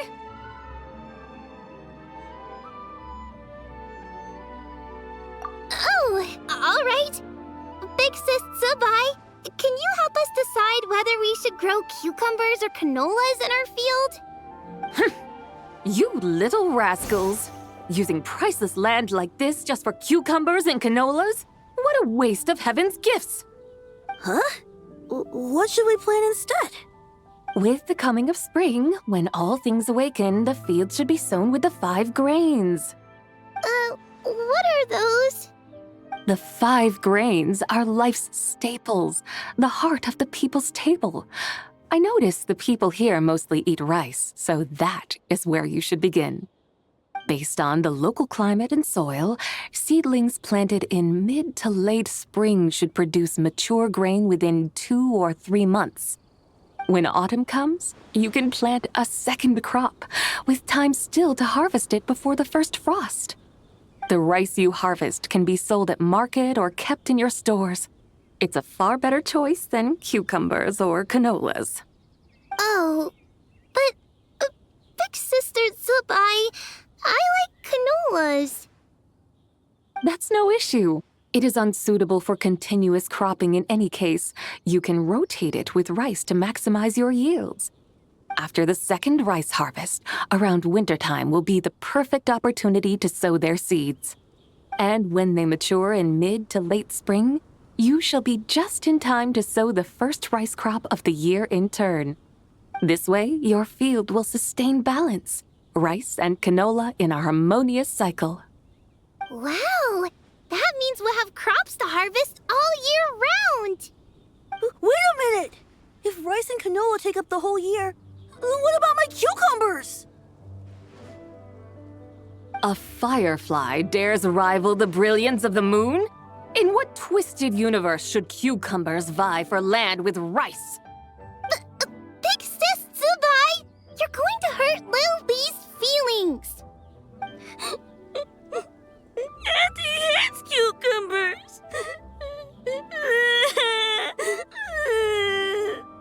Stop crying this instant! I meant that cucumbers are simple enough to grow. There's no need to devote a whole field to them. Just find an empty corner of your yard, scatter some cucumber seeds in the earth, and before you know it, you'll have a thriving patch of vines. Cucumbers delight in sunlight and moisture, but they suffer in cold weather. If you wish to plant them this early in the year, you should make sure they're protected from frost. Wow. Is it really that simple? Let's hurry home and get started right away! Are you really in that much of a rush? Well, thanks, Big Sis Tsubai, who's fierce but really good at farming. We gotta go! Thanks, Big Sis Tsubai! See you around! Paimon never imagined you'd know so much about farming. What's so strange about that? The people of Langan called me the god of soil and grain. Are the fields not made of soil? Is rice not one of the 5 grains? Huh, that's true. So, if the god of soil and grain is a farming god, that means the White Horse Adeptus must be a farming adeptus, right? Of course the god of farming is down to earth. Mind your tongue, impertinent child. How dare you diminish the lofty bearing of an adeptus? Hey! You're the one who said the god of soil and grain is all about farming. Enough! It's time for us to take to the skies once more. Join me now. Witness the majesty of mountain, water, and field, and broaden your horizons.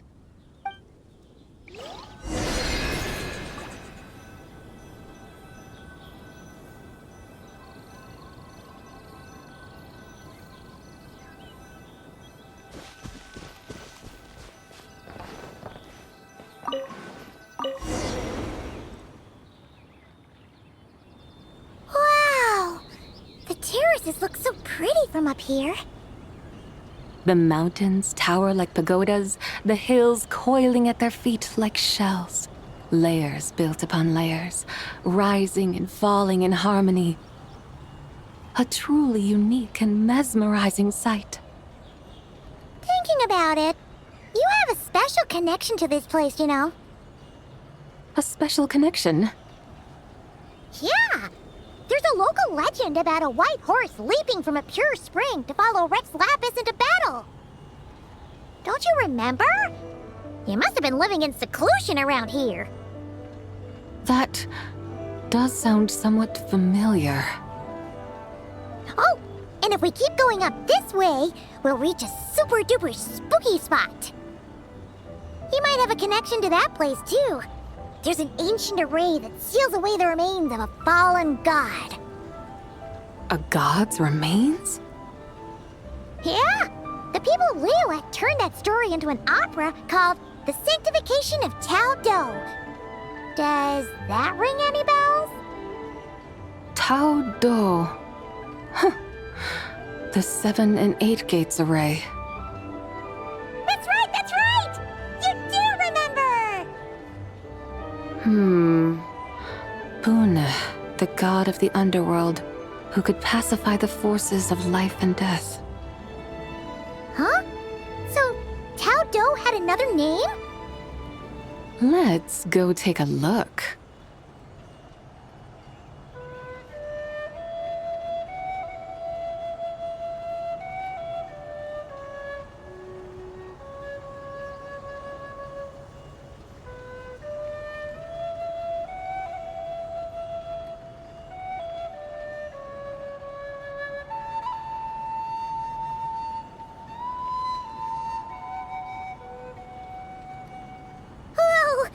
We've arrived at Wulwang Hill. The atmosphere just turned spooky. I can't help but feel there's something strange about this friend you haven't seen in ages. Huh? Paimon thought she heard someone's voice. Let's head down and check it out.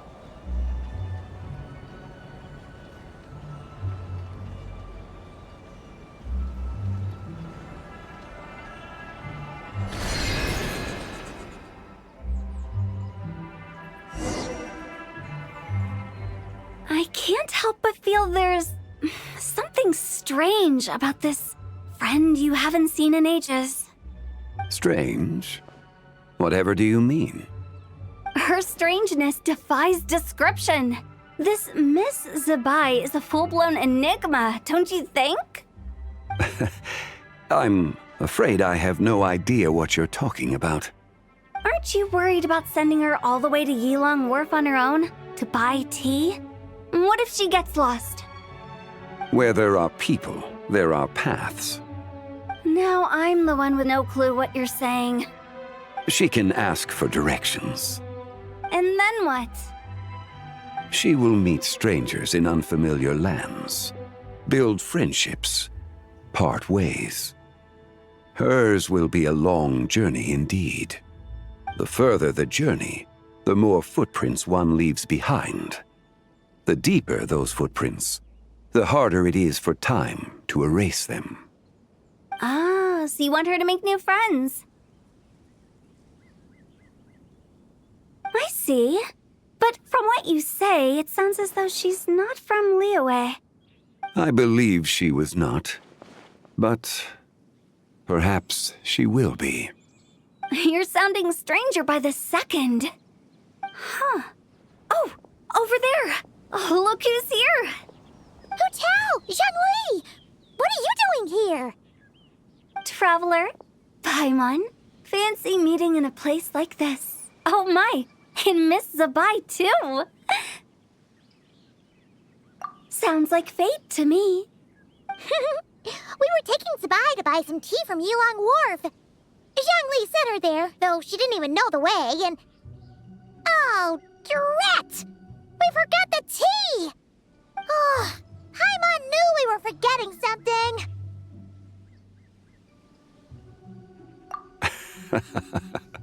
What's done is done. There's no need to dwell on it. Fresh tea grows with each passing year. Let fate deliver it as it wills. Exactly. You can get tea wherever you go. You're hardly running low now, are you? Paimon feels a lot better now that you've said that. Still, I'm a little confused. If you were buying tea, how did you end up all the way out here? We're taking Spy on a sightseeing tour. We started at Liyue Harbor, stopped in at Yulong Wharf, went sightseeing around Xiaoying Village, made our way to Qingce Village, and now we're here. Wow, that is quite the itinerary. Yeah, actually, Paimon thinks it's about time we headed back.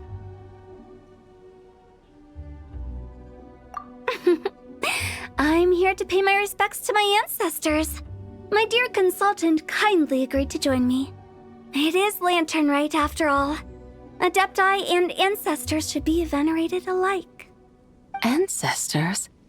Wait, could you be? Are you heir to the Wuwang kid?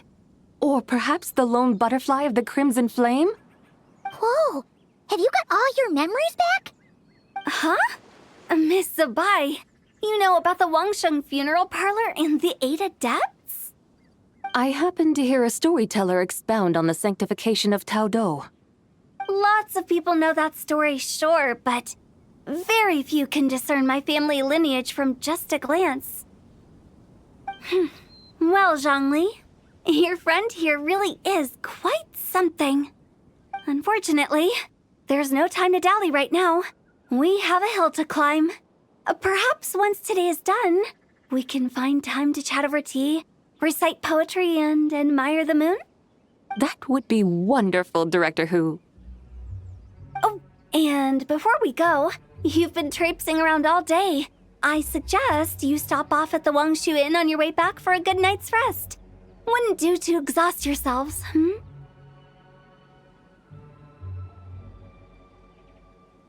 Don't mention it.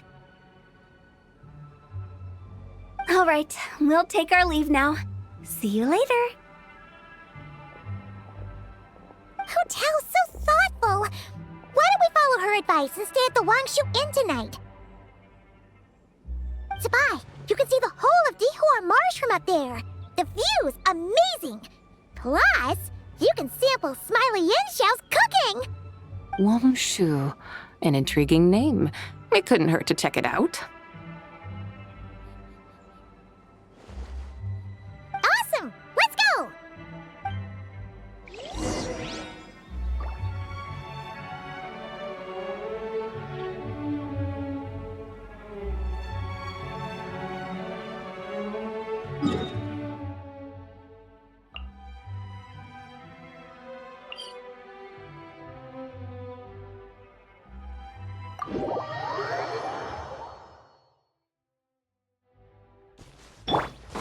Try and stop me!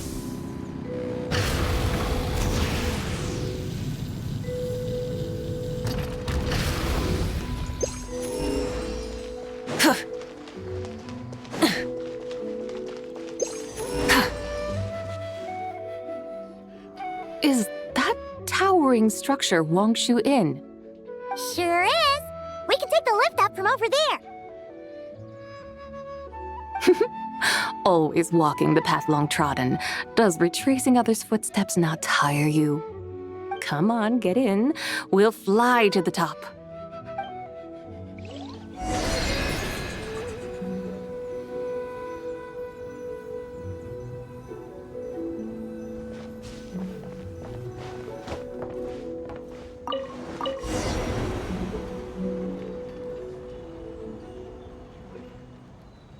Are we really going to fly up to Wangshu Inn? Isn't that a bit showy? All the guests are going to see us. Is that a bad thing? To be able to witness an Adeptus. This will surely add to the inn's appeal, not to mention the room prices. The owner will thank us. You seem to really like showing off your powers. This inn's architecture is incredible, and the surrounding countryside radiates a picturesque charm. No wonder the new proprietor of the Baiju guest house thinks he can't compete and has decided to change his own establishment's name. The new proprietor? Ah, you mean Lu Shengsheng's dad. So you know about that, too. Personally, Paimon thinks it should go with something like Rex's Rest. That's a contender's name if Paimon's ever heard one. A fitting name indeed. So you think the guest house should change its name, too? Paimon kinda thought you'd say something like, such sacrosanct traditions must never change. Time flows ever onward. Why should the rules of yesterday be carried forward into the world of tomorrow? The people of today should determine what is to be kept. Huh. You're not as old-fashioned and stuffy as Paimon thought. The years ebb and flow, seas recede to reveal fields. In the vastness of time, I am but a wild horse in a boundless sea of dust. Even Rex Lapis, having waded through the waters of the river of time, is not quite the same as before. Zhongli, what was he like before? That is another story for another time.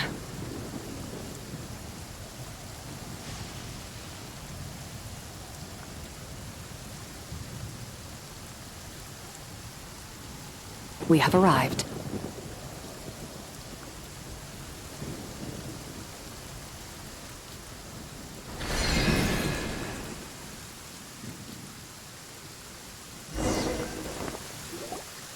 Whew. This is the first time Paimon's ever flown up to Wangshu Inn on a chariot. Everything's so different when you're up high. Wangshu. Like moon lanterns and Shao lanterns. Might it all be a coincidence? What's a coincidence? Do you not know what Wangshu means?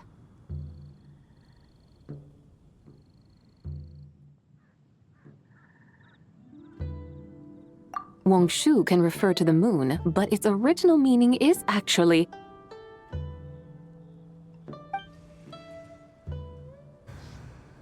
the goddess who rides the bright moon's chariot. And you must be the conqueror of demons. Xiao! Paimon was wondering if we'd disturbed you by flying down from the sky. Not at all. I sensed an unusual presence long before you arrived, though I didn't expect it to be you in a flying chariot. Ah, a witness at last. I was starting to think we should fly a bit lower. It would be awfully dull if no one ends up marveling at my lofty bearing. No need. This is already showy enough. I'm not one to do good from the shadows, as Rex Lapis is wont to do. Then you must be... Nay, I'm only cosplaying as the White Horse Adeptus, in truth. Cosplaying? What's that? Ugh, ignore her nonsense. She's a genuine article. The one and only, completely authentic White Horse Adeptus. It's just... Xiao, did Zhongli say anything about her being a teensy bit... not quite right? Mental instability, perhaps? Did Zhongli tell you that? No, this is my own speculation. Well, you pretty much hit the nail on the head. It's like her brain's filled with a bunch of slimes right now. All gloopy and messy. There's a hot-tempered pyro slime, a math-obsessed hydro slime, and a mischievous little animo slime. But don't tell her Paimon said that, or she'll come and tell us all off. You white-haired rascal! Do you think I can't hear you? Uh-oh! We're in for it now! White Horse Adeptus. You must be weary from your journey. Why not take a rest? Oh, yes! You must be hungry, right, Sabai? How about we get some food? The chef here is incredible!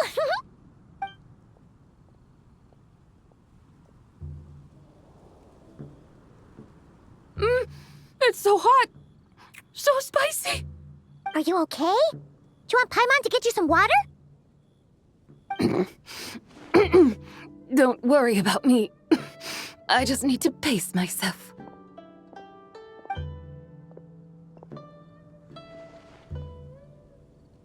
So, regarding your friend and her condition, does even the Lord of Geo have no solution?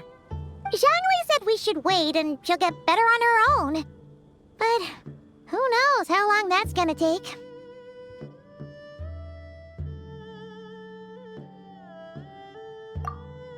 Is that why her personalities change so easily?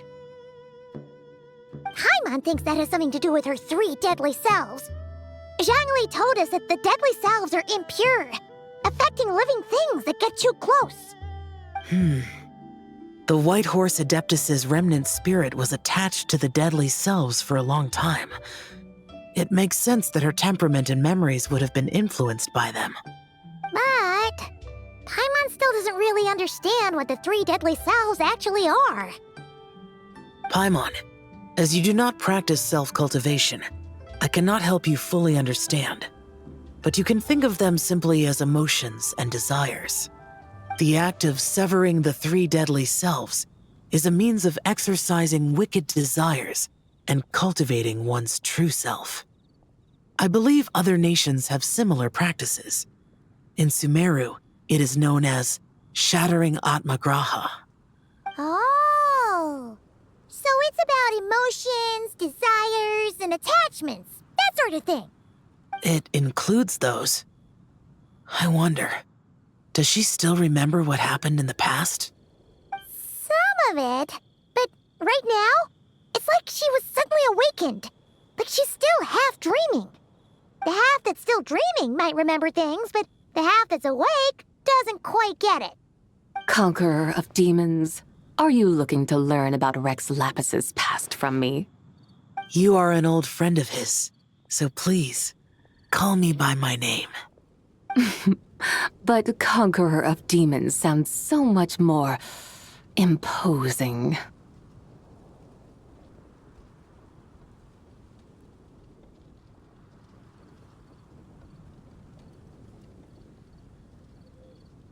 In days of yore, he was the Lord of Geo, Heaven's Star.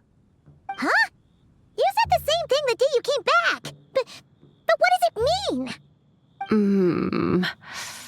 I'm afraid I can't remember. Hey! Did you really forget? Or are you just pretending so you don't have to tell? Why not ask Rex Lapis himself? Whether I've forgotten might be up for debate, but I am certain he remembers. He must have his reasons for not raising the past, and you likely have similar concerns. I shouldn't have asked. An answer that suits your style, General Olatis. Now that we're on the subject, though, I suddenly remembered something. Which is?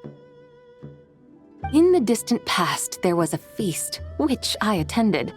I faintly recall the Lord of Geo also being present that day. Oh! And then? What happened? Among the dishes served, there was one that could be found in every household throughout Langan at the start of spring, a dish called Flavor of Spring. I suddenly remembered the recipe for this dish. Is that it? Yes! Since it's Lanternlit here in Liyue, why don't I make some for you to try? That sounds good.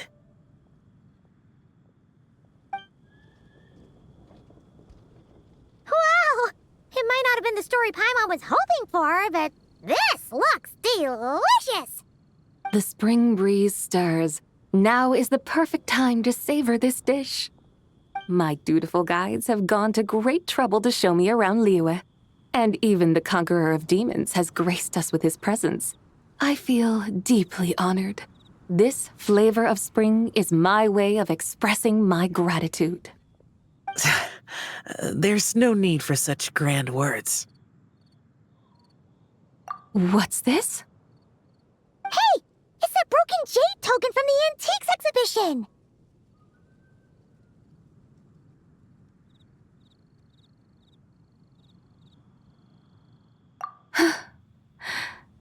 Indeed.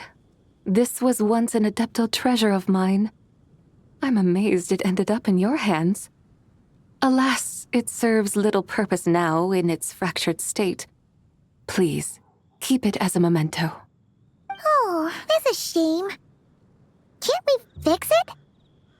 This is the way of the world. Once jade is broken, it can never be made whole. Then, what about forging a new one? That is a good point. That it has ended up in your hands must be a message from fate.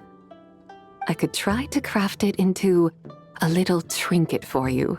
One that might prove useful on your journey. Ooh, what sort of trinket? It's just a passing thought, one that will require the right opportunity.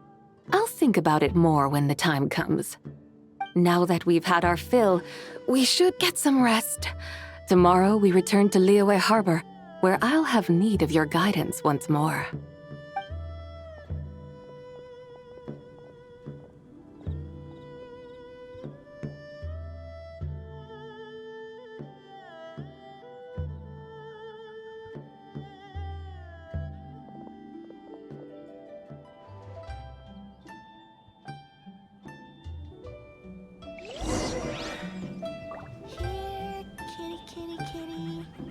Howdy. Please, head straight on in.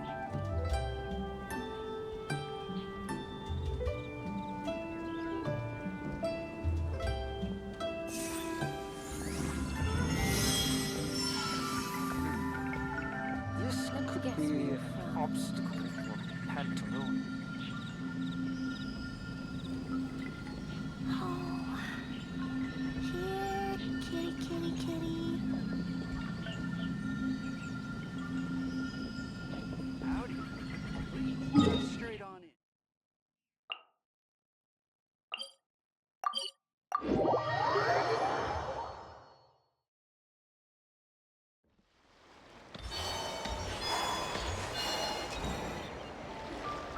Chi-Chi, the lantern ride is almost over. Do you remember how to make a Shao lantern? Warning, split bamboo, traveler. And get silk, make Paimon. You've got it all mixed up again. They're here again. Yow Yow! Looking good in that new outfit, huh? Hey, it's Paimon! Dr. Baiju gave this to me as a gift. How does it suit me? Thank you. Wow! What happened for Baiju to suddenly give you a brand new outfit, Yao Yao? Dr. Baiju is thanking Yao Yao for teaching me to make Shao lanterns. Chi-Chi and I were just playing together. Dr. Baiju's too kind. Oh, yeah, take a look at this. Dr. Baiju gave me these clothes, but it was Chi-Chi who wove this little basket. Wow, it's beautiful. When did you become so good with your hands, Chi-Chi? I learned to make Shao lanterns, thanks to Yao Yao. I also made a wish. What do I always say? The White Horse Adeptus answers prayers. Come, help this old man make an offering in thanks. Huh? Mr. Liu? What did you pray for? For my idiot son to finally come to his senses and not change Baiju Guest House's name, which he has. Huh? He's keeping the old name? Listen to this. My granddaughter planted a tea seedling in our village just a few days ago. She made a prayer to the White Horse Adeptus to help it grow. Overnight, her seedling flourished into a mature tea tree. Oh, that sure does sound like a miracle. Could the White Horse Adeptus really have helped it grow? Of course she did. Oh, White Horse Adeptus, how blessed is our family over whom you keep watch. Truly, this is an extraordinary miracle. You must record it in your family history without delay. Of course. Huh? Is that you, Miss Zibai? Indeed. I have a long-term booking at your guest house. Yes, I recall. Mr. Zhongli said to charge your expenses to the Wangsheng funeral parlor, if I remember correctly. That's Young Li. Always making trouble for poor Hu Tao. I noticed when you were here last that you bear a striking resemblance to the pictures of the White Horse Adeptus in my family history. You both have golden eyes. Perhaps fate has had a hand in our meeting. And a glad meeting it is, Miss Zabai. Now why don't I gift you some tea from my garden to celebrate this encounter? We grow Sunghua tea there, and it has quite the reputation throughout Yilong Wharf. I hope you will accept it. Oh! Sunghua, buy 10 boxes, get half off teas. Back on the menu. Buy 10 boxes, get half off? Don't be silly. This is a gift. It's free. Woohoo! Nice!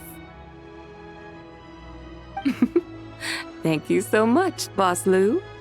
There's no need to thank me. You're a visitor from out of town, which makes you an honored guest. Make yourself at home. Lanternlit may have ended, but the streets are still bustling with activity. Make sure to take everything in, meet some new friends, and enjoy your time here. And that goes for you kids as well. Happy Lanternlit. Got it, Mr. Lu.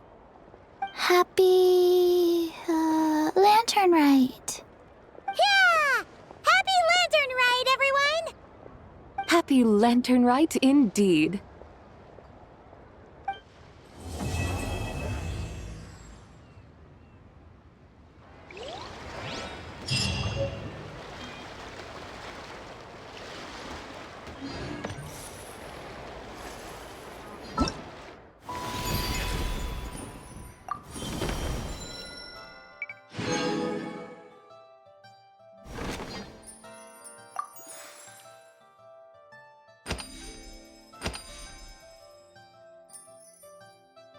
Yeah.